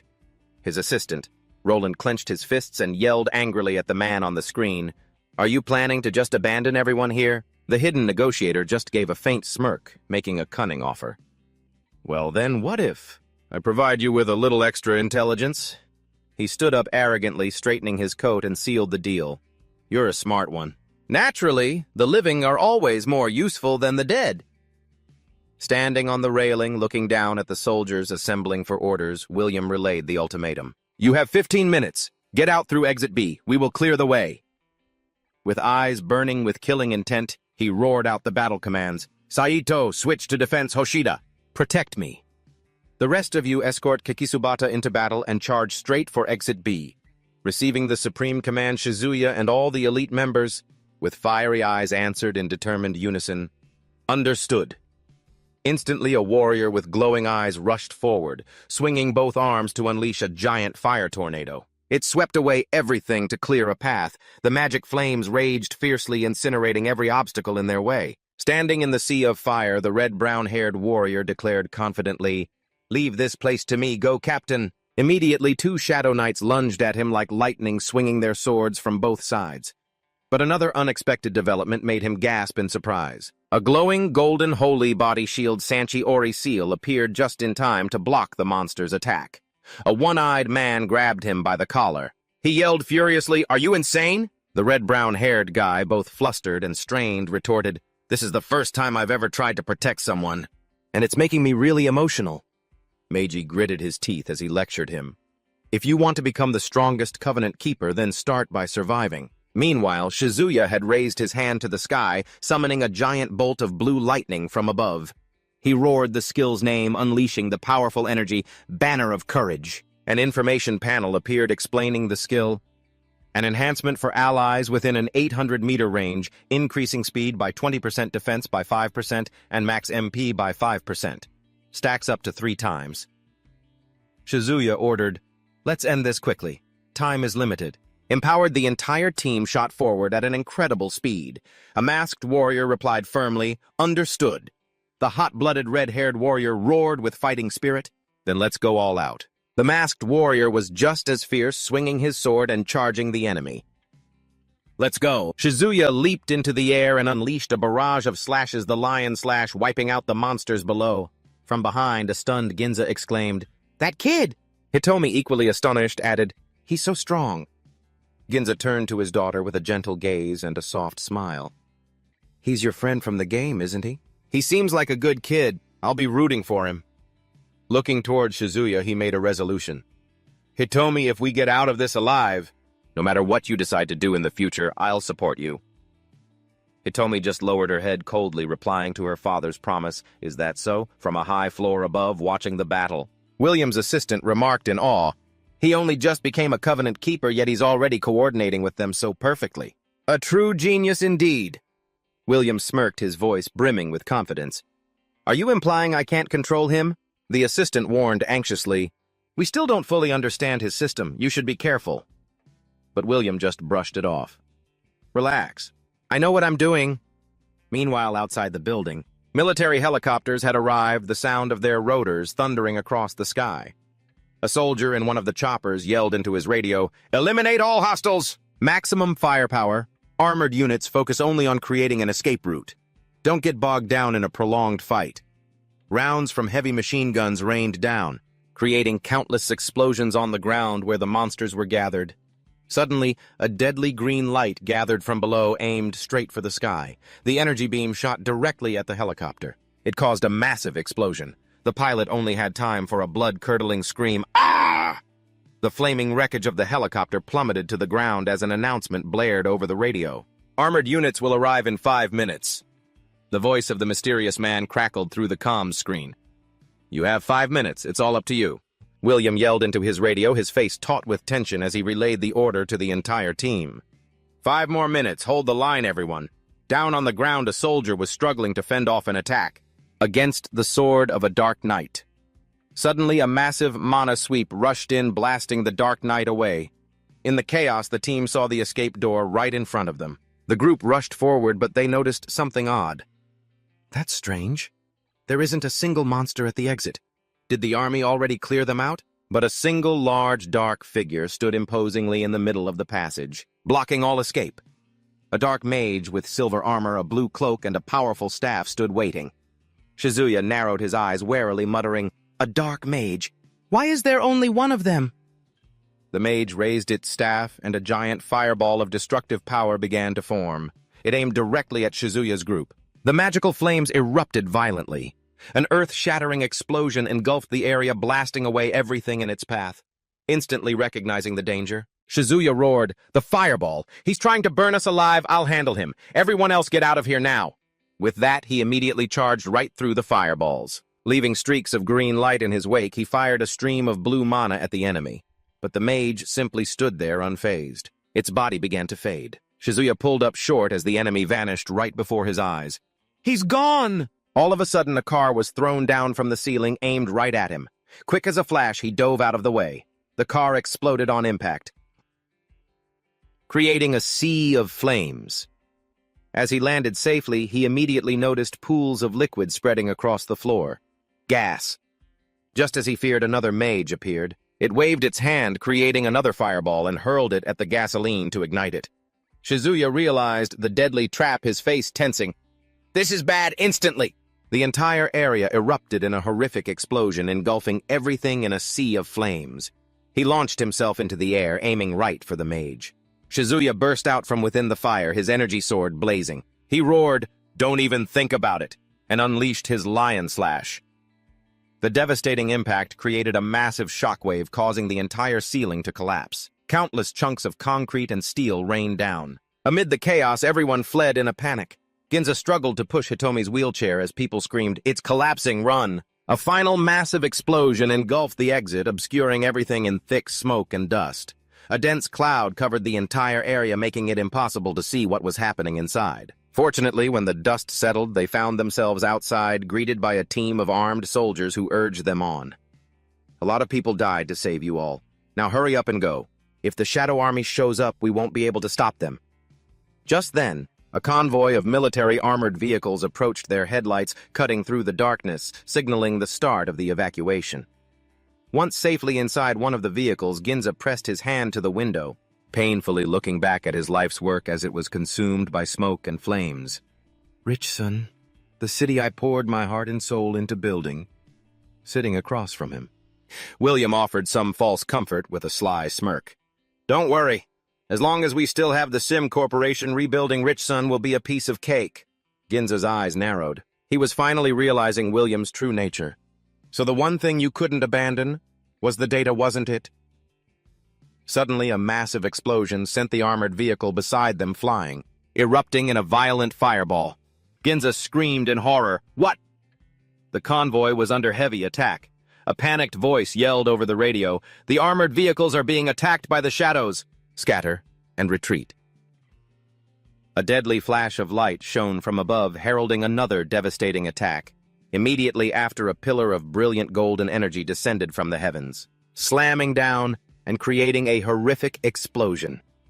Amid the devastation, Shizuya shakily crawled out from an overturned vehicle, his body aching and sweat pouring down his temples. He looked up at the night sky with a sense of foreboding. From within the smoke and fire, a large, imposing figure with red hair and purple armor emerged. Shizuya gritted his teeth as he recognized it. A Shadow Elder, so it really has appeared. Despite facing such a powerful foe, the military commander didn't flinch. He raised his hand and gave a decisive order. "Fire!" The entire squad opened fire on the new enemy in unison. Countless rounds slammed into the Shadow Elder, but they merely sparked and ricocheted off his formidable armor. Watching from a distance, Shizuya frowned as he realized the grim truth. Bullets are useless against him. With a low growl, the Elder clenched his fist. He unleashed a massive slash of purple energy, sending the soldiers flying and screaming in agony. Shizuya raised his hand, signaling to the panicking soldiers, "You can't handle this." Immediately after, the entire team of Covenant Keepers stepped forward, shielding the soldiers and declaring in unison, "Leave this to us." From a safe location, William shouted over the communicator, commanding the team, "Covenant Keepers, your trial has begun." Immediately, the old man Meiji gathered his strength and shouted, "Mana shield, I'll block his attack," and a brilliant golden shield of light materialized, intercepting the descending wave of destructive purple energy. Pushed back several steps by the terrifying power, he gritted his teeth and gasped, "This power!" Meanwhile, a fire element warrior leaped into the air and roared, "Just defending won't get us anywhere." As he finished speaking, he erupted in flames and charged straight at the Elder. But the enemy was ready, gathering purple energy into his sword to counterattack. Seeing his comrade about to charge in blindly, Shizuya quickly stopped him. "Wait," he explained the strategy in a stern voice. "Don't you all understand yet? Charging in recklessly won't help us win this fight." The masked female warrior turned and asked, "Do you have a plan?" Shizuya's gaze was fixed firmly on the monster. "We just need to hold them off until everyone has safely retreated." The female warrior replied decisively, "Understood." Immediately, Shizuya cast Rapid Mana, firing a barrage of energy beams at the enemy and shouting to draw its attention. Over here, seizing the opportunity, "Ian!" The masked female warrior charged from the flank, shouting, "Over here!" At the same time, the red-haired warrior charged head-on, provocatively yelling, "Come on, bring it on!" While another leaped down from above, aiming for a critical blow. "Take this! My holy sword will answer!" In response to their coordinated attack, the Elder simply roared and swung his sword, creating a vortex of purple energy that threw everyone back, taking advantage of that precious moment. Ganusa and the group of civilians had retreated safely. He breathed a sigh of relief. "We've made it out safely." Then he turned to his daughter with a proud smile. "Shizuya-kun really is amazing. Now I understand why you cherish that boy so much." But in response, Hitomi just turned her face away, without a word. Back on the battlefield, the Elder suddenly stopped after knocking the warriors back. He didn't pursue them any further, instead turning his head to look at the group of people retreating in the distance. While running down the devastated road, Janusa suddenly felt a murderous intent that sent a chill down his spine, forcing him to look back. "He's looking this way." Realizing his true target was about to escape, the Elder crouched down and dashed forward. William, Janusa, and Hitomi all screamed in horror as they saw the Dark Elder targeting them. "Stop him!" Instantly, Shizuya dove down from the sky, his radiant energy sword aimed straight at the enemy. He unleashed Leon Slash with all his might. Creating a brilliant streak of light, it collided head-on with the Elder, but the enemy simply raised his sword, easily stopping Shizuya's attack and sending him skidding across the ground. The Elder stood imposingly, his cold purple eyes staring unwaveringly at Shizuya. Watching from a distance, Meiji shouted, "He's marked Shizuya as the enemy." On the ruined road, the two warriors stood facing each other. A deathly silence fell before the life-or-death battle began. Shizuya looked straight at his foe. His eyes were firm without a trace of fear. An information panel appeared revealing the enemy's terrifying power. Dark Elder level 99, skill infinite greatsword. Shizuya thought to himself, just as the Dark Leader predicted, such a ridiculous level. He assessed his own strength. If I fight him now, I won't last even a minute. In a moment of hesitation, he wondered, should I distract him and find a way to escape? As a stream of red lightning began to gather in his hand, he decided to attack. Using the skill Overlift, he lifted a massive block of concrete from the ground. He hurled the giant concrete block at the Elder with all his might, but the Elder, with just a single light slash, cleaved the concrete block in two. Shizuya quickly leaped away from the explosion of the impact. He muttered in astonishment, "His strength and speed are on a completely different level. If I fight him head-on, I don't stand a chance." The Elder just tilted his head slightly as if gauging his opponent's strength. He immediately charged forward, swinging his sword, unleashing sharp slashes of purple energy. Shizuya hurriedly dodged, but one slash grazed past him, shattering a glass building behind him. He exclaimed, "Damn it!" The building collapsed, creating a small tremor. Dust billowed everywhere. Amidst the rubble, sharp chunks of rock hung in the air like small mountains, and the Elder stood there imposing. From among his comrades, a worried voice called out, "Kakisubata!" Meiji quickly grabbed the masked female warrior's hand, shaking his head. "No, it's too late." Another warrior gritted his teeth in anger. "I never even got the chance to give him a proper beating." "Why did you have to die?" Meiji commanded in a low voice. "Let's go. We need to retreat before they arrive because the boss still needs us." But another masked warrior objected. "As a keeper, I can't abandon my comrade." Meiji roared, trying to snap his comrade out of it. "More than that, we have a duty to save those who are still alive."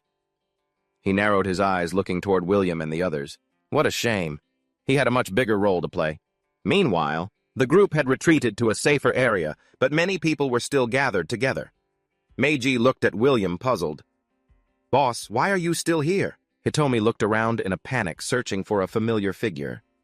"Where's Shizuya? Where did Shizuya go?" With a heavy heart, Magi explained, "He's confronting the Dark Elder, so he won't be back for a while." But Hitomi was stunned. "No, that's impossible."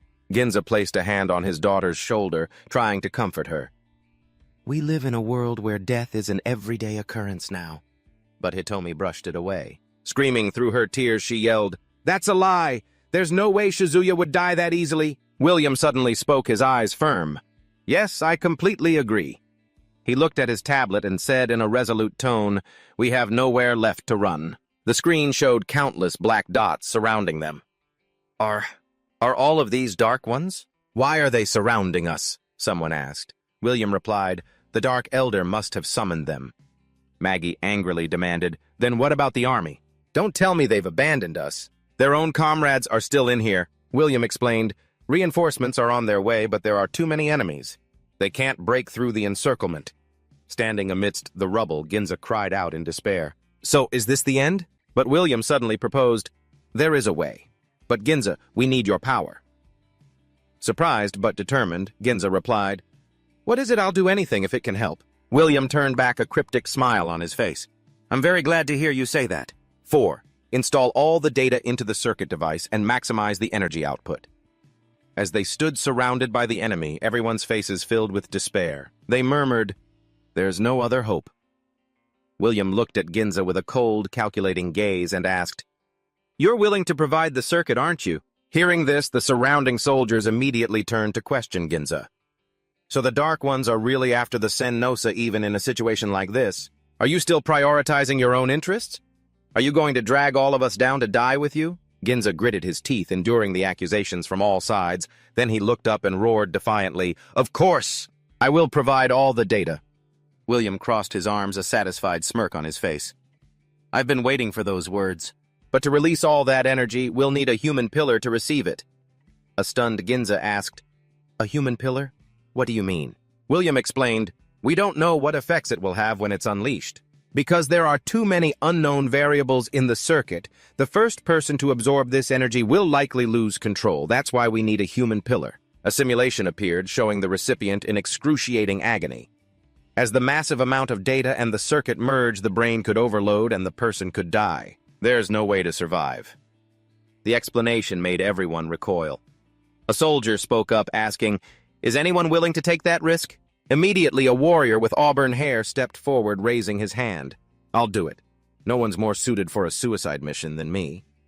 Another teammate rushed to stop him, but he brushed him off and said, "Don't be stupid. As a man, how could I pass up on something this awesome?" The masked female warrior also stepped forward, placing a hand on his shoulder. "Even us girls want to go out." "In style, you know." A masked warrior with a greatsword on his back crossed his arms and suggested, "How about we decide it with rock, paper, scissors, or a roll of the dice?" As the team argued, Magi roared, "Everyone be quiet, I'm the captain, I'll go." But the auburn-haired man wouldn't back down. He grabbed Magi's shirt and growled, "Just this once you back down." Just then, Hitomi spoke up, "I'll do it." All eyes turned to the small girl in the wheelchair. She looked up, her gaze firm and fearless. "I'm just a useless cripple who can't walk anyway," she said.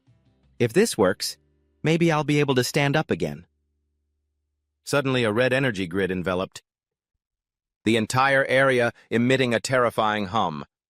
The ground shook violently as large concrete blocks began to rise from the earth. The Dark Elder had made his move. He raised his sword high, then plunged it into the ground, unleashing a massive torrent of purple energy that destroyed everything around it. Countless sharp fragments of rock were flung high into the air. He stood atop a ruined structure under the waning moon, looking like a god of death. Then he threw his head back to the sky and let out a roar that echoed through the night. Ginza rushed to his daughter's side, trying to stop her. "No! I can't let you do this." But Hitomi just looked at her father, her voice unnaturally calm. "If even this body can be of use to someone, then that's more than enough." She looked directly at everyone and declared, "There is no one more suited to be the sacrifice than me." The soldiers around them could only remain silent. Speechless at her determination, the silence was suddenly cut by a voice. "That's wrong!" From amidst the circle of soldiers, Shizuya suddenly appeared. Hitomi was the first to recognize him, joyfully crying out his name, "Shizuya." William and Maggie turned, sighing in relief to see him safe, though the back of his shirt was torn to shreds. "So you're still alive."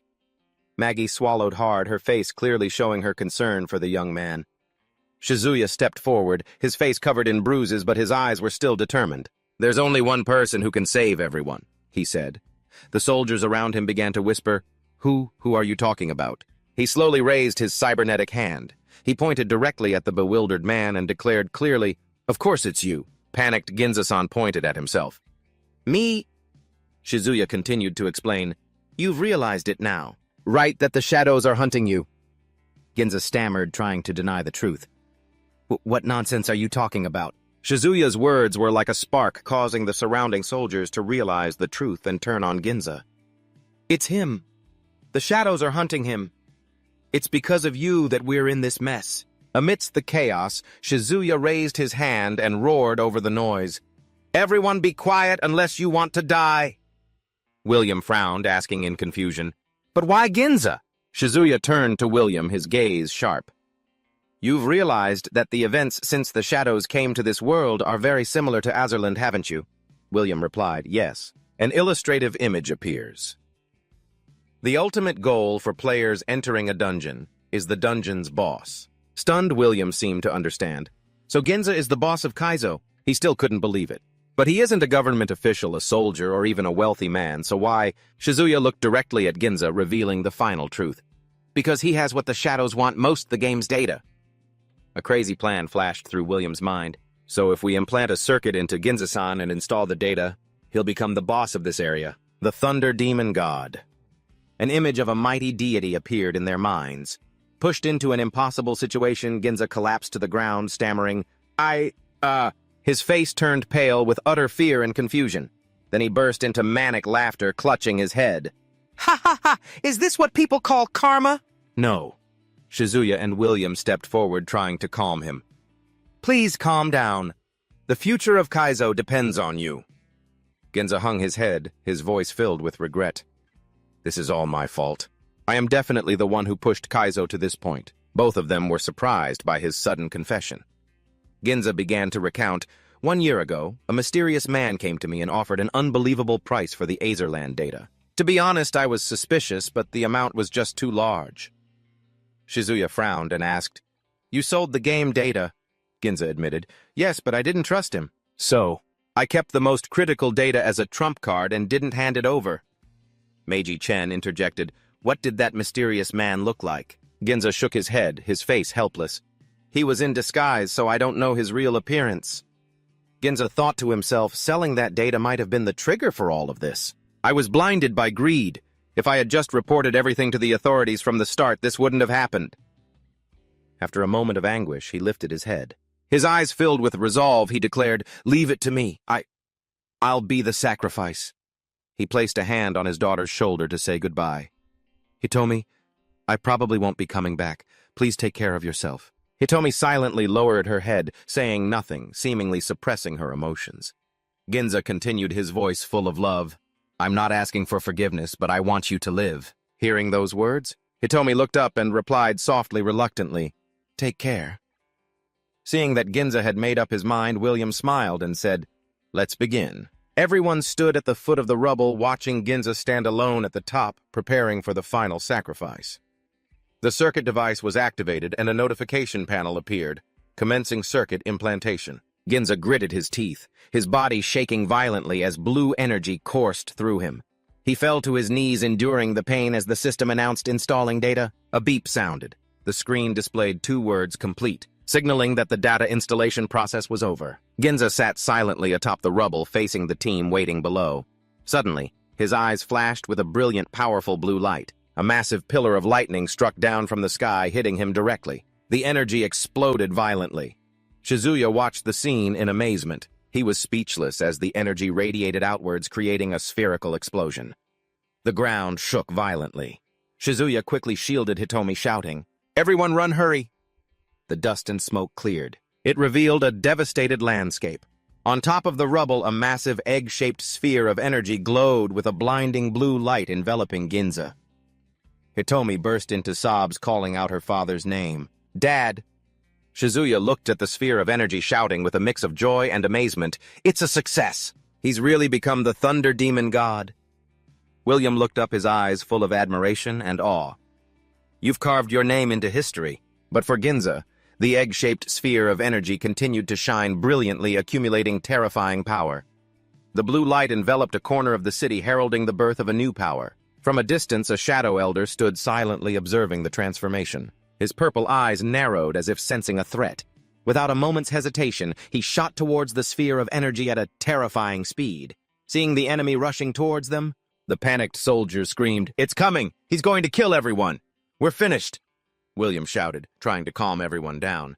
From within the sphere of energy, a deep and powerful voice echoed, "Now it's your turn." The sphere of energy shattered, revealing Ginza's new form, a giant god with blue skin, bulging muscles, and glowing red eyes.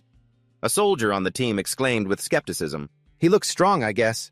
But can someone with no combat experience really defeat that thing?" The masked female warrior immediately shot back, "That's enough. What are you talking about? The Thunder Ogre has combat experience, you know." The new Thunder God ordered everyone to stand still. He turned to his daughter, his voice softening. "I'm counting on you, Hitomi." Hitomi burst into tears, calling for her father in shock. She could only watch in silence, seeing the magnificent back of her father standing tall between heaven and earth.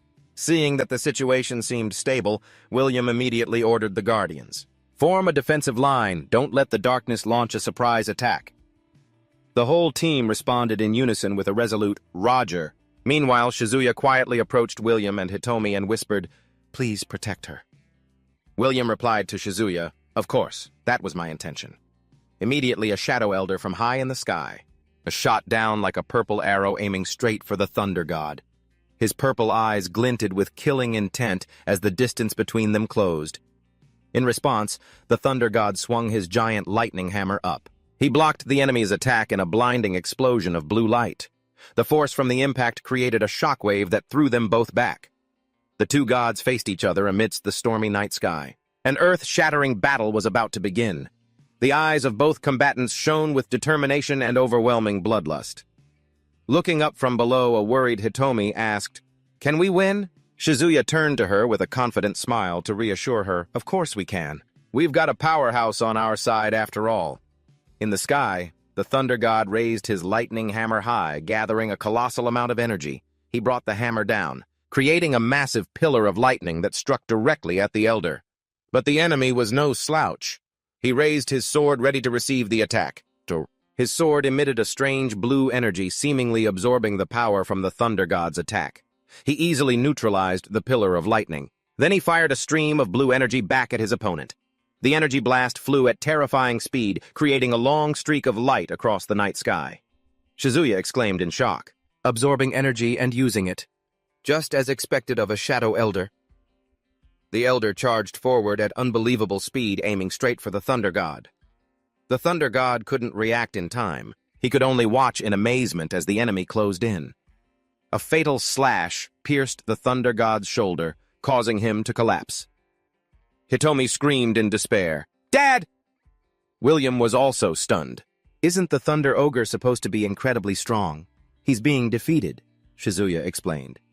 "He hasn't been able to fully control his power yet," William asked in a panic. "What? Then what are we supposed to do?" Shizuya could only answer helplessly, "I don't know." The elder stood there. He looked down contemptuously at the kneeling thunder god. Blood began to flow from the thunder god's wound. The elder raised his sword, preparing the finishing blow. Hitomi screamed once more in anguish, "No!" In the moment he faced death, the thunder god's eyes suddenly flared with red light.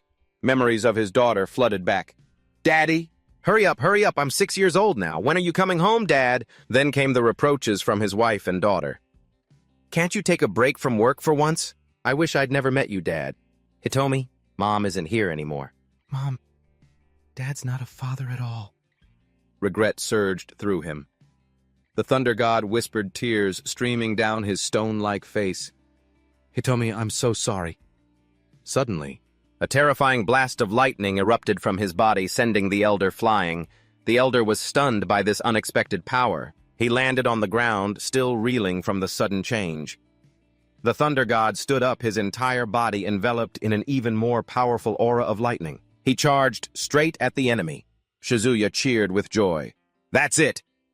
The thunder god swung his lightning hammer, preparing for an all-out attack. The elder hurriedly created a purple energy shield for defense, but the lightning hammer shattered the shield with ease. The thunder god continued to press forward, unleashing a barrage of storm-like attacks. The elder could only struggle to defend himself. The thunder god flew high into the air, then brought down a finishing blow from the heavens. A horrific lightning explosion engulfed the entire area. The ground shook violently. The smoke and dust cleared, revealing a scene of utter devastation. The outcome of the battle was unclear. Shizuya asked tensely, his voice filled with hope, "Did we win?" Suddenly a call came in from the mysterious man. "William, I have good news.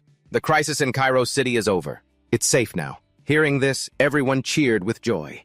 "Hooray, we're saved, we can go home." William smiled and said to everyone, "Thank you all so much. Well then, perhaps we'll meet again someday, if fate allows." Just then the man on the screen spoke coldly. "Are you planning to leave the cargo behind?" William asked, stunned. "The cargo," the man explained. "The monsters you created and all of that technology." The thunder god, now engulfed in flames, stood there majestically.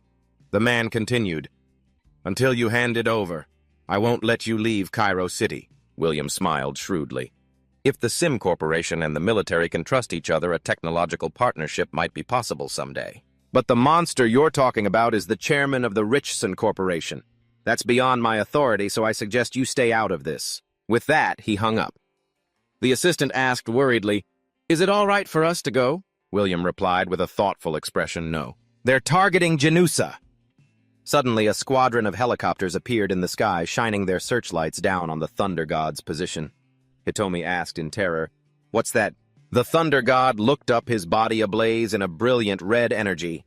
Shizuya shouted, "Those are tranquilizer rounds. They're trying to capture him alive."